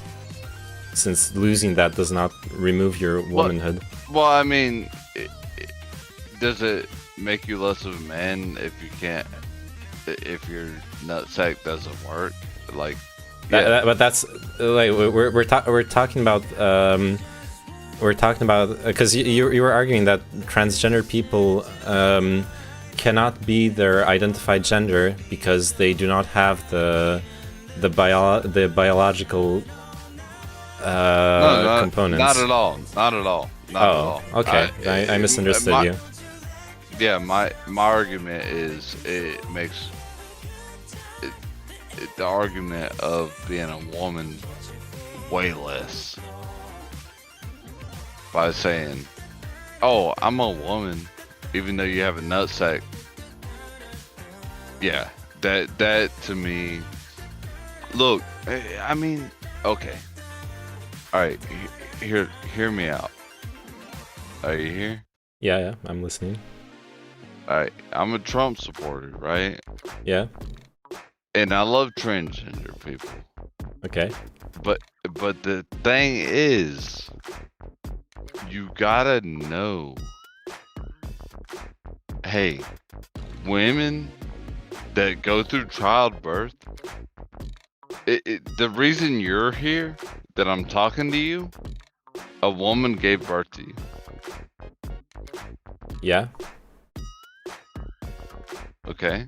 And the reason anybody makes an argument, ever, guess what? A woman gave birth to them. Yeah. It's not about us as Trump supporters or whatever. That shit doesn't matter. Your mom, every birthday you get,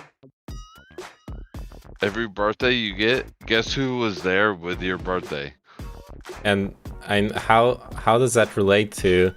I still don't understand what like someone being transgender takes away. How does it take away from the people who had that gender assigned at birth? Like if a woman because they can't carry it. Like if a woman they can't dude, how do you not see it? Like, look at it. I'm asking you to show it to me. Your mom wasn't transgender, and she got you. All right, show me. How do you know that? What if my mother identified as a man? There, you can also be transgendered in the other direction. Oh, well, she gave birth. She's a woman. Okay. Okay, going back to like that. How? Show me where it's not. How? Because you're talking about the idea of taking away from. It's taken away from women. But taking what away? The fact that they give birth and hold a child. But like 9 months. But a transgender woman does not make other women infertile. It doesn't work that way. It's not contagious. No, it's taken away from women saying, "Hey, look, this is my woman body. You can't be a man and fucking carry a baby for 9 months." Who knows? With sufficiently advanced surgery, anything is possible. What? Yeah. You got the fucking. Get out of here, man. What are those? The sea animals, the horsey thingies. I forgot their name. They're the ones that carry the children in their stomach for. Anyways, like. That's also a reality. Like technology, hippocampus. Yeah, thank you. Seahorse. Seahorses, yeah. But yeah, I have a. We're not seahorses. We are fucking Homo sapiens. Sure, but the thing is, like, another chat also put it this way. Ask him how he thinks that transgender people would be contributing to the removal of women. Like, there's nothing removed. It's only people added to the pool of diverse human beings. Can I say this? Sure. While I'm watching your channel, I have children, right? Yeah. I also speak 3 languages. Well, 4 if you want to count Spanish. But I do this. I'm so glad that you let me in here. I'm drunk as fuck. Lost my job today. Not really. But here's my thing. I'm so happy that people like you exist. That are willing to... Yeah? Sorry, go ahead. No, that are willing to look at other people, and I'm sure your chat's like saying, fuck you, this guy's a fucking joke, he's drunk, whatever. I admit to that. But dude, I love you so goddamn much. Will you let me pray for you? Sure, dude. You can pray for whoever you want to. If you want to pray for me, go ahead. Lord God, I would like for you to look after a friend here. What's your name? Matthew. Lord God, look after Matthew. Please look after him. And Lord God, I would like for you to step in today and just everybody that's here listening, Lord God, just step in and say hallelujah and fucking. All right. If it's regardless, then fuck it. In Jesus' name I pray. Amen. Amen. All right. Well, thanks for the thoughts and prayers. Yeah. Well, I mean, are you Jewish? I'm agnostic. Let's go with that. Nice. So am I. Cool. Well, then, wait. If you're, I guess no. I guess agnostic. You can. It's interesting that you would pray while being agnostic. Yeah. Well, but I guess Jesus, yeah. Sorry. Jesus was a cool dude. Yeah. Definitely. I mean, I teach my kids how to pray. They're half Asian, right? What's that got to do with every time one of their kind ones are buried, I have to shave my eyebrows and shit. Right. Wait. Which Asian culture are you? Are they? Is your wife from? Like, which country's culture is it? They're called Hmong, right? HOMG. Han, you mean, or Hong? No, the H is silent. Okay. I'm not. Well, like, what country is her family from? Vietnam. Vietnam, Laos. okay. I mean, it depends on what part you talk. Yeah, they're from Laos, pretty much. Okay. Oh right. I do actually have Jewish blood in my family. Nice. On my dad's side, but You'll be rich before you know it. I don't think that's how it works. If you're Jewish, you're rich. Really? That's interesting. Is it not true? It's yeah, it's pretty not true. There's you realize that, like, something that's pretty common in for example in Israel, since they need young people to be in the army, and well, rich people don't make for very motivated soldiers, like living in shitty conditions and like shooting at other people and risking their lives. They find poor Jewish people across the world, and they offer them citizenship in exchange for doing your military service. It's actually a great way, if you have any kind of Jewish origin in your family. It's a great way of gaining Israeli citizenship and getting. No, like, it's actually not support. true. Really? Yeah. My You're Israeli? No. So you know. Alright, so with Israelis, what it's especially if you're gay or transgender, what Trump has done is fought against them countries. What? But yeah, look it up. No, I mean, why are we talking about that? I mean, fine, but Trump has also is also like dog whistling the shit out of. Sorry, dude, go ahead. He's been the best thing that happened for America. America is #1, right? You realize that, like, French nationalists are support Trump not because they think Trump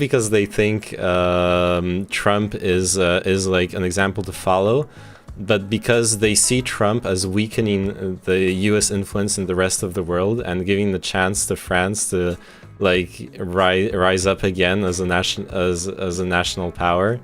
Like that's how he's viewed by other nationalists, as a chance to sabotage the U.S. Yeah, he's not weakening. He got kicked out. So Biden. Yeah. You got Biden to deal with. Yeah, you guys will suck him up. You'll fucking make him look like your little fucking. You'll be like, hey, we got Biden now. Oh, it's not Trump. We don't have to deal with Trump. Well, for one thing, honestly, like, just from a purely human perspective, I said some things that where Biden's disappointed me with his appointments and such. But one thing that's really the reality, Trump fucked up really bad on COVID. Someone like Biden, there's like a whole period where like after he closed the borders to China, where action should have been taken. There was no centralized handling of the problems. He also originally at the start of his mandate dismantled the infectious disease part of the CDC, and then so he like even laid the groundwork for fucking that up. That was our Congress.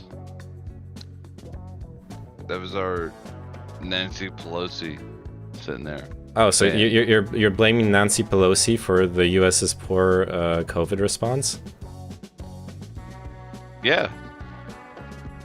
How does that work?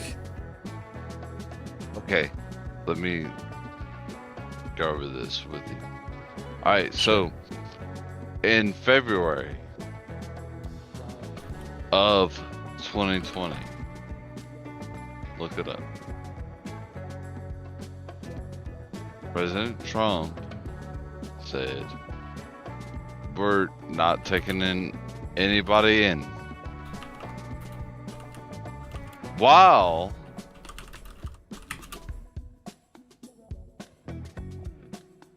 Nancy Pelosi said, no, you can go and have a fucking sushi dinner, right? Try it. Sure. Look it up. But, I mean, the thing is, Nancy Pelosi doesn't have the power of deciding. Like, what I was talking about was a centralized government response to in the face of. Do you live in America? Do you live in America? No. Nancy Pelosi, like, for the gay community here, or anybody that listens to it, that are sheeple, yeah. Dude, I don't listen to mass media. I imagine. But what happened to our country right now is, I mean, people voted for it, whatever. They're not against it, but do you know we have militias? Yes. In America? I know about the Proud Boys and. No. No. Yeah, Boys. not the Proud Boys, of course. Yeah. We have 300 militias in North Carolina. I'm part of one. Okay. You want to talk about that? Alright, so I used to be a firefighter, right? Okay. Somebody that, like, saw the houses of many people taken away from them. Also, what made me get away from it was seeing a little fucking baby head. I picked it up and I thought it was a baby doll, but it was an actual child's head. Okay. Okay. All right. And so I said, yeah, no, I'm done. And but our militia, like, we're pretty fucking strong, dude. Then wait, I'm curious. What do you think about the allegations of voter fraud?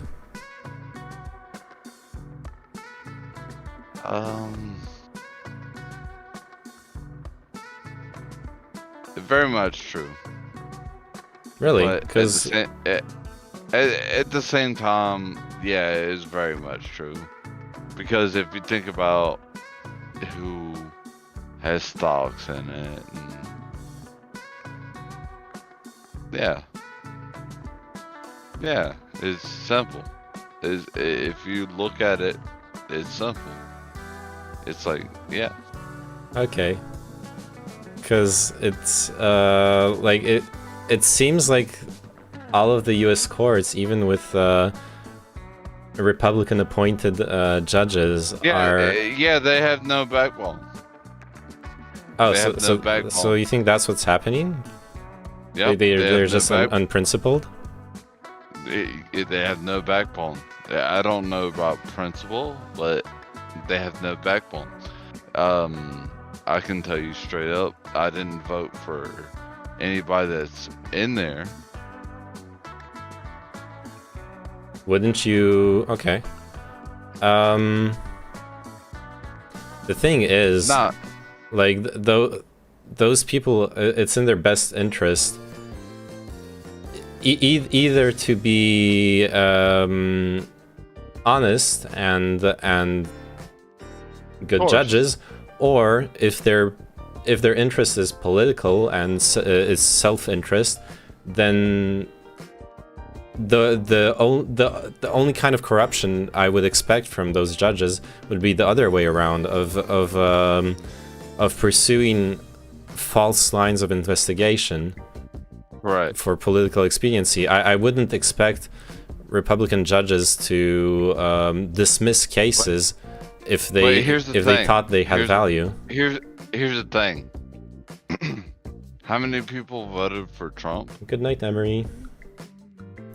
A lot of people. I think I don't remember the exact number. 70,000 or 70 million people voted for Trump, right? All right, so here we go. Yeah, 74 million. This is what we do. We start a new party, and this is gonna break the election. This is gonna be the American way, man. I don't know how to tell people this is what's gonna happen, but if it doesn't, whatever. Like, dude, as an American from the South, yeah, you come from for our guns.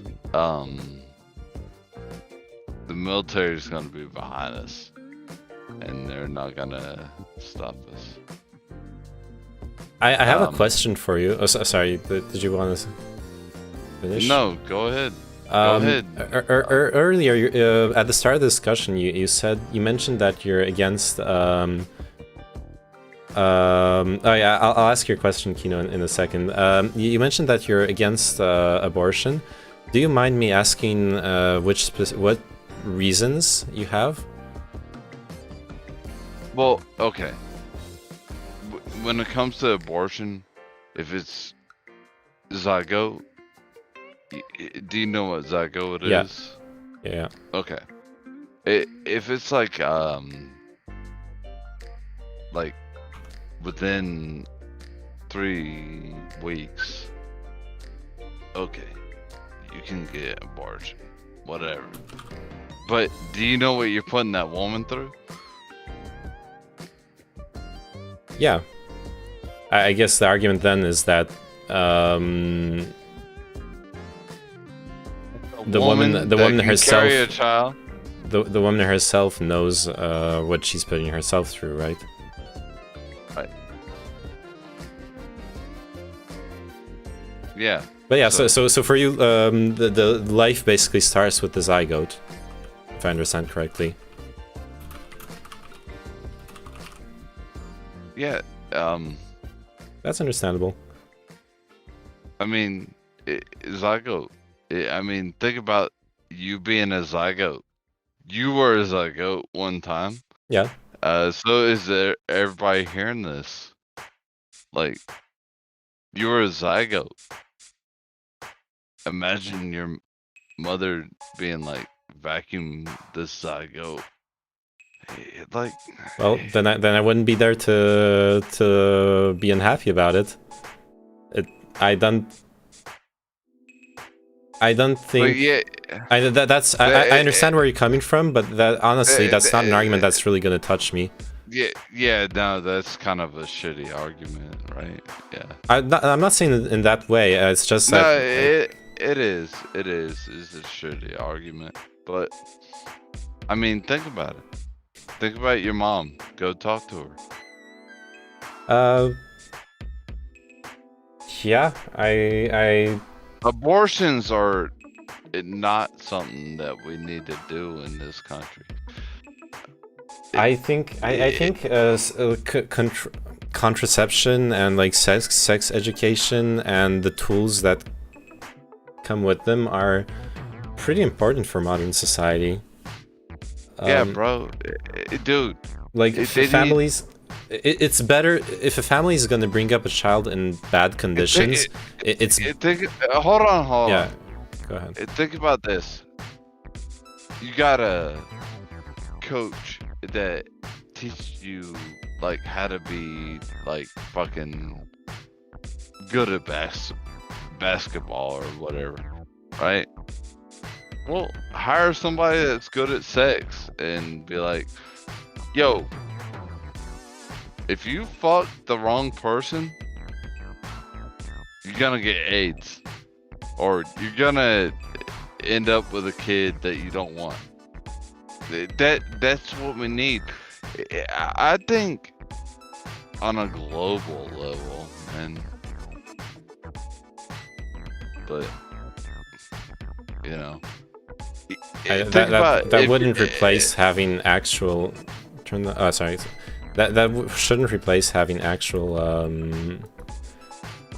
preventative measures. Yeah, true. Like reducing risks. But yeah, I'm all for sex education. Well, I mean, my kids know how to shoot guns. It's different for people in every state, right? Like my daughter that's 5 years old knows how to shoot a shotgun. Okay. So when she grows up, she carries a pistol, and if somebody's like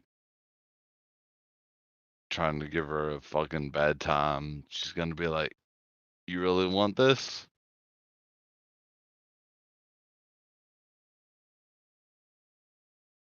I guess I don't know, man.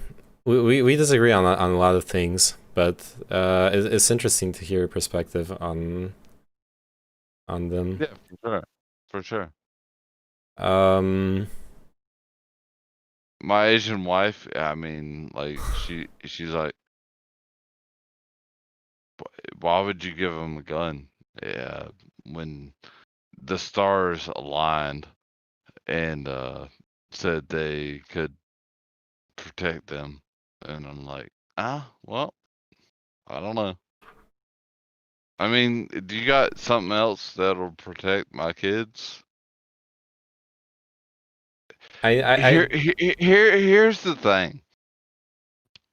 Liberals want you to not think at all. They want you to know the government will take care of you. I don't think that's a fair statement, but especially since it's something you hear on both sides. Listen to me. Hold on. Okay, go ahead. Conservatives want you to think for yourself. We want you to think for yourself. What is the best? What can you do better? Sign, you uncovered proof. What can you do? Of the fraud. That's why we have churches, dude. We're not. It's not. Have you been to a church? Yes. Go in there and be like, you guys are doing all wrong. You know why you call it a pew? Because everybody sits here and fucking sits till they stink. Like, do that shit. Okay. Or just listen to mass media and do that shit. Like the thing is like this whole rhetoric of like saying they like liberals don't want you to think for yourself. You realize that that's what liberals say about Republicans, that you guys just eat up like Fox News propaganda and aren't thinking for yourselves. No. Like just we thinking. Don't listen. Just we thinking, don't even listen to Fox News. Let me just give my point. When you think that the people who disagree with you are aren't even like thinking properly, then you've already decided that you've already invalidated anything they have to tell you. How are you supposed to have a conversation if you've already decided that everything someone's telling you is invalid? Do you see what I mean? How am I wrong? I can't prove it because I'm incapable of critical thinking, apparently. No, not necessarily. But speaking of guns, do not never call a woman wrong because she has ovaries. Okay, because she that has a what? pisses me off. Ovaries, the ability to make children. Okay. Stop it. That pisses me off so much. Yeah, you want to be a girl that gets slammed down. Yes, so chicken. Or you can tell, whatever. Can't you want to be a male that lifts more than females, whatever. But when it comes to childbirth, that shit, dude. There's a reason God said.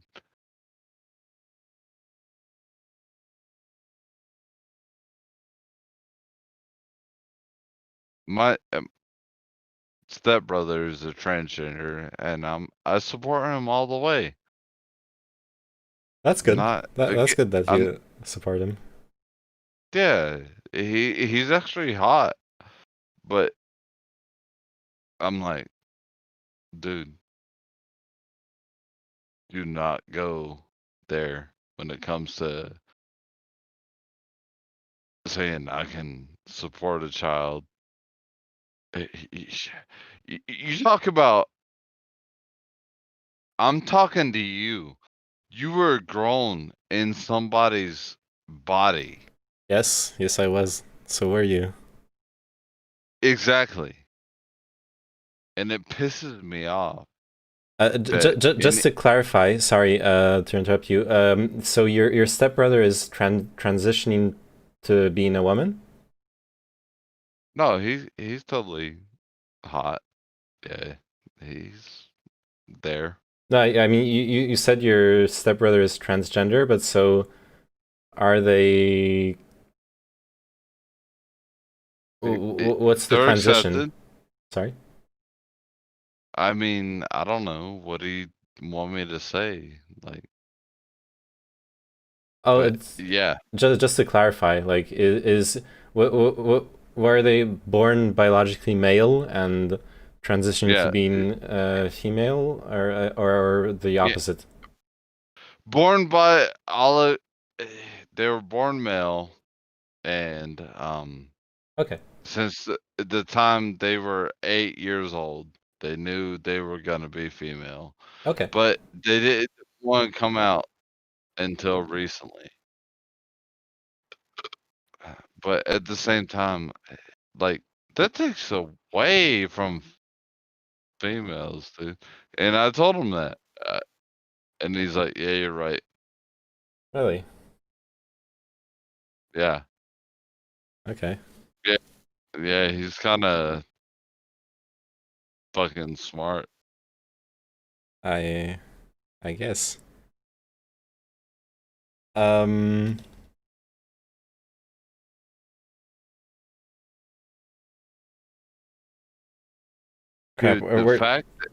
the fact that I can't say I'm so not gonna chicken, say those words. I don't know if it's very interesting to go back to the February argument. Sorry, what were we saying? Are you streaming right now? Yes, it's live. Okay. I can't say these words. But Psyop and Avayoyan. What? You can say them in, well, see, I can't say them in English. Do you realize, like, you can get shut down? Actually, yeah, it's not I'd appreciate it if you didn't, like, say bannable words, but... Okay. Okay, so it's not until January, but Virgin simp and incel. Oh, those And- words. Okay. Yeah, until could you imagine? I Why are those an incel? Do you understand what that word means? Yeah, I'm familiar with what it means for sure. The thing is, Why? I don't particularly want to defend it since I think it's kind of stupid to ban their use, but I do kind of understand the idea that they foment like they are used in toxic ways sometimes. What does incel mean? Well, incel doesn't mean at this point involuntary celibate. It means an entire way of thinking about gender relations that's commonly referred to as being red pilled, as being as being, well, an incel. It's seen all relations across genders as being about power differentials, about social hierarchical dynamics, and coming to resent the opposite gender because of that. Hierarchical, yeah, I'll go with that. But at the same time, get over yourself. Oh, also, a chatter brings up a good point. Those words aren't banned; it's their use in harassment that's banned. Though, to be fair, like seeing like Twitch's past record on moderation, I don't know. Like they've banned people for making obvious jokes, and so sometimes Twitch is not the best with context. Yeah, that makes sense. There was a chatter that wanted to us to go back to the February memes because we were talking about Trump's coronavirus response. Oh yeah, I remember what we were talking about actually in general. I know, honestly, one of the biggest things for me with Biden for the American people is like healthcare. I'm looking forward to Biden literally helping out a lot of people, like saving their lives by giving them access to healthcare. You're looking forward to a bunch of us that pay taxes that for a bunch of rich, corrupt people. Hey, I'm liable for taxes in the U.S. too. I told you I'm American. I said. Look, this is how it should be done.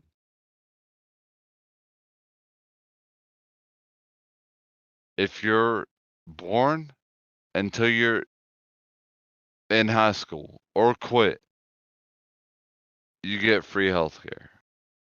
But they don't do that. Dude, you gotta realize, like,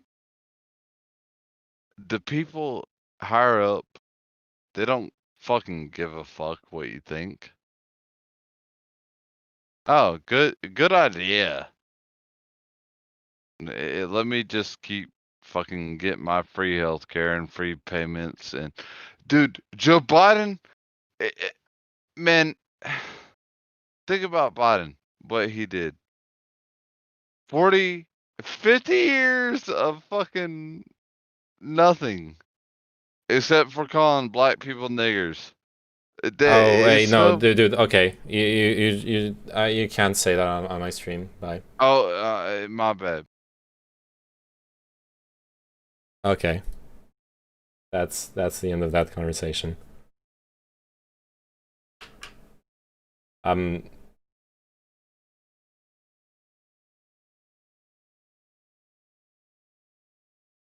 right.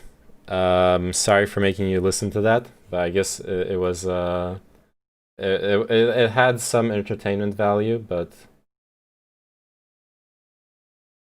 time to switch to Angel Thumb where you can say gamer words. I'm all right with censoring the N-word. I think it is my understanding that Twitch gives leeway on the fact that I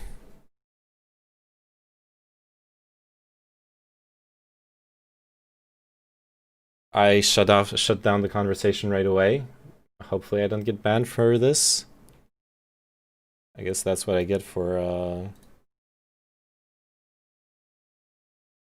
truth hurts. Dude. No.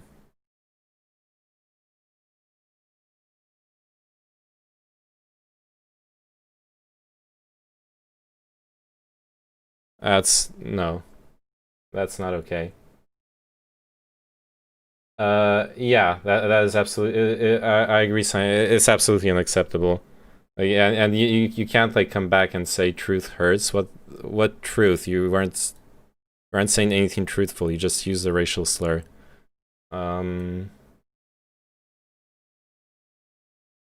Stay mad, kid. You lost. Yeah, I sure lost that debate. What did we learn? Oh, we learned nothing, but yeah. Damn. I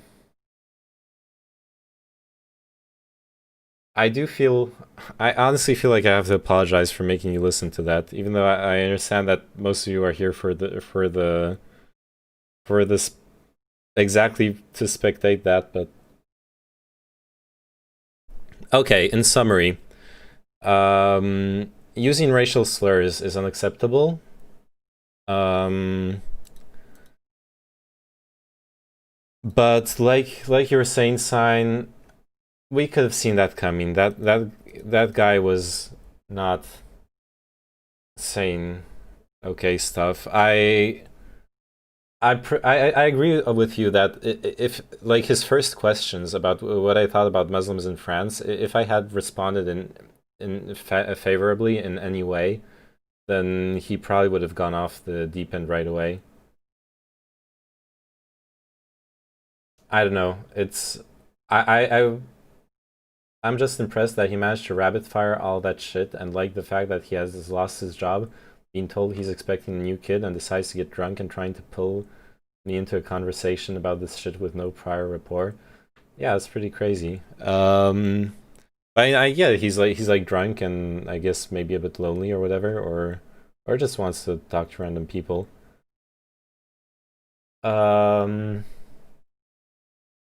Apparently he has a better job now. He like lost his job but got a better one.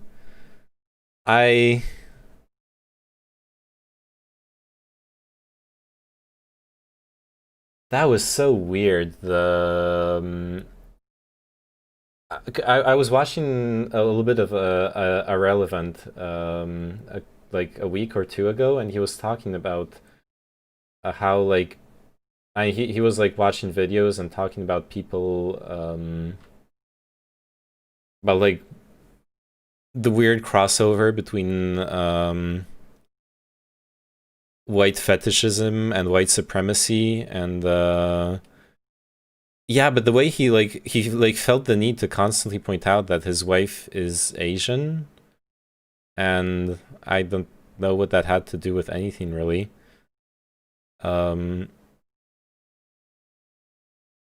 Maybe to try to show off being like between cultures, but not really. He didn't. I don't know. But yeah, being a militia was definitely a weird part.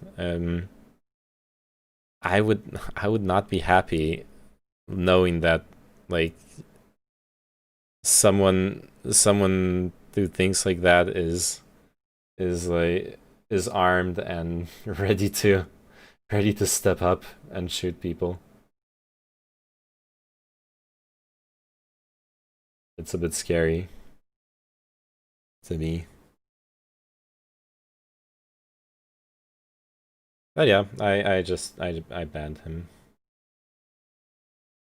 I wish I could have continued the conversation. I was curious about one thing. I wanted to know what he thought about the very real statistic that, because he was talking about how the reason he wants his children to to have guns is so they could protect themselves. I wanted to hear his opinion on the statistic where having a gun puts you at a much higher risk of dying to guns.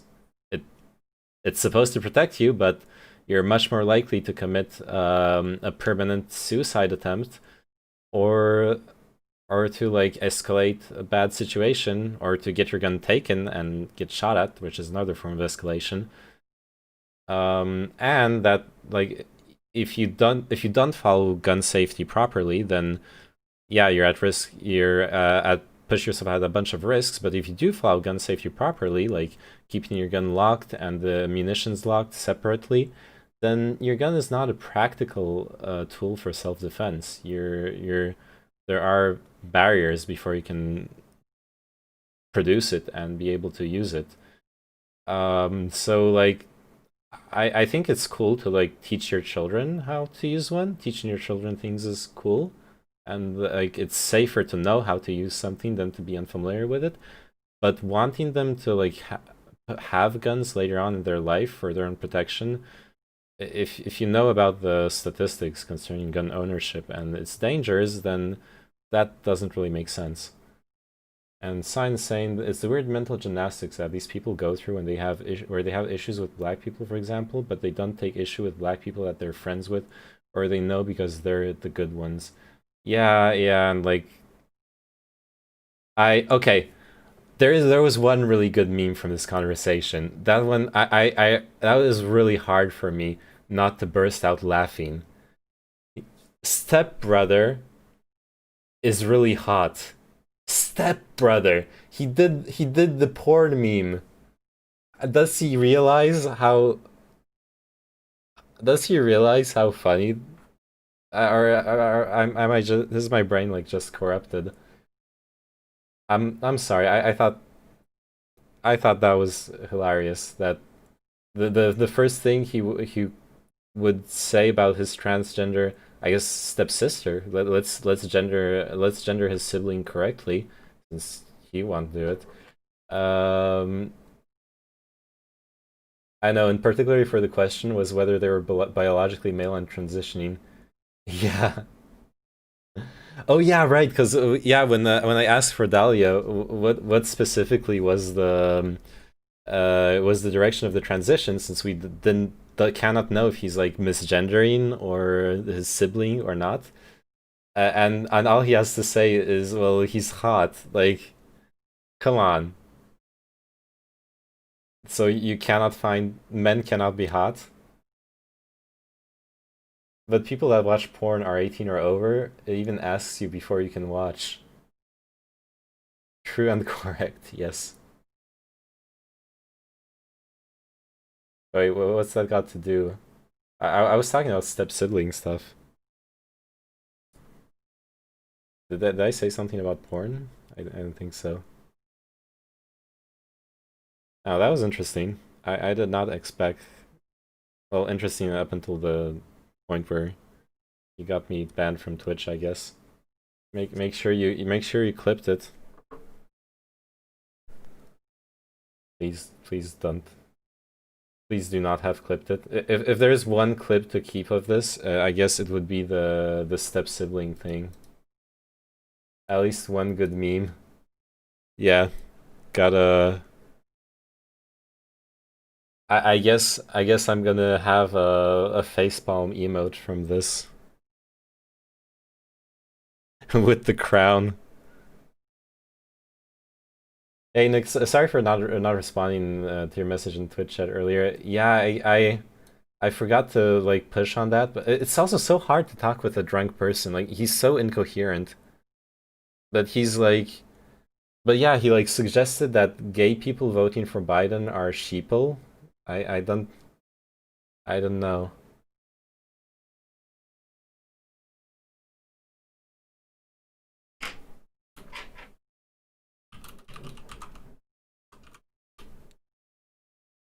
I think you've handled the conversation and the aftermath responsibly. Same shit happens to streamers playing Rust with the voice comms. Just gotta shut it down, make it clear it's unacceptable, and move on. Yeah, hopefully. There are better screenshots you can get of you face palming. This is accidental. Oh yeah, probably if I go through the VOD. That there were quite a few face palms during that.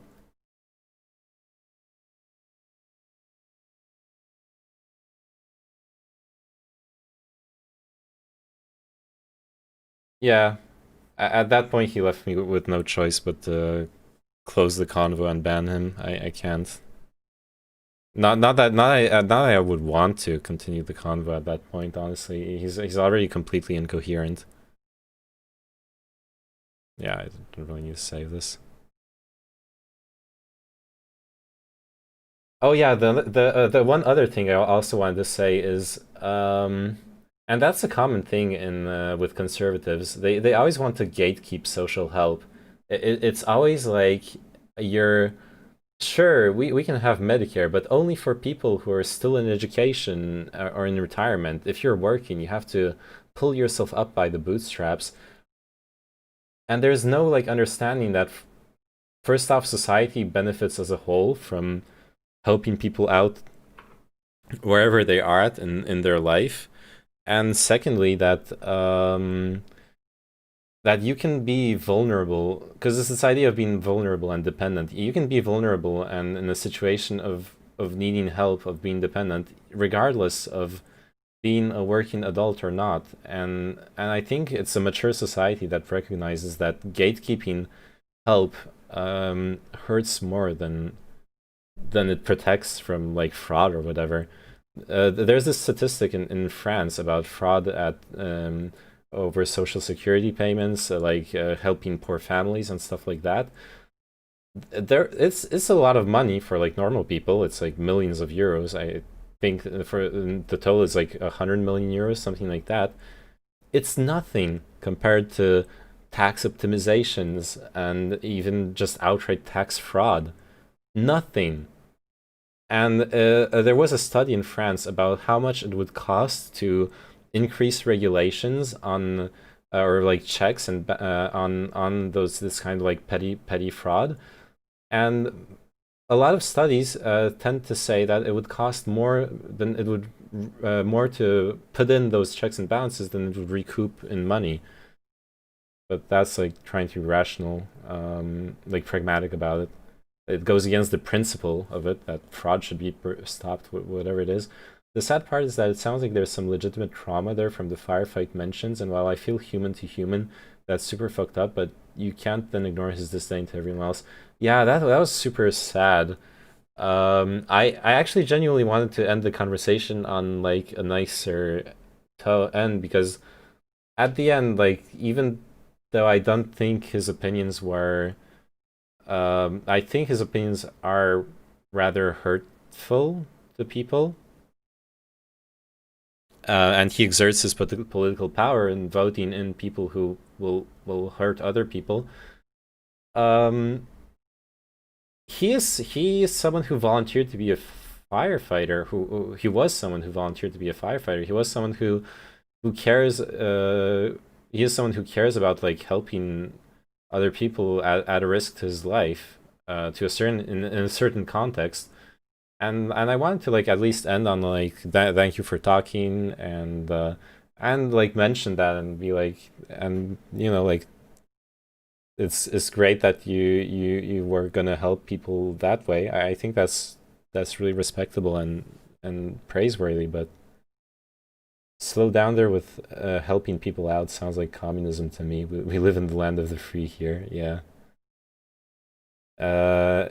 It's the utter selfishness of people with relations to taxes. They'll happily drive on roads paid for by people that don't drive or use those roads, but as soon as someone wants to use healthcare off their dollars, that's an absolute no-go, particularly with the socialized methods that can sometimes eventually be cheaper, more efficient. Yeah, there's all the statistics showing that US healthcare is a lot more expensive than the socialized healthcare of in European countries, or even in Canada, right?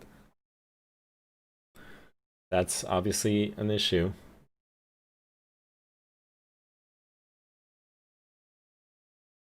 Yep.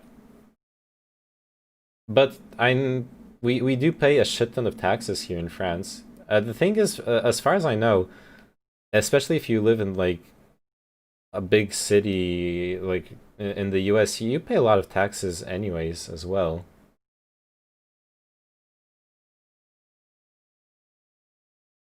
So yeah. And like to the point where it's drag me in, coward. Let's debate on abortion. Sunlight, yeah, it's actually the sun is coming out. It's morning.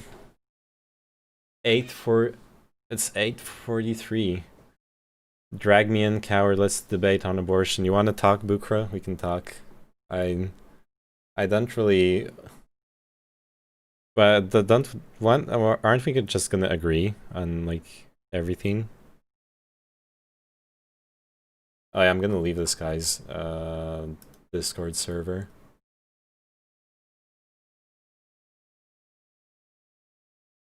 Big issue in the US, in the states bullshit though. Even taxes is so widely different from state to state that it almost creates internal tension. Yeah. Oh, that's the thing. I'm pretty like talking with my brother about his taxes in New York. I'm pretty sure he pays like as much percentage wise as I do. Well, actually, maybe even. Well, no, yeah, roughly this. I know it becomes a bit complicated to compare it because, for example, my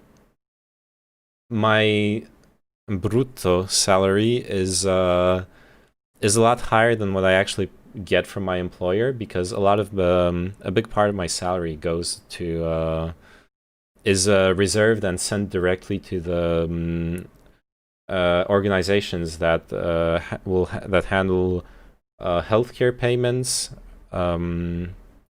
It doesn't come out of my taxes actually. It comes out of this so what they call in France social contributions.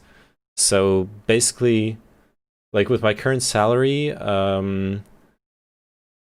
like before even getting my money, it's like 30% of my salary is reserved for social contributions. And that money is going to be my retirement. It's my healthcare. It's also my unemployment. Now that I'm going to be unemployed for a while, I'm going to be getting that money back that I put into the system in a certain way. It's why I absolutely feel shameless about like literally I feel no shame about in the next few weeks claiming that money because I put in thousands, if not like tens of thousands of euros working, putting that money into the system. It's okay for me to get some of it back now, though the idea was like when I need it. I think this is my problem with it, though, is that there's so many different ways of taxes being handled in the US that you can't even debate it effectively, as there's no one approach to rally around or debate for or against. Some have no sales tax, but have property taxes, so have income taxes. It's a fucking mess. Yeah. Yeah, that definitely complicates things a lot, the whole federal aspect. We kind of have that problem now with the European Union. When you look at how Ireland's become a tax haven in the EU, and all the fucked up consequences of that, where you have like Google, Netflix, Amazon, Facebook that haven't, Apple that haven't been paying taxes in any European country for the past, what is it, like 10, 20 years, and only now is the EU finally enforcing like actual starting to like negotiate and enforce real taxes on those huge companies. We've had that issue for a while. Like when you can easily have the debate in the UK or France where if you think the income tax is too high, at least you're focused on that one issue rather than trying to factor in 50 different approaches to it. Yeah, for sure.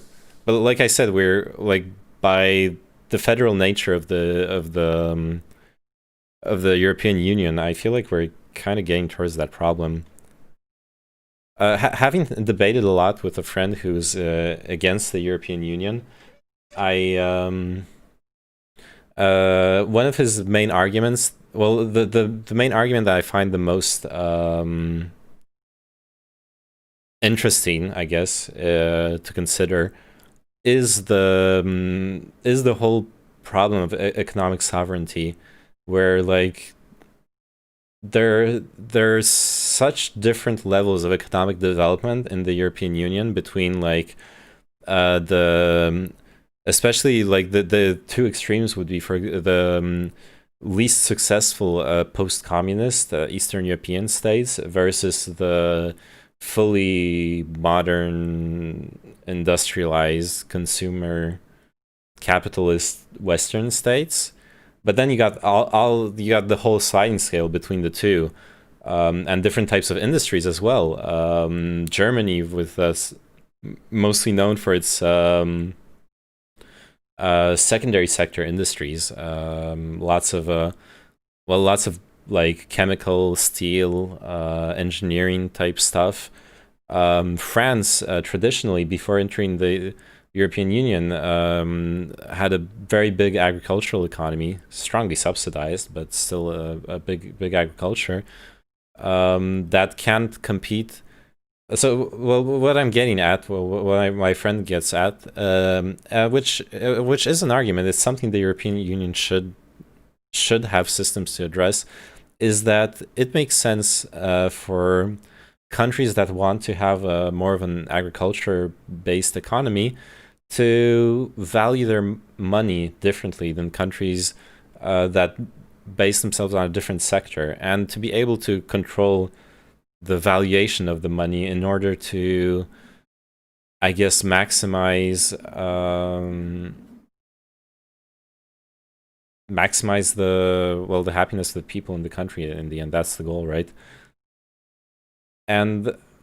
But when you have the euro being set by the Central European Bank, and the value being controlled by committee basically of the European Union, you cannot like tailor fit it to the needs of specific countries, and that's supposedly where the like different economic aids and incentives and disincentives help. But that's also where you start to see the limits of big bureaucracy. It's easy to like forget things, to have blind spots in laws. I remember there was one example that he would constantly throw at me until I found out that it only actually lasted a year. But anyways, there was one example he threw at me that was a law where the European Union would only subsidize farmers with cattle for their grazing if the grazing area fit very specific characteristics. It had to be more or less flat. There was like in the law there was written the maximum angle like for the land. Not have rocks. The grass was supposed to be like between 3 and 8 centimeters tall. Very, very strict rules.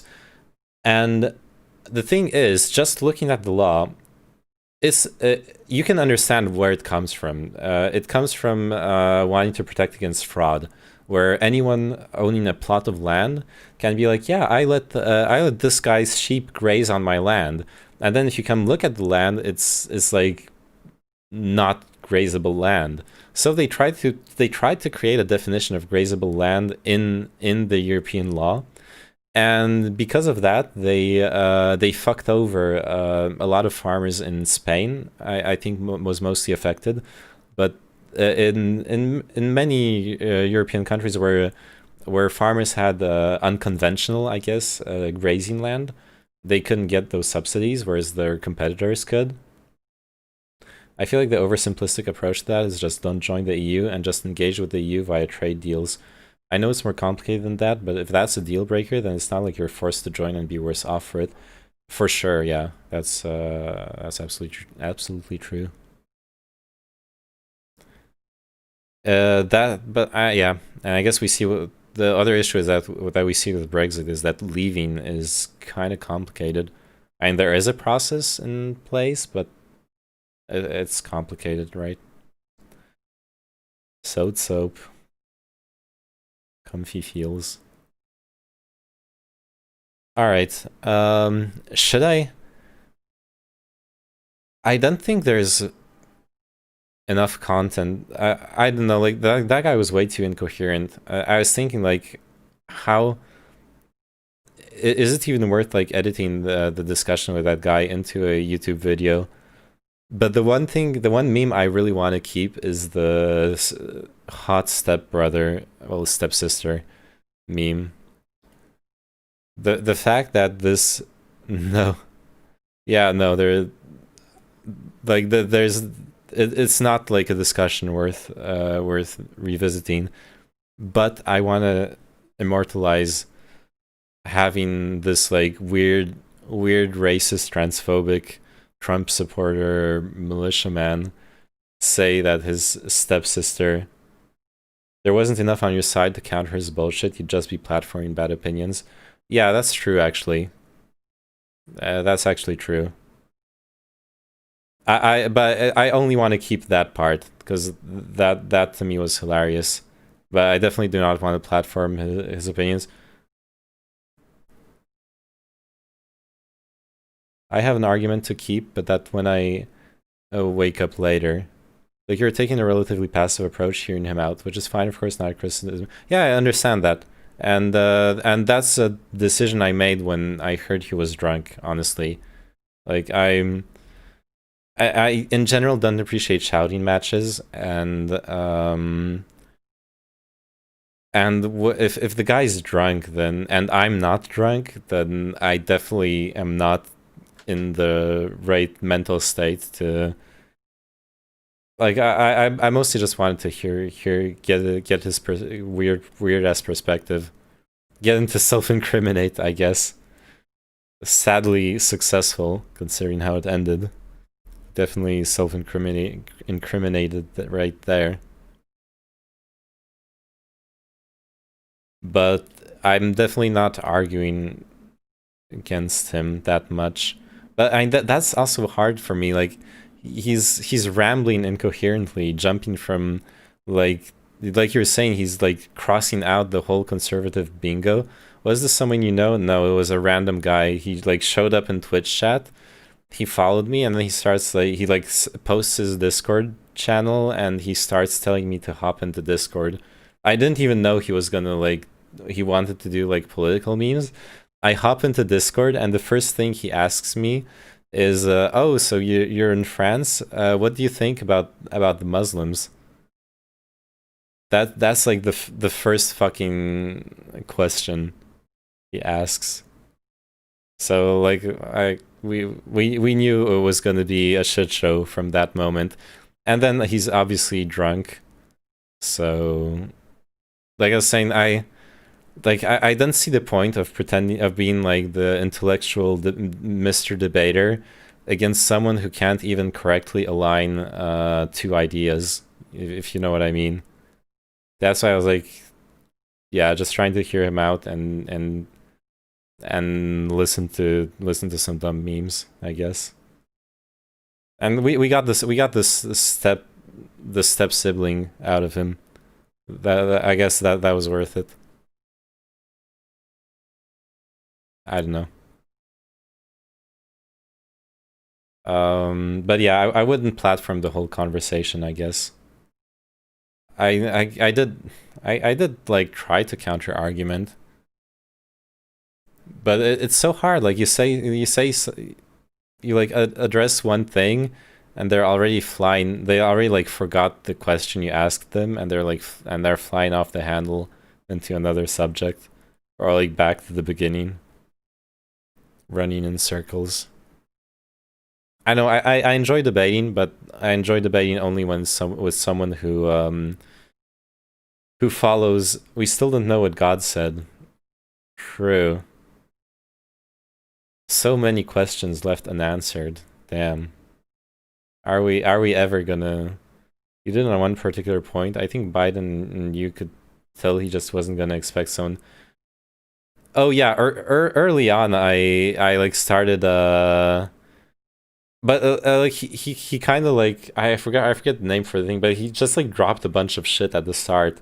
Like, that's why I was also going back and forth with the questions. Is like, in the first 30 seconds, he dropped. He's against abortion. Something about taxes. Gish Gallop, right? Medicare, but with very specific rules. Drain the swamp, and like Trump is great. We like any single one of those points could merit like a 2-hour well prepared and like intellectual conversation, and this guy just like drops them all in 30 seconds, and I don't know what I'm supposed to do at that point. If am I supposed to like cut him off and start reading into the microphone like, what do you mean no abortion? And then like when I get him to talk about abortion, when we go back to it, honestly, I just think most Trump supporters are mentally ill, or at least the ones who aren't just rich people. Yeah, I do genuinely believe in what I was telling him at some point when he was saying that like he believes that that conservatives want you to think for yourself, and that oh, my alarm clock. I forgot to turn it off. Oh crap, it's like on my phone.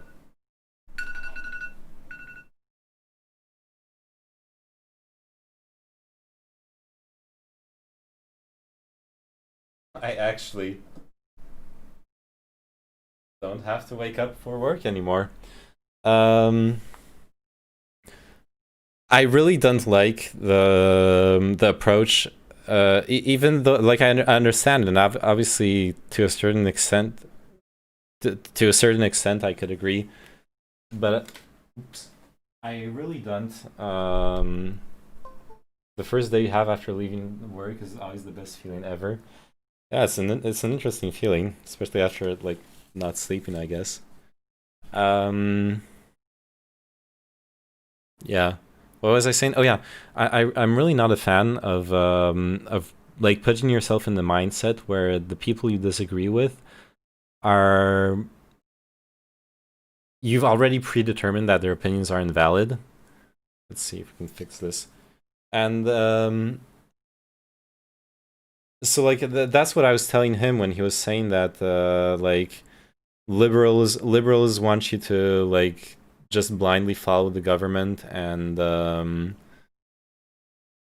listen to mainstream media and all that, where it's like, or like what he was starting to suggest at some point that I didn't stop him on, and I should have, that my bro called out in the Twitch chat, like when he's saying like gay people voting for Biden, so he's like saying gay people are sheeple for voting for Biden, or, and it's like, and we do it too in liberal and like progressive circles.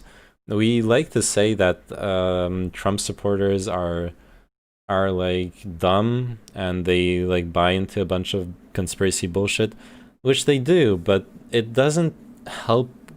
I don't think it helps move conversations forward.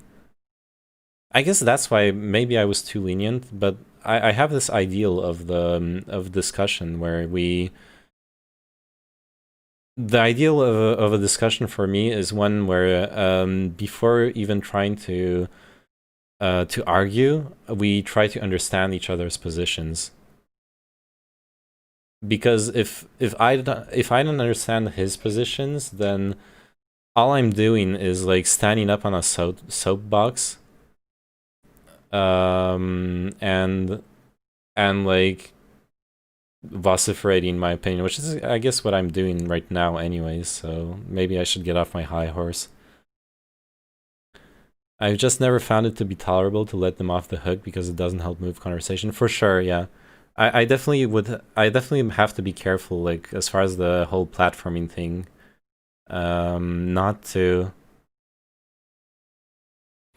I have to be careful not to sound like I'm basically neutral, or platforming, or letting things go because I don't know how to address them, stuff like that. I definitely have to be careful with that. There's no understanding the position of Trump supporters because now 9 out of 10 times they're talking about things that either don't exist or are just purely conspiratorial and literally at odds with reality. Yeah, but the thing is, it's their reality, I guess, is what I'm arguing. They live in that reality. It's not the reality, but if you want to get through to them, you have to find some form of common ground. It isn't even though. Really? I feel like most people I've talked to who have those kinds of opinions, they've built some kind of reality for themselves in their mind, and they, you know, with confirmation bias and echo chambers and all that kind of stuff, they end up living in that reality in a certain way. And it's pretty easy, especially if it's like nebulous things like other people's rights, which is usually the issue. If it's other people's rights, then they literally misrepresent their own lives to sound like victims of phenomena that don't exist. Yeah, but that's, and I can understand calling that mental illness. That's something people do a lot in general.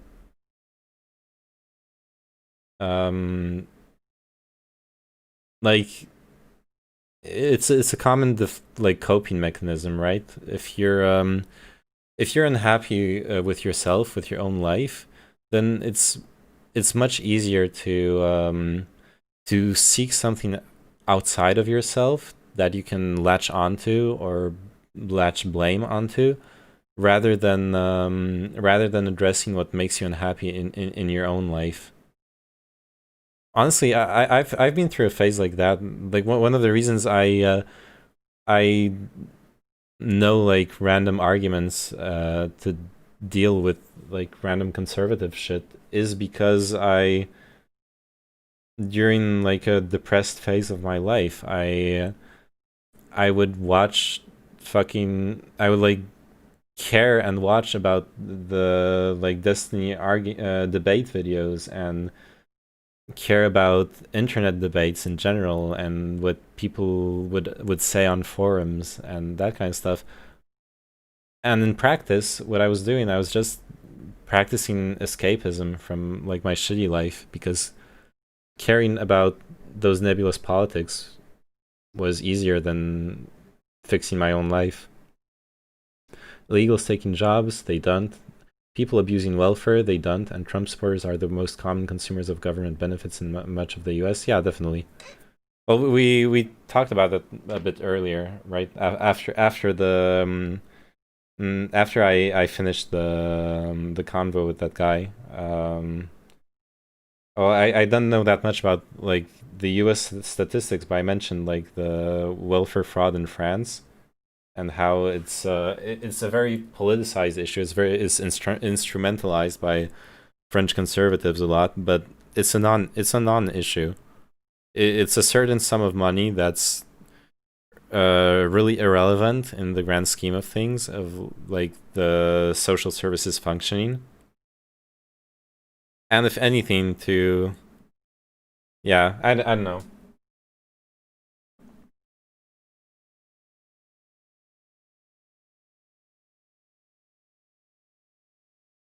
Plus, you get this funny dichotomy as far as like frauding.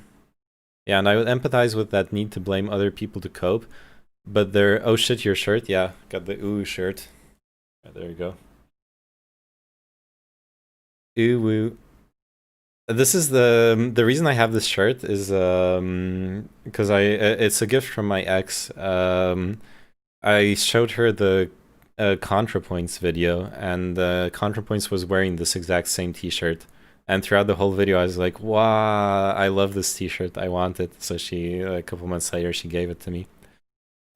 So yeah, and I would empathize with that need to blame other people to cope, but their shifting of blame literally endangers the lives of others. Absolutely. Whining is one thing, but not wearing a mask and distancing and being literally hysterical when other people tell them too, and they start spitting and coughing and fighting and literally shooting at others for telling them to wear a mask. I don't know, man. Yeah, that's there. Well, there we're going straight into the paradox of tolerance, right? It becomes kind of hard to see these people as other human beings when they literally wish death on you. Yeah. I'm coming from mostly where I'm coming from at with this like idea of tolerating, well, not tolerating, but wanting to like hear out why people are the way they are is because I have a friend who used to be like into conspiracy stuff, but kind of still reasonable-ish. And then we were roommates for a while, and then I lost contact with him. And when I saw him again a couple of years ago, after we were out of touch for a couple of years, he was openly racist. He gone way off the deep end in the conspiracy theories, where he was already like a bit of a Holocaust denier, and I don't know, it was weird. He was buying into like this weird like new agey conspiratorial stuff, where he would love watching videos about the Egyptian pyramids and aliens coming to Earth to influence our history and like that kind of shit, like History Channel type bullshit. And he would combine that with this French alt-right YouTuber, and I would argue with him very often, because like that alt-right dude is fucking an insane Nazi dude. And well, yeah, like I say, I lost touch of him, and when I saw him again, he was pretty far down that road. And talking to him in person, I got mad. Like he said some really heinous stuff. I also personally resented it because well, basically lost half my family to the well, never gonna see half my family, never gonna have the chance to meet them because of the Holocaust and all that. So having someone like deny it is pretty infuriating. And so this guy, oh yeah, we forgot to add that to the list of the crazy stuff that dude was saying on Discord when he said that I will be rich because my dad has Jewish origins. That guy literally said that, and like unironically. What the fuck? I'm also the descendant of Holocaust victims. Yeah, that's sad. And so I'm hearing this old friend say like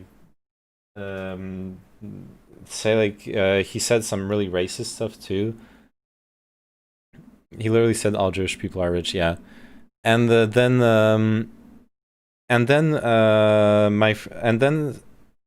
so I was arguing. I was really arguing with my friend, like raising my voice and getting really heated, and pulling like all the internet debate, whatever tactics, like pulling out statistics, trying to create arguments, and being a logical actor. But when I thought back to the conversation, the actual way I could have gotten through to my friend was when he started talking about himself. There was this specific moment in the conversation that was very different from the rest. Like before that, it was like all this political he was kind of bullshit, where he's like we're like getting worked up over our opinions. And at some point he stopped talking about his opinions and he started talking about his experiences and his feelings. And that's where, and like thinking back to the conversation, that really struck me, because nothing like logical political would get through to him. But if I had tried to understand him from this hey, thank you for the follow. Let me check who that is. Milky Provider. Oh, we got Milky's provided for us. Nice. If I had listened to him properly, because what he told me basically, to summarize it is that he was lonely. He was living in a new area, in a very poor area. I don't mean this in a bad way, but did you grow up Jewish? You remind me of a rabbi. Nice. I did not grow up Jewish. My family on my dad's side is was Jewish, but and I think on my mom's side, if you go back like 3 or 4 generations, both sides of the family are from Poland, and but my parents were Buddhists, and I'm mostly agnostic. But I'm gonna finish my story because earlier, before you jumped in, I had a random dude show up in the Twitch chat and invite me on Discord, and it turned out to be a drunk like militiaman Trump supporter who wanted to talk about well, basically talk about, I guess, abortion and share his like weird racist points of view and Trump support and stuff. But anyways, yeah, I'm being a degenerate decoy. You can see it's morning outside. But yeah, back to the story time. My friend told me about his loneliness, about living in a house with other people he hated, about how one of his closest friends got beaten up by some black dudes recently, about living in this very poor area. Light's still on. Yeah, true. Well, I need this beautiful lighting for the camera. About living in this poor area. Mind you, I was living in the same kind of area, in the same part of the suburbs of Paris at that time. But anyways, and seeing, well, the poverty and the aggression towards him, basically feeling insecure in many different ways. Insecure on a personal level, insecure like fearing for his safety, insecure in the face of society, like his place in society, doing hour-long commutes for barely above minimum wage, being lost in his life, and all that combines to make someone who becomes, well, insecure in his penis size, maybe. I don't know, I never saw his penis, but all of that combined to make someone who became a racist. I knew him from before, and then I saw him afterwards, and all this to say, I had, if I was going to get through to him, I would have had to use that moment of him talking about himself and try to make him realize that maybe him thinking all black people are bad is actually just him like escaping from a really shitty situation in his own life and hating himself to a certain extent, and then blaming it on other people, and like having bad experiences. Like even like his bad experience, the one he quoted was like being in the subway and interacting, and something like about a big black dude being rude. I don't remember what it was exactly, like some form of like manspreading or whatever. Something that's rude to do in the subway. I don't remember the details. But the guy, but basically it became a confrontation because so my ex-friend called out the dude on his rude behavior, and the dude like got up, and he apparently in the story was like this big black dude, and my friend felt threatened. And knowing this ex-friend of mine, he's someone with a big ego. He's someone with for whom being humiliated is excruciatingly painful.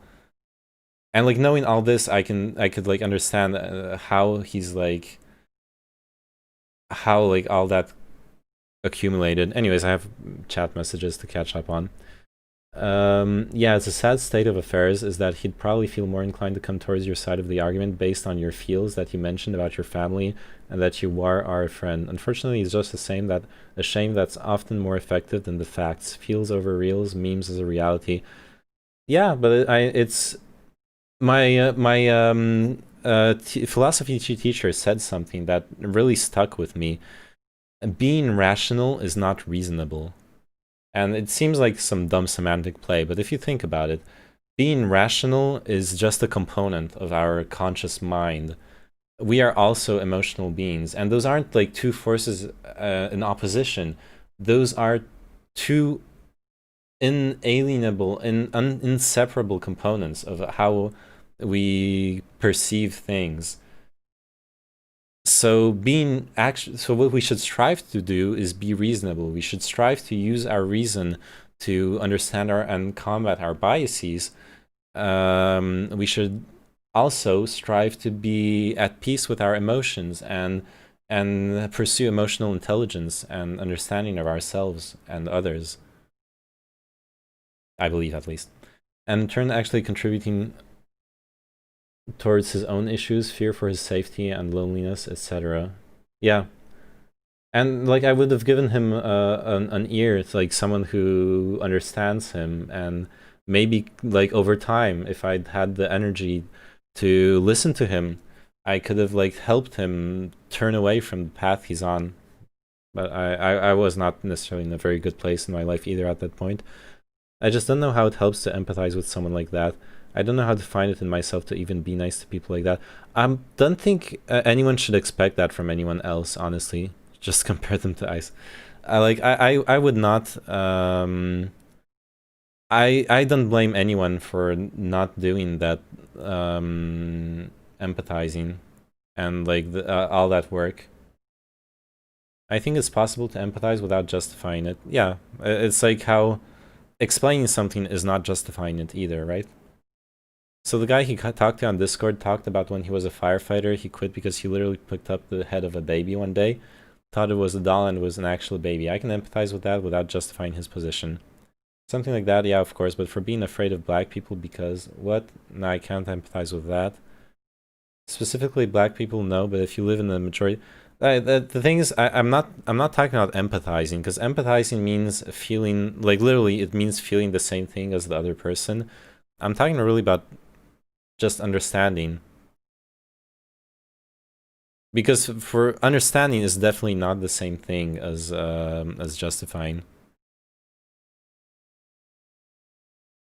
Specifically black people, no, but if you live in a majority black neighborhood that's poor and there's a lot of violence or crime, I can understand how he feels insecure or unsafe without justifying his racism. Exactly, yeah. So you have to use empathy / feels. The most insidious part of the brainwashing that's taken place over the past 2-3 decades is that it's created two completely irreconcilable views of reality. You can't appeal with facts because the people who've really brought into the lie, who've been really brought into the lie, think that you're as delusional as you think they are. Yeah, that's what I was saying earlier as well about not, even if it's true, not calling out the people you disagree with for being mentally ill or like delusional or sheeple or like all that rhetoric that exists only to dismiss entirely what other people think. But then we go back to the paradox of tolerance, right? Understanding the sympathy, right? I think you can understand without being sympathetic. Like I can say I understand. Yeah, I can understand why someone does something heinous, but I'm not going to be sympathetic to the act itself. I'm just understanding the processes that went through that person, right? Sure, I guess when I say empathize with that feeling of not being safe, I can empathize with that feeling without being because of black people or anyone for that matter. Yeah. For the firefighter comment, just respond with rhetoric. I've known a friend's family who was drone struck by US forces. They were all innocent. Yeah, that's not what I was trying to do. That's kind of like my whole point. And it wasn't an argument. That's also another thing that we're talking about. that guy was not making arguments. That guy was just rambling. There was no argument, counter argument. He just, I don't even know what I asked him, and he just like randomly starts talking about when he was a firefighter and his traumatic experience from that. And then he like goes back to his Asian wife or whatever. I don't think there was any argument to be had either way in that discussion. Like really, that's why I feel no shame about not like going hard on him, because it was just a completely incoherent conversation. The point is to make them realize other people can hold views that are contrary to his views. Yeah, maybe if he wasn't like shit-faced, that could have worked to like give him another perspective on things. And for the firefighter thing, that was just like a genuine moment of sharing, I guess. Yeah, I felt it kind of like that too. There wasn't a talking point there, not overtly at least. Yeah, or if there was one, then it was he was like so drunk he didn't connect the dots. I don't know. It's never worked for me even in my own family. It's never worked for my arguments with friends who became literal psychopaths. It's never worked for people online that I've followed. Just seems pointless. It just seems better to mass shame them and deplatform them so they all go to Parler and get their identities hacked. I think before you can appeal to them logically, you have to talk them down off the ledge. Yeah, that's kind of what I'm trying to argue. I'm agreeing pretty hard with Slugalisk here. There is a pervasive fear that the world is on the brink of chaos, and you have to calm that fear before you can have any hope of appealing to a rational person. Yeah. Yeah, absolutely. Alarmism would be the word, right? You're constantly alarmed at the state of the world. And to be fair, you see that, not going into a discussion of whether it's justified or not, but that's our position on the progressive left as well. We are alarmed at the state of the ecology. We're alarmed at the rise of the alt-right and the potential for restrictions of basic human freedoms, like you can see in, say, like countries like Poland, Hungary, Russia. It's alarming, and just because it genuinely is alarming, and those are genuine threats, doesn't make it less unhealthy to be in that state of alarm. I know I've had a discussion a lot with my mom, because she lives in Poland, and she's had to she's politically active. Is involved with like organizations, and goes to protests, and is trying her damned hardest to change things there for the better. But there is a balance to be had, and we've talked about it a lot, where to a certain extent she makes herself unhappy, like alarming herself and not having enough distance to things. And which is great. It's probably better than being completely cynical and not caring about the world and not being there to try to change things for the better. Maybe being alarmed is better than that, but the ideal would be to not like put yourself in a distressed psychological state over when there are things you cannot control. Do what you can. Do what you can control, involve yourself, go out there, make the world a better place. But when you go back home and you need like a break, give yourself the leeway, to enjoy life. All right, let me follow the Slugalisk conversation. The truth is, I think with family, especially older family, as sad as it is, they're lost forever and there's no getting them back. I haven't had... Well, actually, I do have that experience with an uncle that I cut off, but that's more for personal reasons. Though he's kind of crazy politically as well. The only chance you have is to stem the spread of the infection. Sluglisk, maybe. I definitely agree with the older people being lost forever. Anyone older than like 65 is just incapable of changing at this rate. I just don't see the value of it. You have to spend 250 times the effort to try to get them to come down even like one level of insanity.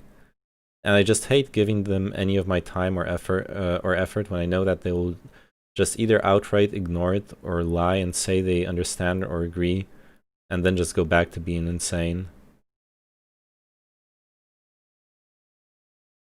Oh, Sign tells says absolutely there needs to be a balance between living your life for yourself and contributing to the greater good.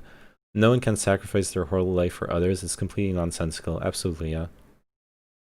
So you're just one person and they've surrounded themselves with a network of people, yeah, an echo chamber, who feed their neurosis.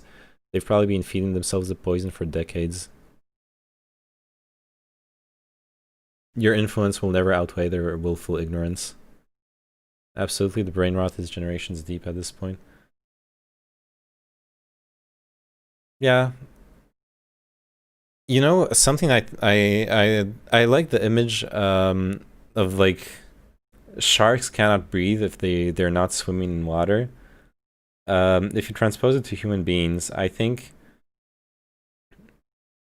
well, it's kind of a stretch, but anyways, I feel like human beings, when they stop learning, when they stop changing, it's kind of a form of already being dead. And I do think you can come back from that. You can stagnate for a period of time and then come back to being a person that learns and evolves and changes. But if you stay too long in that, well, like anything, if you make a habit of like being calcified, it gets harder and harder to break out of it.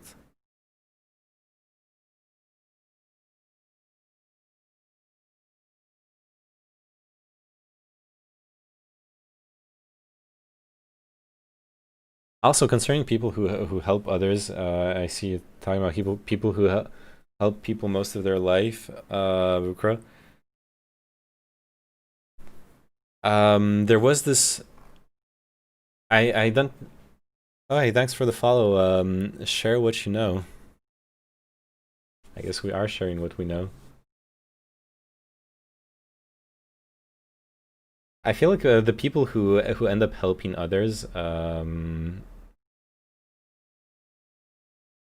was this movie Happy? I think that was the name of the movie. I remember watching it with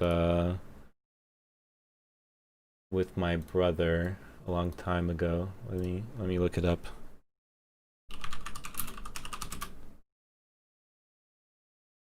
Oh no, it's not this. Or I don't remember. Oh yeah, the Happy movie. I think it's this one.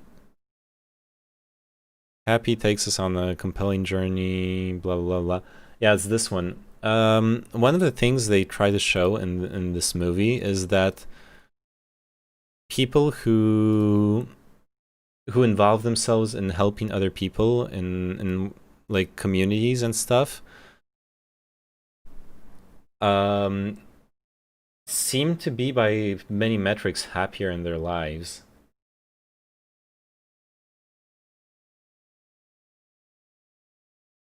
At least happier than people who live selfishly and only for themselves. But yeah. Psychiatry claims there are 200 plus different mental illnesses, but they're really all describing different symptoms. Symptom sets, behaviors of the same single disease in some way. Why do people find this so hard to believe? I've never heard that claim before. That psychiatry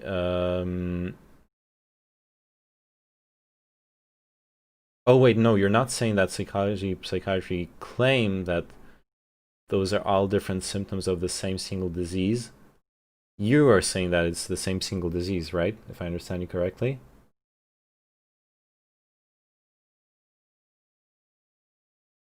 Also, in that case, what is that single disease?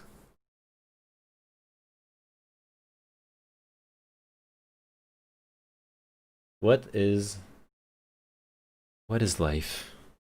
What is love?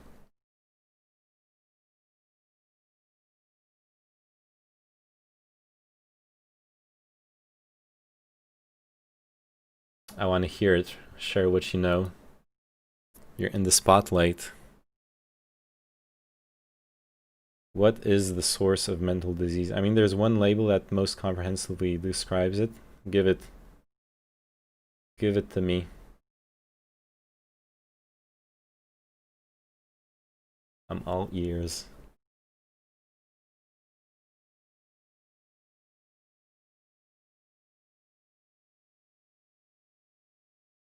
Let me play some music. Oh, crap. I probably should turn my headphones back on if I'm gonna listen to music.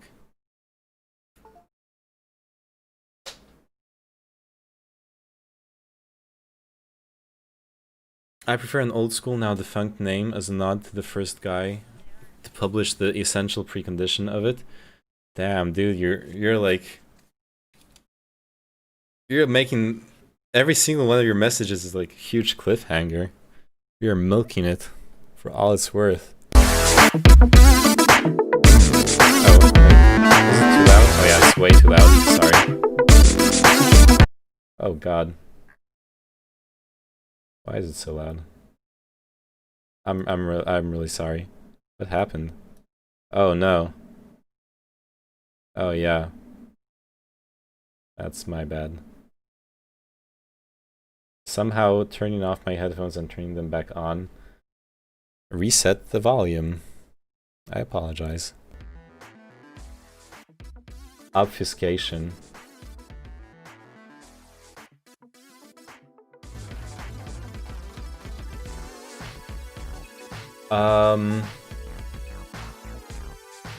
What do you mean by that? I understand what obfuscation means, and without knowing what you're exactly referring to, I'm assuming you're talking about how in psychology, at least in like classical, like Freudian, Lacanian psychology, you're often talking about, you could say, obfuscated memories, obfuscated emotions, trying to unearth things. Obfuscation is what the mental health field has been doing. Really? According to you, it's... But then you're not... Okay, first off, then you're not answering my original question, which is what is the one label that... Wait, so you're saying that the mental illnesses are made up?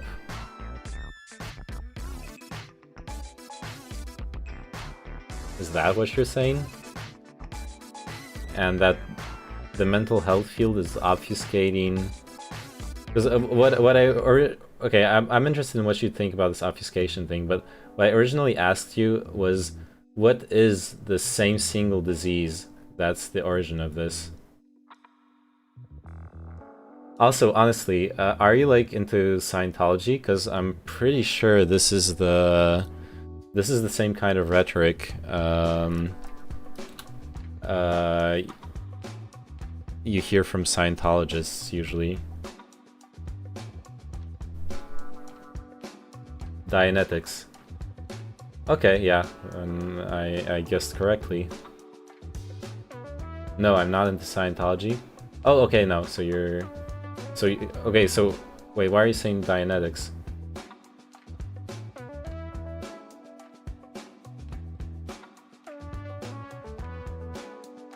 I'm just curious, because I know Scientologists are really anti-mental health as a field.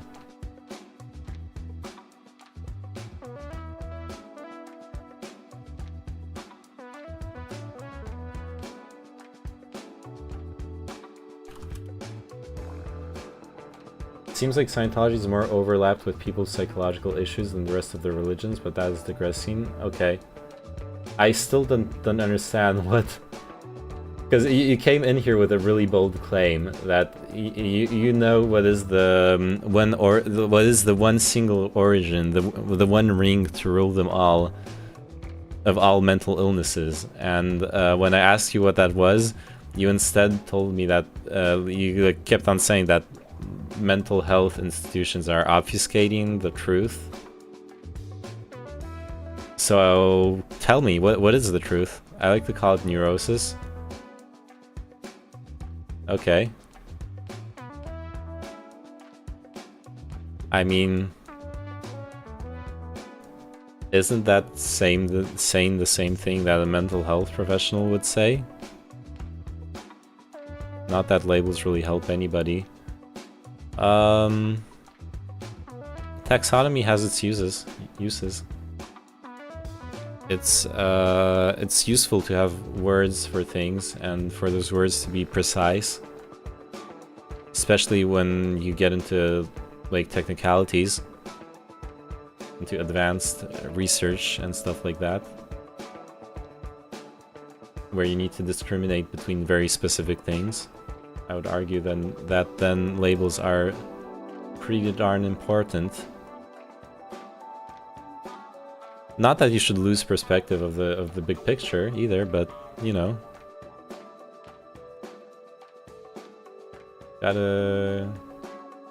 you gotta know when to dig in deep, get your hands dirty, go into the specifics.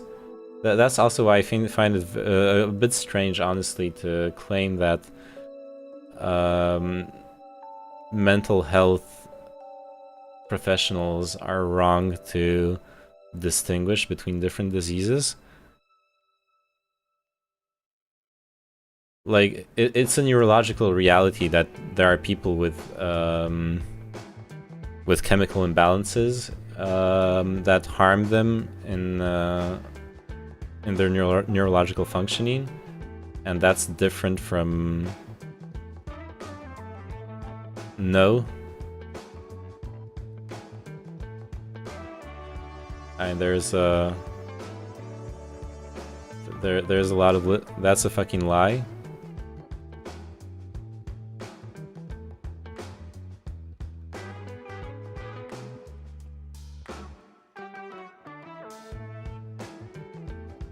As a side note, this psychology discussion is like very much on the verge of feeling weird and malicious, but can't pinpoint it.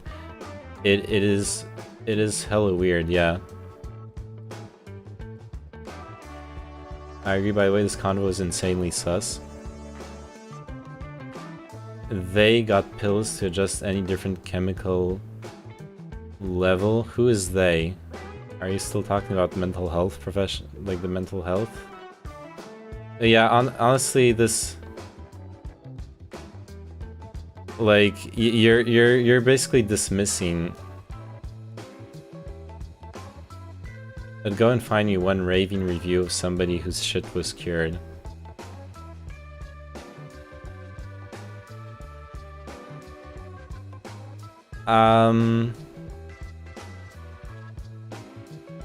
It's definitely more complicated than that. Than just saying that you're gonna get magically cured from taking, like, not magically, but it's not like a flu where you grab. It's interesting because we had a. I see a Bukro. Stay safe. Don't let the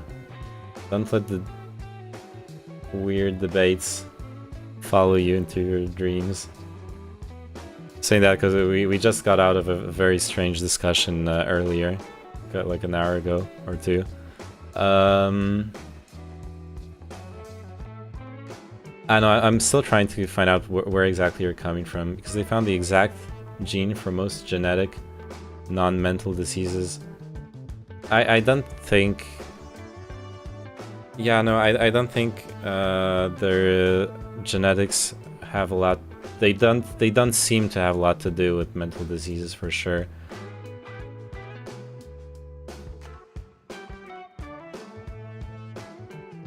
I know that there are a lot of arguments to be had about over medication in psychiatry, but also eventually about us not necessarily understanding to the end the exact chemical interactions in our brains, but Gotta keep them coming back every month to renew their prescription. See, the thing is, there are genuinely people who suffer from very severe mental conditions.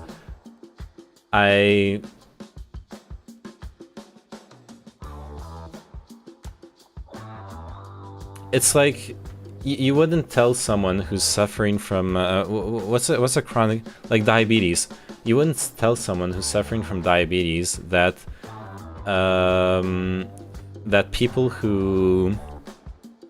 the medical professionals who sell them insulin are keeping them hooked so they come back every month to renew their prescription. They have a lifelong condition, and some of those mental conditions are lifelong conditions. It's sad, and maybe eventually we will have ways of actually curing them instead of coping with it, but it's usually better than not being medicated. Also, yes, self-medication is a big issue in mental health problems. So yes, a lot of people with mental health issues consume painkillers or alcohol or any other drugs. That is a commonly known fact. But that's not the fault of the mental health professionals. That's an issue with the disease itself, and the person suffering from it tries to find ways to cope with it, right? And the thing is, I don't want to defend like over medication. What they need to do is realize that virtually everyone around them has the disease. What is the disease? You speak in very vague terms and figure out how the disease affects behavior.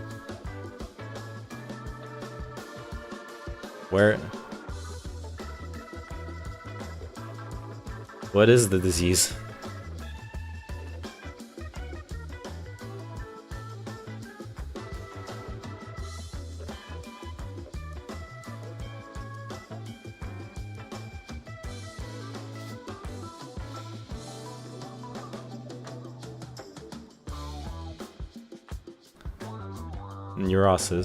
Neuroses. We all have, look, we all have neuroses, we all have traumas, we all have anxieties, we all have experiences that haunt us, and internalized bad patterns, built bad patterns. At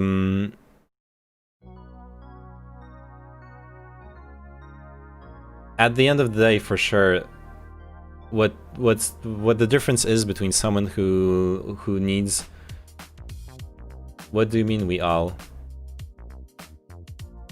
Human beings?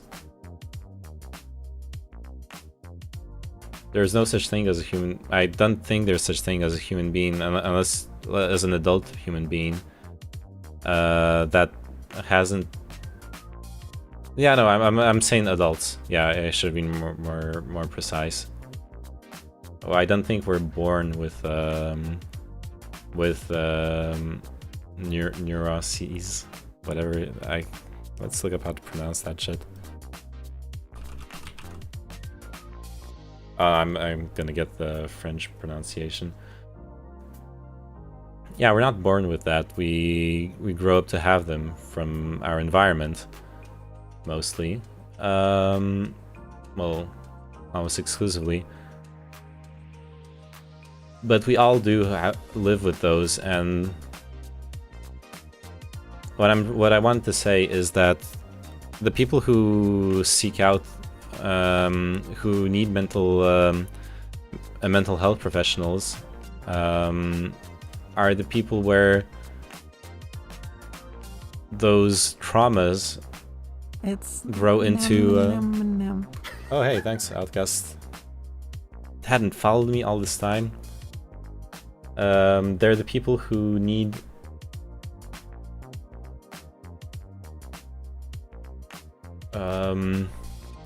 they're the people who have trouble functioning in life, right? They're suffering, they're unhappy, they need it's not bad at 4 or 8, starts getting bad at 12 and gets worse till 25 as the brain finishes growing. You're doing it again, like speaking in nebulous terms.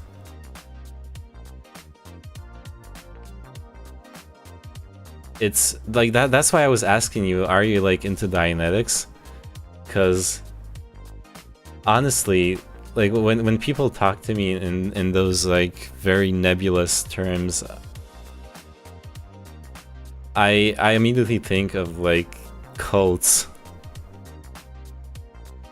You sound like you're trying to sell me some kind of cult, I guess, is what I'm trying to say.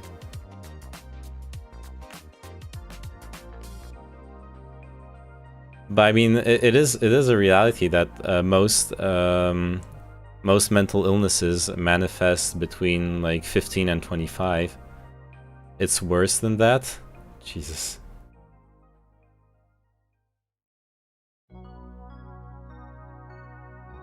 You mean it's worse than that in the sense of what you're trying to sell me here is worse than that?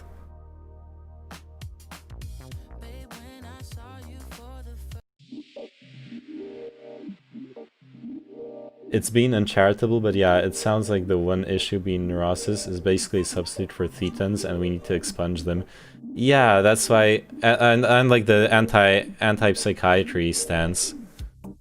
Which you ever seen I Am Legend? Yeah, I've seen that movie. Well, because it's like starring in that movie.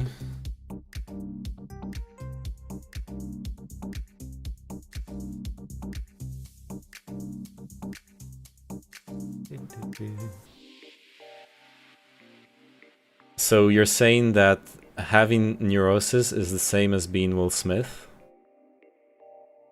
That's what I'm holding on to from this discussion.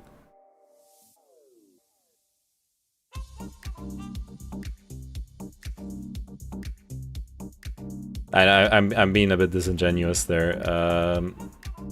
No, being surrounded by people with neurosis. Yeah, that's what I thought you were going at. It's like being Will Smith's character surrounded by zombies, yeah.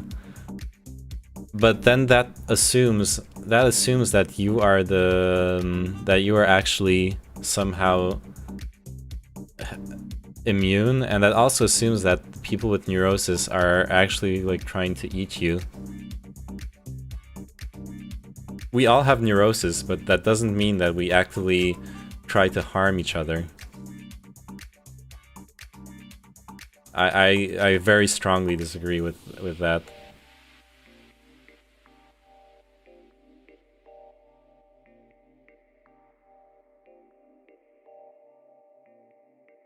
I'll go heat up some water for tea. I'll be back.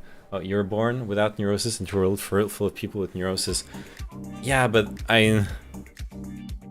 look, at some point, the first human beings came into the world, and the world was a pretty fucking harsh place, and we had to cope with it. This isn't like some unnatural alien Borg thing that we transmit. That like I'm saying Borg because you're using the word assimilation. We simply adapted to a more or less hostile environment. And some of those adaptations no longer really work in a bigger society. Some of them are caused by living in a bigger society. It's a complex issue, and catching a disease is not adaptation. Well, I need to find a source on that. I read something a while ago about how like part of our genetic code is actually prehistoric viruses. Let me see if I can look it up real quick.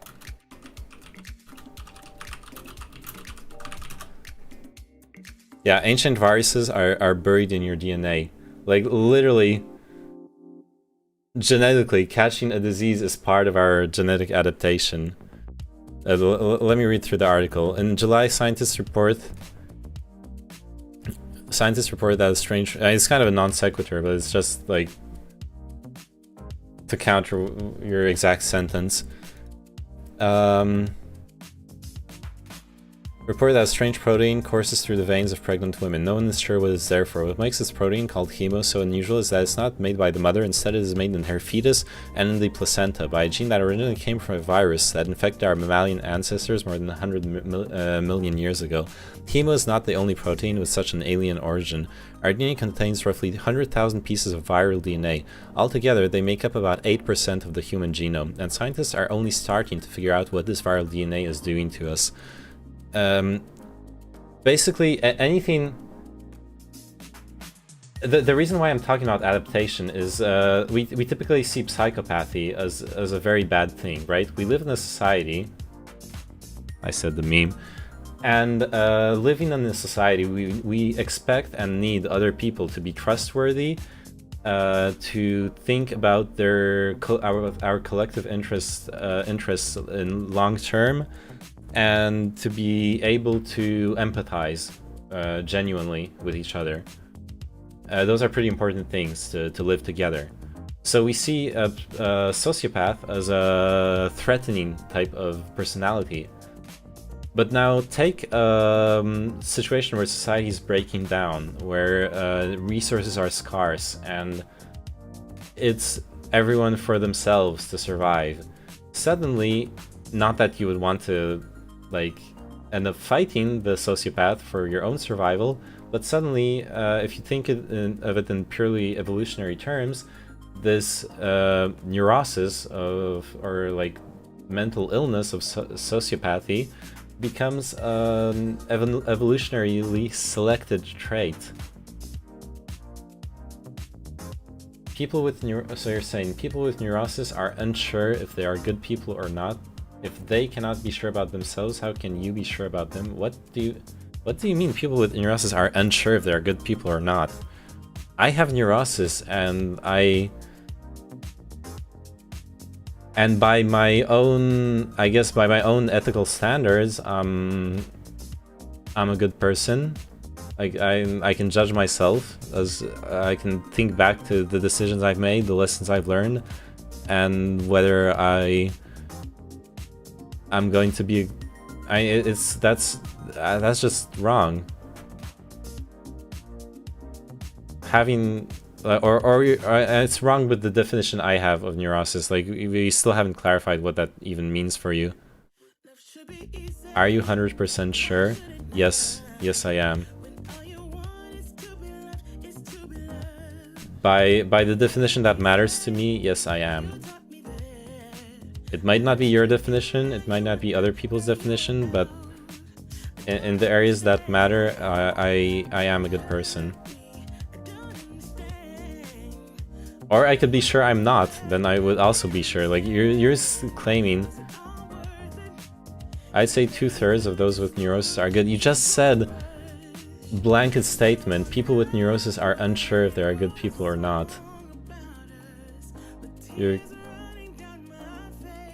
Feels like unless you believe in your own divine path, you have neurosis, which makes you damaged, so only those with total confidence are healthy. But yeah, I don't know, this guy hasn't talked about divine path. It's just been really vague.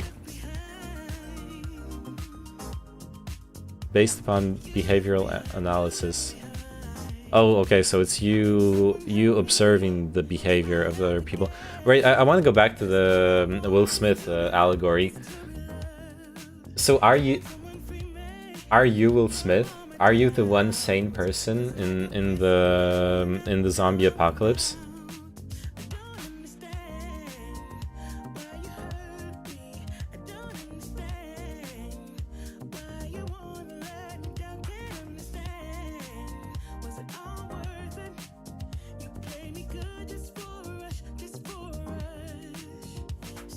The retrovirus happens to infect an egg or sperm. Its DNA can potentially... We're both in the zombie apocalypse row. Yeah, but I'm talking about the whether it was intentional or not. When you were talking about I Am Legend, that you're placing yourself or me or whoever in the shoes of the one person that's not zombified. Is this idea that like one of us is exceptional in some way? Also, like earlier we were talking about alarmism. I don't espouse the idea that I'm surrounded and you're surrounded, but do you know it yet? Okay. Dude, can you see it yet? Dude, you say you realize you are literally doing like cult. This is like textbook cult manipulation tactics that you're pulling out here. I don't know if you realize it yourself. You're like doing it aware. If you are aware of what you're doing, but this is really unhealthy. This is unhealthy to yourself and unhealthy to the people you interact with. You're instilling doubt. Maybe you're scared I'll hurt your feelings. Yeah, sure, buddy. I'm really scared.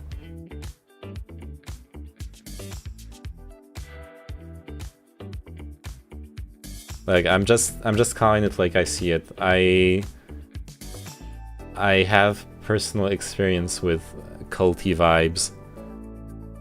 I know how people talk, how people reason within cults, and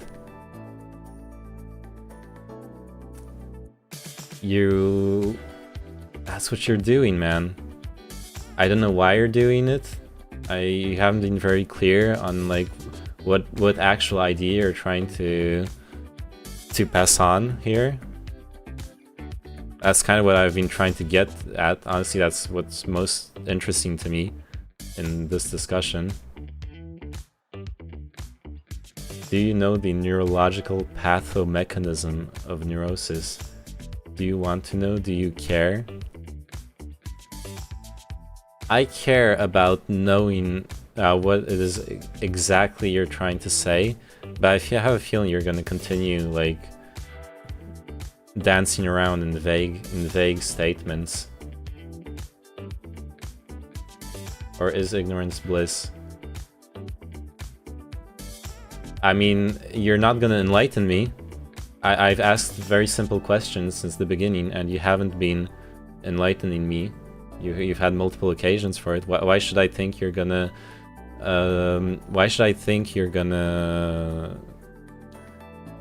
heal my ignorance now? What if I tell you I want to know? What are you gonna tell me? You're just gonna keep on like saying vague bullshit. Or maybe not, in which case I invite you to. Please tell me something. I've answered your questions, don't pull that shit.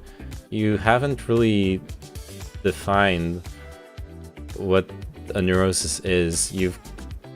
The closest you've come to trying to like describe it was an alarmist allegory where everyone's a zombie and like some vague allusion to this being the apocalypse. Key feature is stratification of the brain. Okay.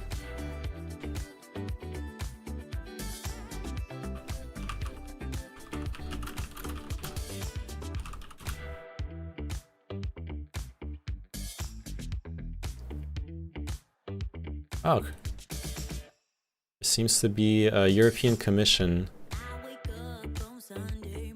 article about that uses the same words you're using, so maybe there's something interesting here. Brain network-based stratification of mental illness. To reduce the burden of mental disorders, it is a formidable aim to identify widely applicable disease markers based on neural processes, which predict psychopathology and allow for targeted interventions.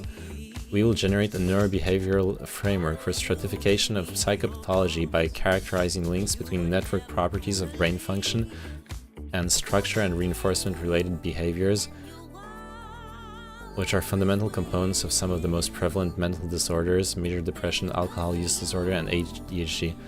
We will generate a neurobehavioral framework for stratification of psychopathology by characterizing links between network properties of brain function and structure and reinforcement. How about asking the person to define in 2 sentences what the issue is and what the solution might be? I'd be happy if you can like summarize in 2 sentences what the issue is. I don't even need a solution. I just need to see the exact issue you're trying to get at, dude. But this article is interesting. I am a bit skeptical of the... Oh, it's an ongoing research. It's a grant. It's a research grant, and it's ending in 2021. But the stratification it's talking about here, if I understand the blurb correctly, is stratification within the model. It's not... I have no idea what you mean by stratification of the brain. If you're thinking of some like specific neurological process in the brain itself or something else, but it's not like fragmented, but more organized. Okay, yeah, so like the fact that the brain has different parts that have different functionalities, I guess.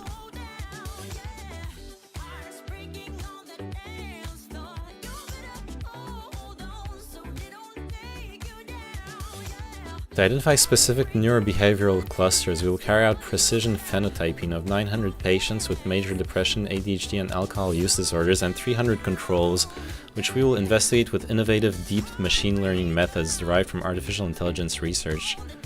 Development of these methods will optimize exploitation of a wide range of assessment modalities, including functional and structural neuroimaging, cognitive, emotional, as well as environmental measures.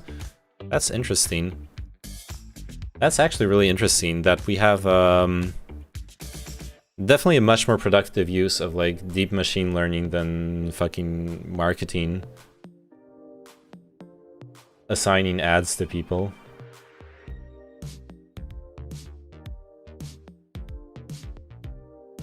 "13 chunks of neurological material that take turns, rather than one big chunk of neurological material that feels fine." Why the...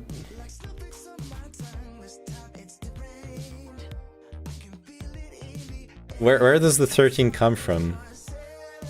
Like, I like to call them modes. Each mode has different functions, sensory capabilities, accessible data, and symptoms or feeling emotions.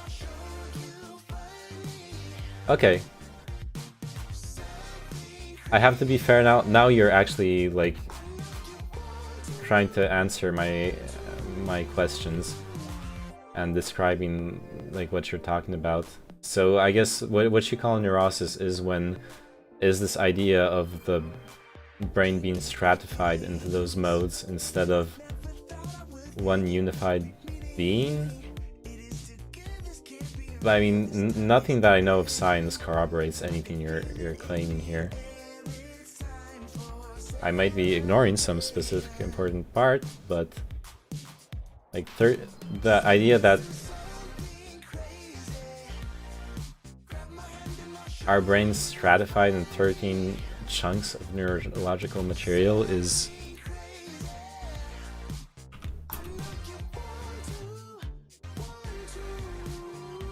coincidence. There are 12 personality disorders. Jung's archetypes. Oh man, dude, now we're like going full on numerology conspiracy memes. I can't. Like now you realize that you realize that the brain has a natural bias towards trying to find meaning where there is none, and that because of that we establish connections between coincidences such as numbers.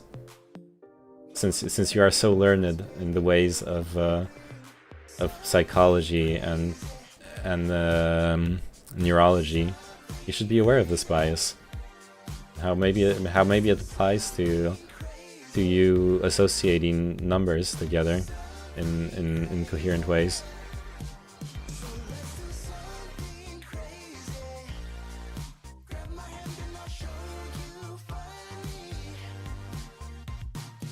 Well, to be honest...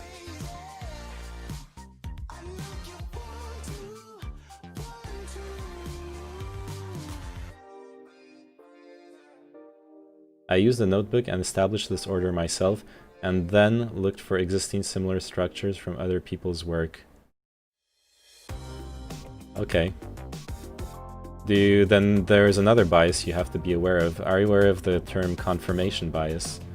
Where if you approach other people's work with a preconceived notion already in your mind that you're looking for, you're most likely going to find it, even if it wasn't there in the first place. It's another way in which our brain is capable of creating meaning where there was none, by just inserting the meaning that we were looking for in the first place. It's a very, very pervasive bias. And that is why, it is one of the main reasons why we have to use a scientific method, and or why there are specific rules to like how we set up experiments and how we admit things to being truth within the scientific method, is to defend against those kinds of biases, defend against a researcher. I would think you would be trying to learn about these modes one by one. No. I'll be honest, I'm very interested in all things like psychology and neurology related, and I think my time would be better spent reading peer-reviewed articles and research into those fields. From another chatter, I guess the detail doesn't really matter until you can plonk down the issue into a single sentence, like, I were to charitably try to summarize a potential interpretation, it would be parts of the brain have different levels of cohesiveness from person to person, and as a result, those people with a lack of bridges between parts of the brain can be more susceptible to mental illness.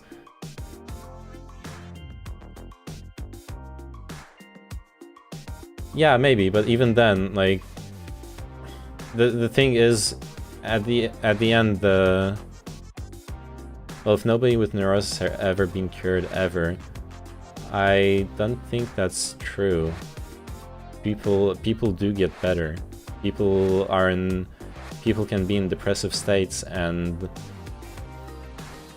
get better. People can work through traumatic events and heal. People will be addicts their whole lives, in the sense that the neurological addiction will be there, but they can resist the addiction for the rest of their life. They don't even know the neurological pathomechanism behind this stratification. Dude, I had to find out myself a true needle in the haystack. I hope... I'm sorry, dude. I cannot entertain... I feel like this is unhealthy. I cannot entertain what you're doing. I don't want to do like any armchair psychology, but this sounds way too close to some like weird not weird, that's the wrong term. This sounds really close to some kind of experience of to my personal experience interacting with people who have some form of or other of like schizophrenia, and I'm not qualified to help you with that. I'm not the person you should be talking to about this. I cannot help you with that, and despite what you think, you're not helping me or anyone else with this. If you actually manage to like get into someone's head with this stuff, you're gonna end up hurting them, honestly. So I'm gonna have to put an end to this discussion now. I don't think anything good can come out from this. But thanks for dropping by and sharing, I guess.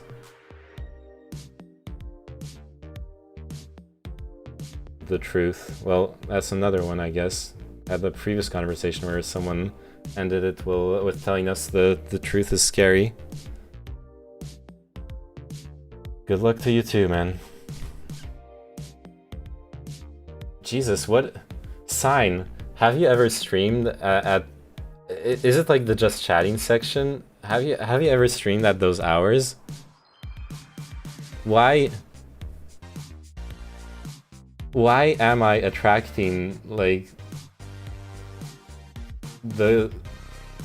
why am I attracting strange people, or is it just the internet? I guess it's just the internet, right? There's like, hey Danda. I don't know, I'm fucking lolling so hard. Dude, what?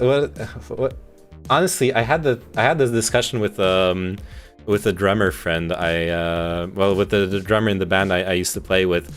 I asked him, because I have that IRL too. I'm like walking down the street, and some like homeless dude with obvious like mental illness is gonna start talking to me. To be fair, if I were me, I wouldn't have ever joined the Discord in the first place, so I'd have totally negated it before it even begun. Yeah, fair enough. So I got this. Like I have a funny anecdote like that. I went to get a pizza from a pizza place. Great pizza place. €5, you get this huge pizza, delicious. I'm walking down the street holding it. I'm like happy I got my pizza, and I'm holding it in one hand. I lose like my sense of balance or whatever. It drops on the ground.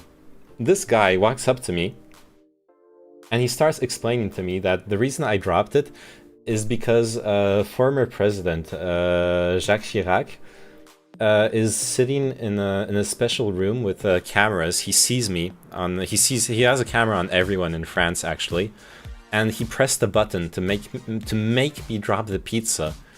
And this guy's holding my leg for like 10 minutes, telling me about his like schizophrenic delirium thing. Like, good on you for engaging with people, but like most people who post shit like, hey, join my Discord, or hey, look at this YouTube video I made, I'd just be like, sorry, I'm streaming, I can't really do that. Yeah, it is really sad. But so at some way, so I was talking with the drummer in the band I was playing with, and telling him like, because I have that too with, I haven't had that in a while, but I had that too with homeless people wanting to talk with me, and sorry, I bumped into the thing. Homeless people wanting to talk with me and like share their life story and stuff, and I'd usually entertain it and want to like listen to them and give them social contact and stuff like that. And what the drummer told me, which is also kind of a beautiful way of putting it, because in French when you have you call it that way in English too, right? Where, oops, the space.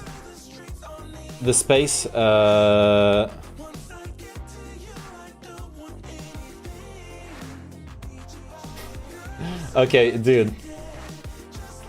The space between the text and the start of the page is the margin. I think it's the same in English. So it tells me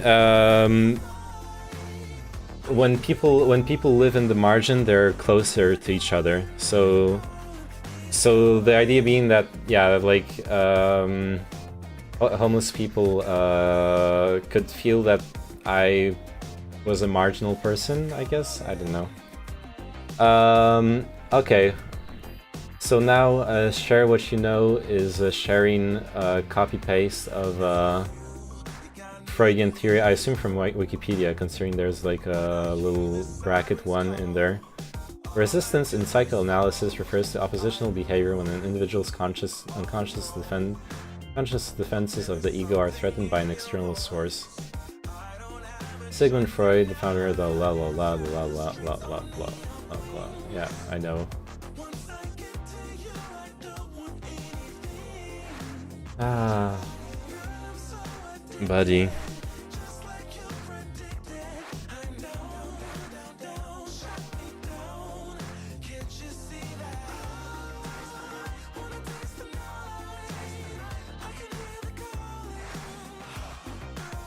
Yeah, so yeah.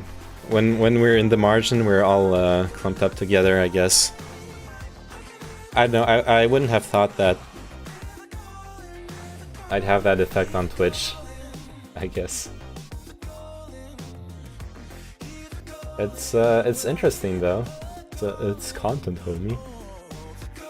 But nah, honestly, I don't think like the discussion with the drunk guy in Discord, like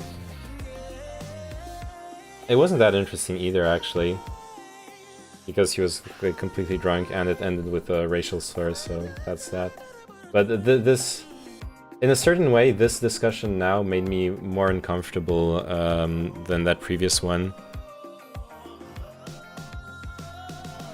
Like between the culty approach and the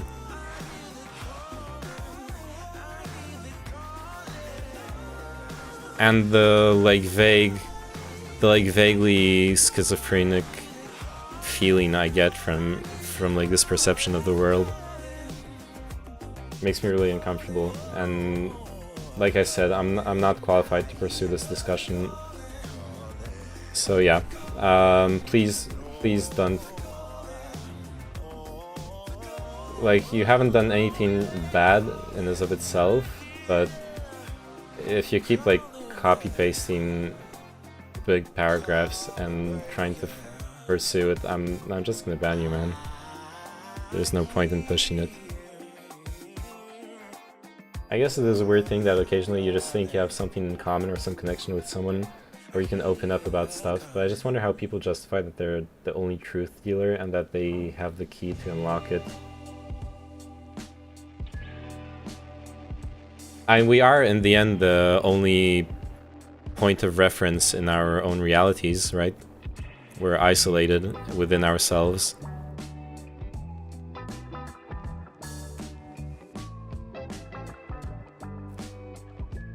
Like, I wonder if the drunk guy would have even tried to discuss with you if you weren't a resident in France. I don't know. And obviously there is also just like the random luck of the draw. Like, who... Think about it, who would... Let's take a look at the just chatting section. Twitch. Browse. Just chatting. 200k people in here. How far... Okay, I'm up here because I'm logged in, but... Like... Say we scrolled by viewers. How far do I have to scroll down to find myself in here?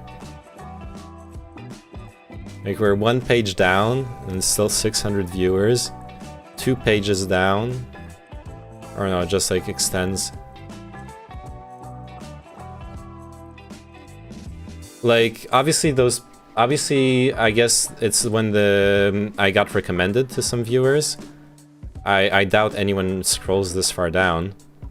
It's just like the random recommendations at the top based on who else you follow and stuff like that.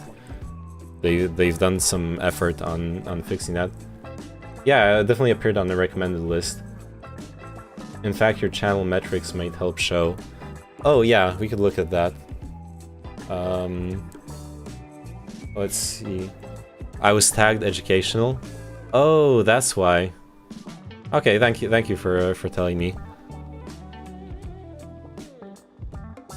Yeah, that definitely helps, the tags. I forgot I put on those tags.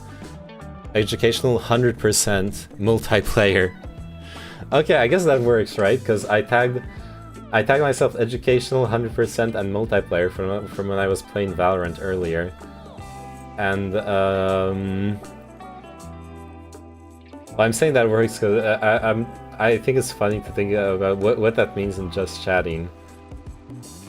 I mean, technically it is multiplayer. I am interacting with anyone who shows up.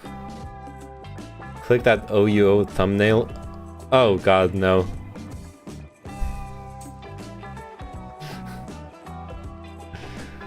Wait, we're allowed to like react to someone else's stream, right? Alright, it's a Korean stream anyways. We're not gonna understand anything. Auditory ASMR. Radio. I don't know if it has some weird get around for the blind playthrough memes, but I seen someone with blindfolded playthrough. If it was some weird get around, and the get around, if you actually are talking about, is like what's the tag again? It's something. First playthrough, yeah, that's the one. Like first playthrough, no spoilers. That would be the tag now.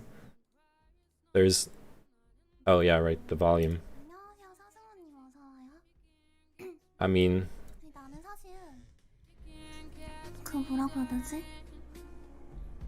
just listening to some girl talking Korean. That's not something that is very interesting to me right now. Yeah, so I guess the tags matter a lot. First playthrough, yeah, but like I wasn't sure if they were semi-resisting, but using that instead. Yeah. It's cool to see that the discovery, that there is some discovery from the tags and the recommended list. I figured there was something going on when I first saw this, that by default it's the recommended for you list instead of anything else.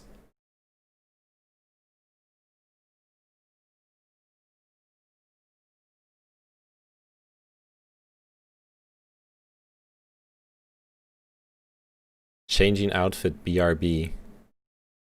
I guess that one's for you too, Gargzets, right? You want that Coomer content? Maybe I should change into my skirt and leggings. This study is interesting. I'm happy we discovered this. Definitely interested to see people flow in and out on. Interesting to see people flow in and out on less popular categories. They got my most viewers organically and chatters through Flight Sim. Oh yeah, you were telling me about that once. Yeah, that is interesting. What's the flight simulator category look like right now? I feel like we're also in the weird hours of Twitch, right? Right now is supposed to be. I remember looking at some statistics. Right now is supposed to be the hours where there's the least viewers on Twitch. Holy shit, Lily Pichu is playing Valorant with her VTuber persona. Amazing. Think I could stream snipe her? Oh wait, no, my account's EU anyways. What rank is she? I want to see what rank she is. Press tab, come on. Do it. Lily, I beg you, my queen. Oh, look, she's like... She knows my camera's up here. She's like... coming down under it. Please, Lily. Show me your rank. Ah, I guess I'm not going to see it. Anyways. Flight Simulator. What was it? Flight Simulator X?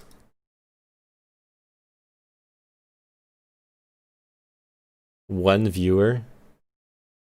Problem is that Flight Sim is even more of a mess now. Everyone streamed under FSX for FSX, X-Plane for P3D and DCS, but with Microsoft Flight Simulator out now, it's rough as it's even more diluted.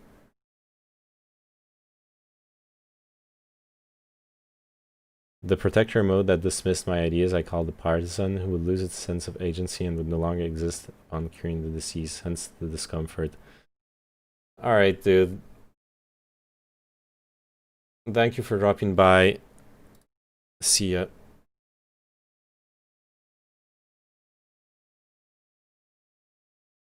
I warned you. I told you I didn't want to pursue this conversation.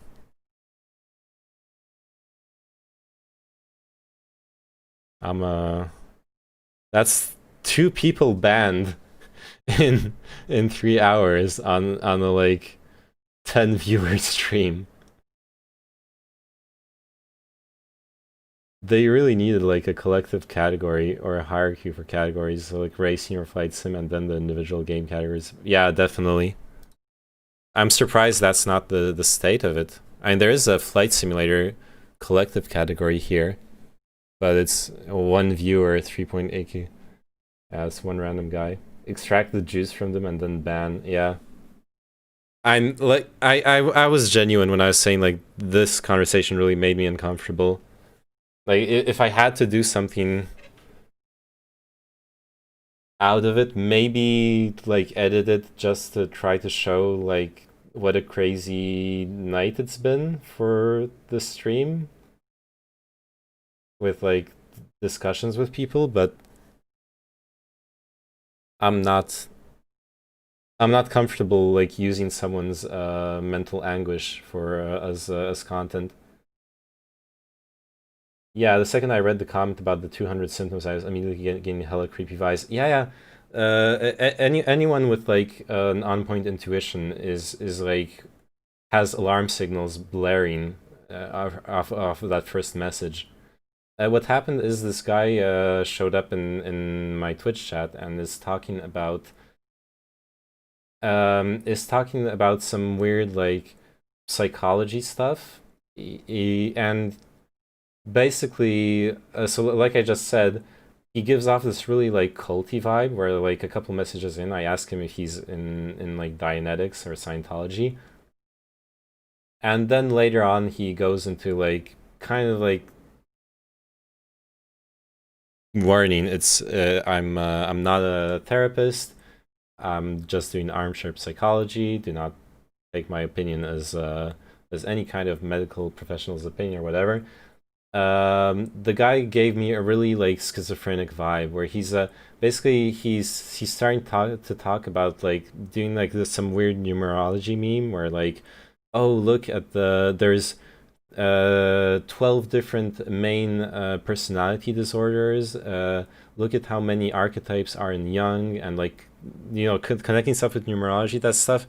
Because I have interacted once or twice with people with genuine schizophrenia where they're like actually are in a different reality and really should be very closely followed by health professionals.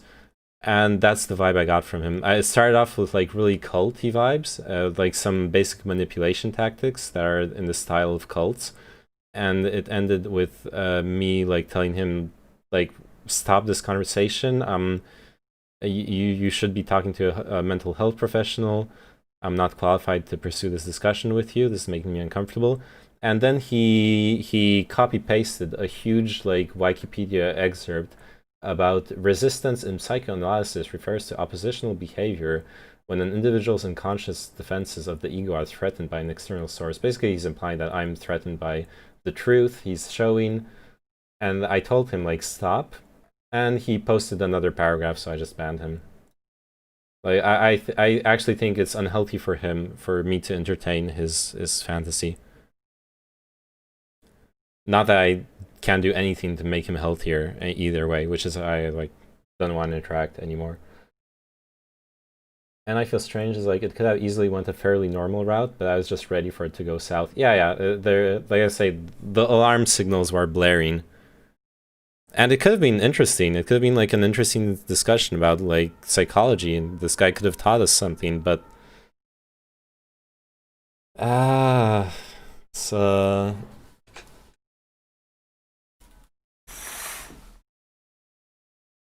yeah. People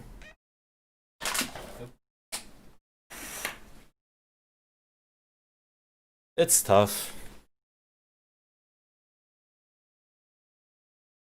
Wow, yeah, wow. I guess it's a learning experience for me. Because I'm trying to balance out like letting people express themselves in chat and whatever, and the fact that I mostly don't, there's not much that people could say or do that would like make me feel hurt. But balancing that out with the sense of responsibility, like I probably like a mod would have probably banned him a lot sooner. Just outright.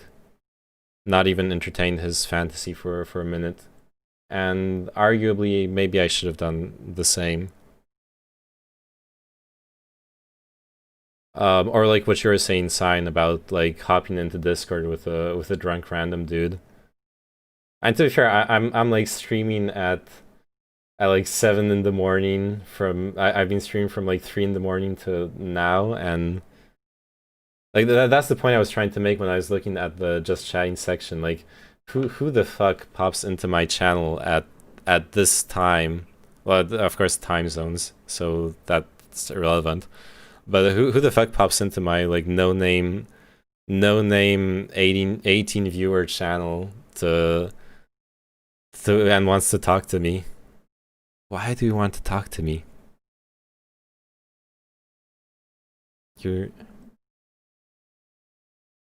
But no, I mean, obviously if you want to talk to me, you're welcome to.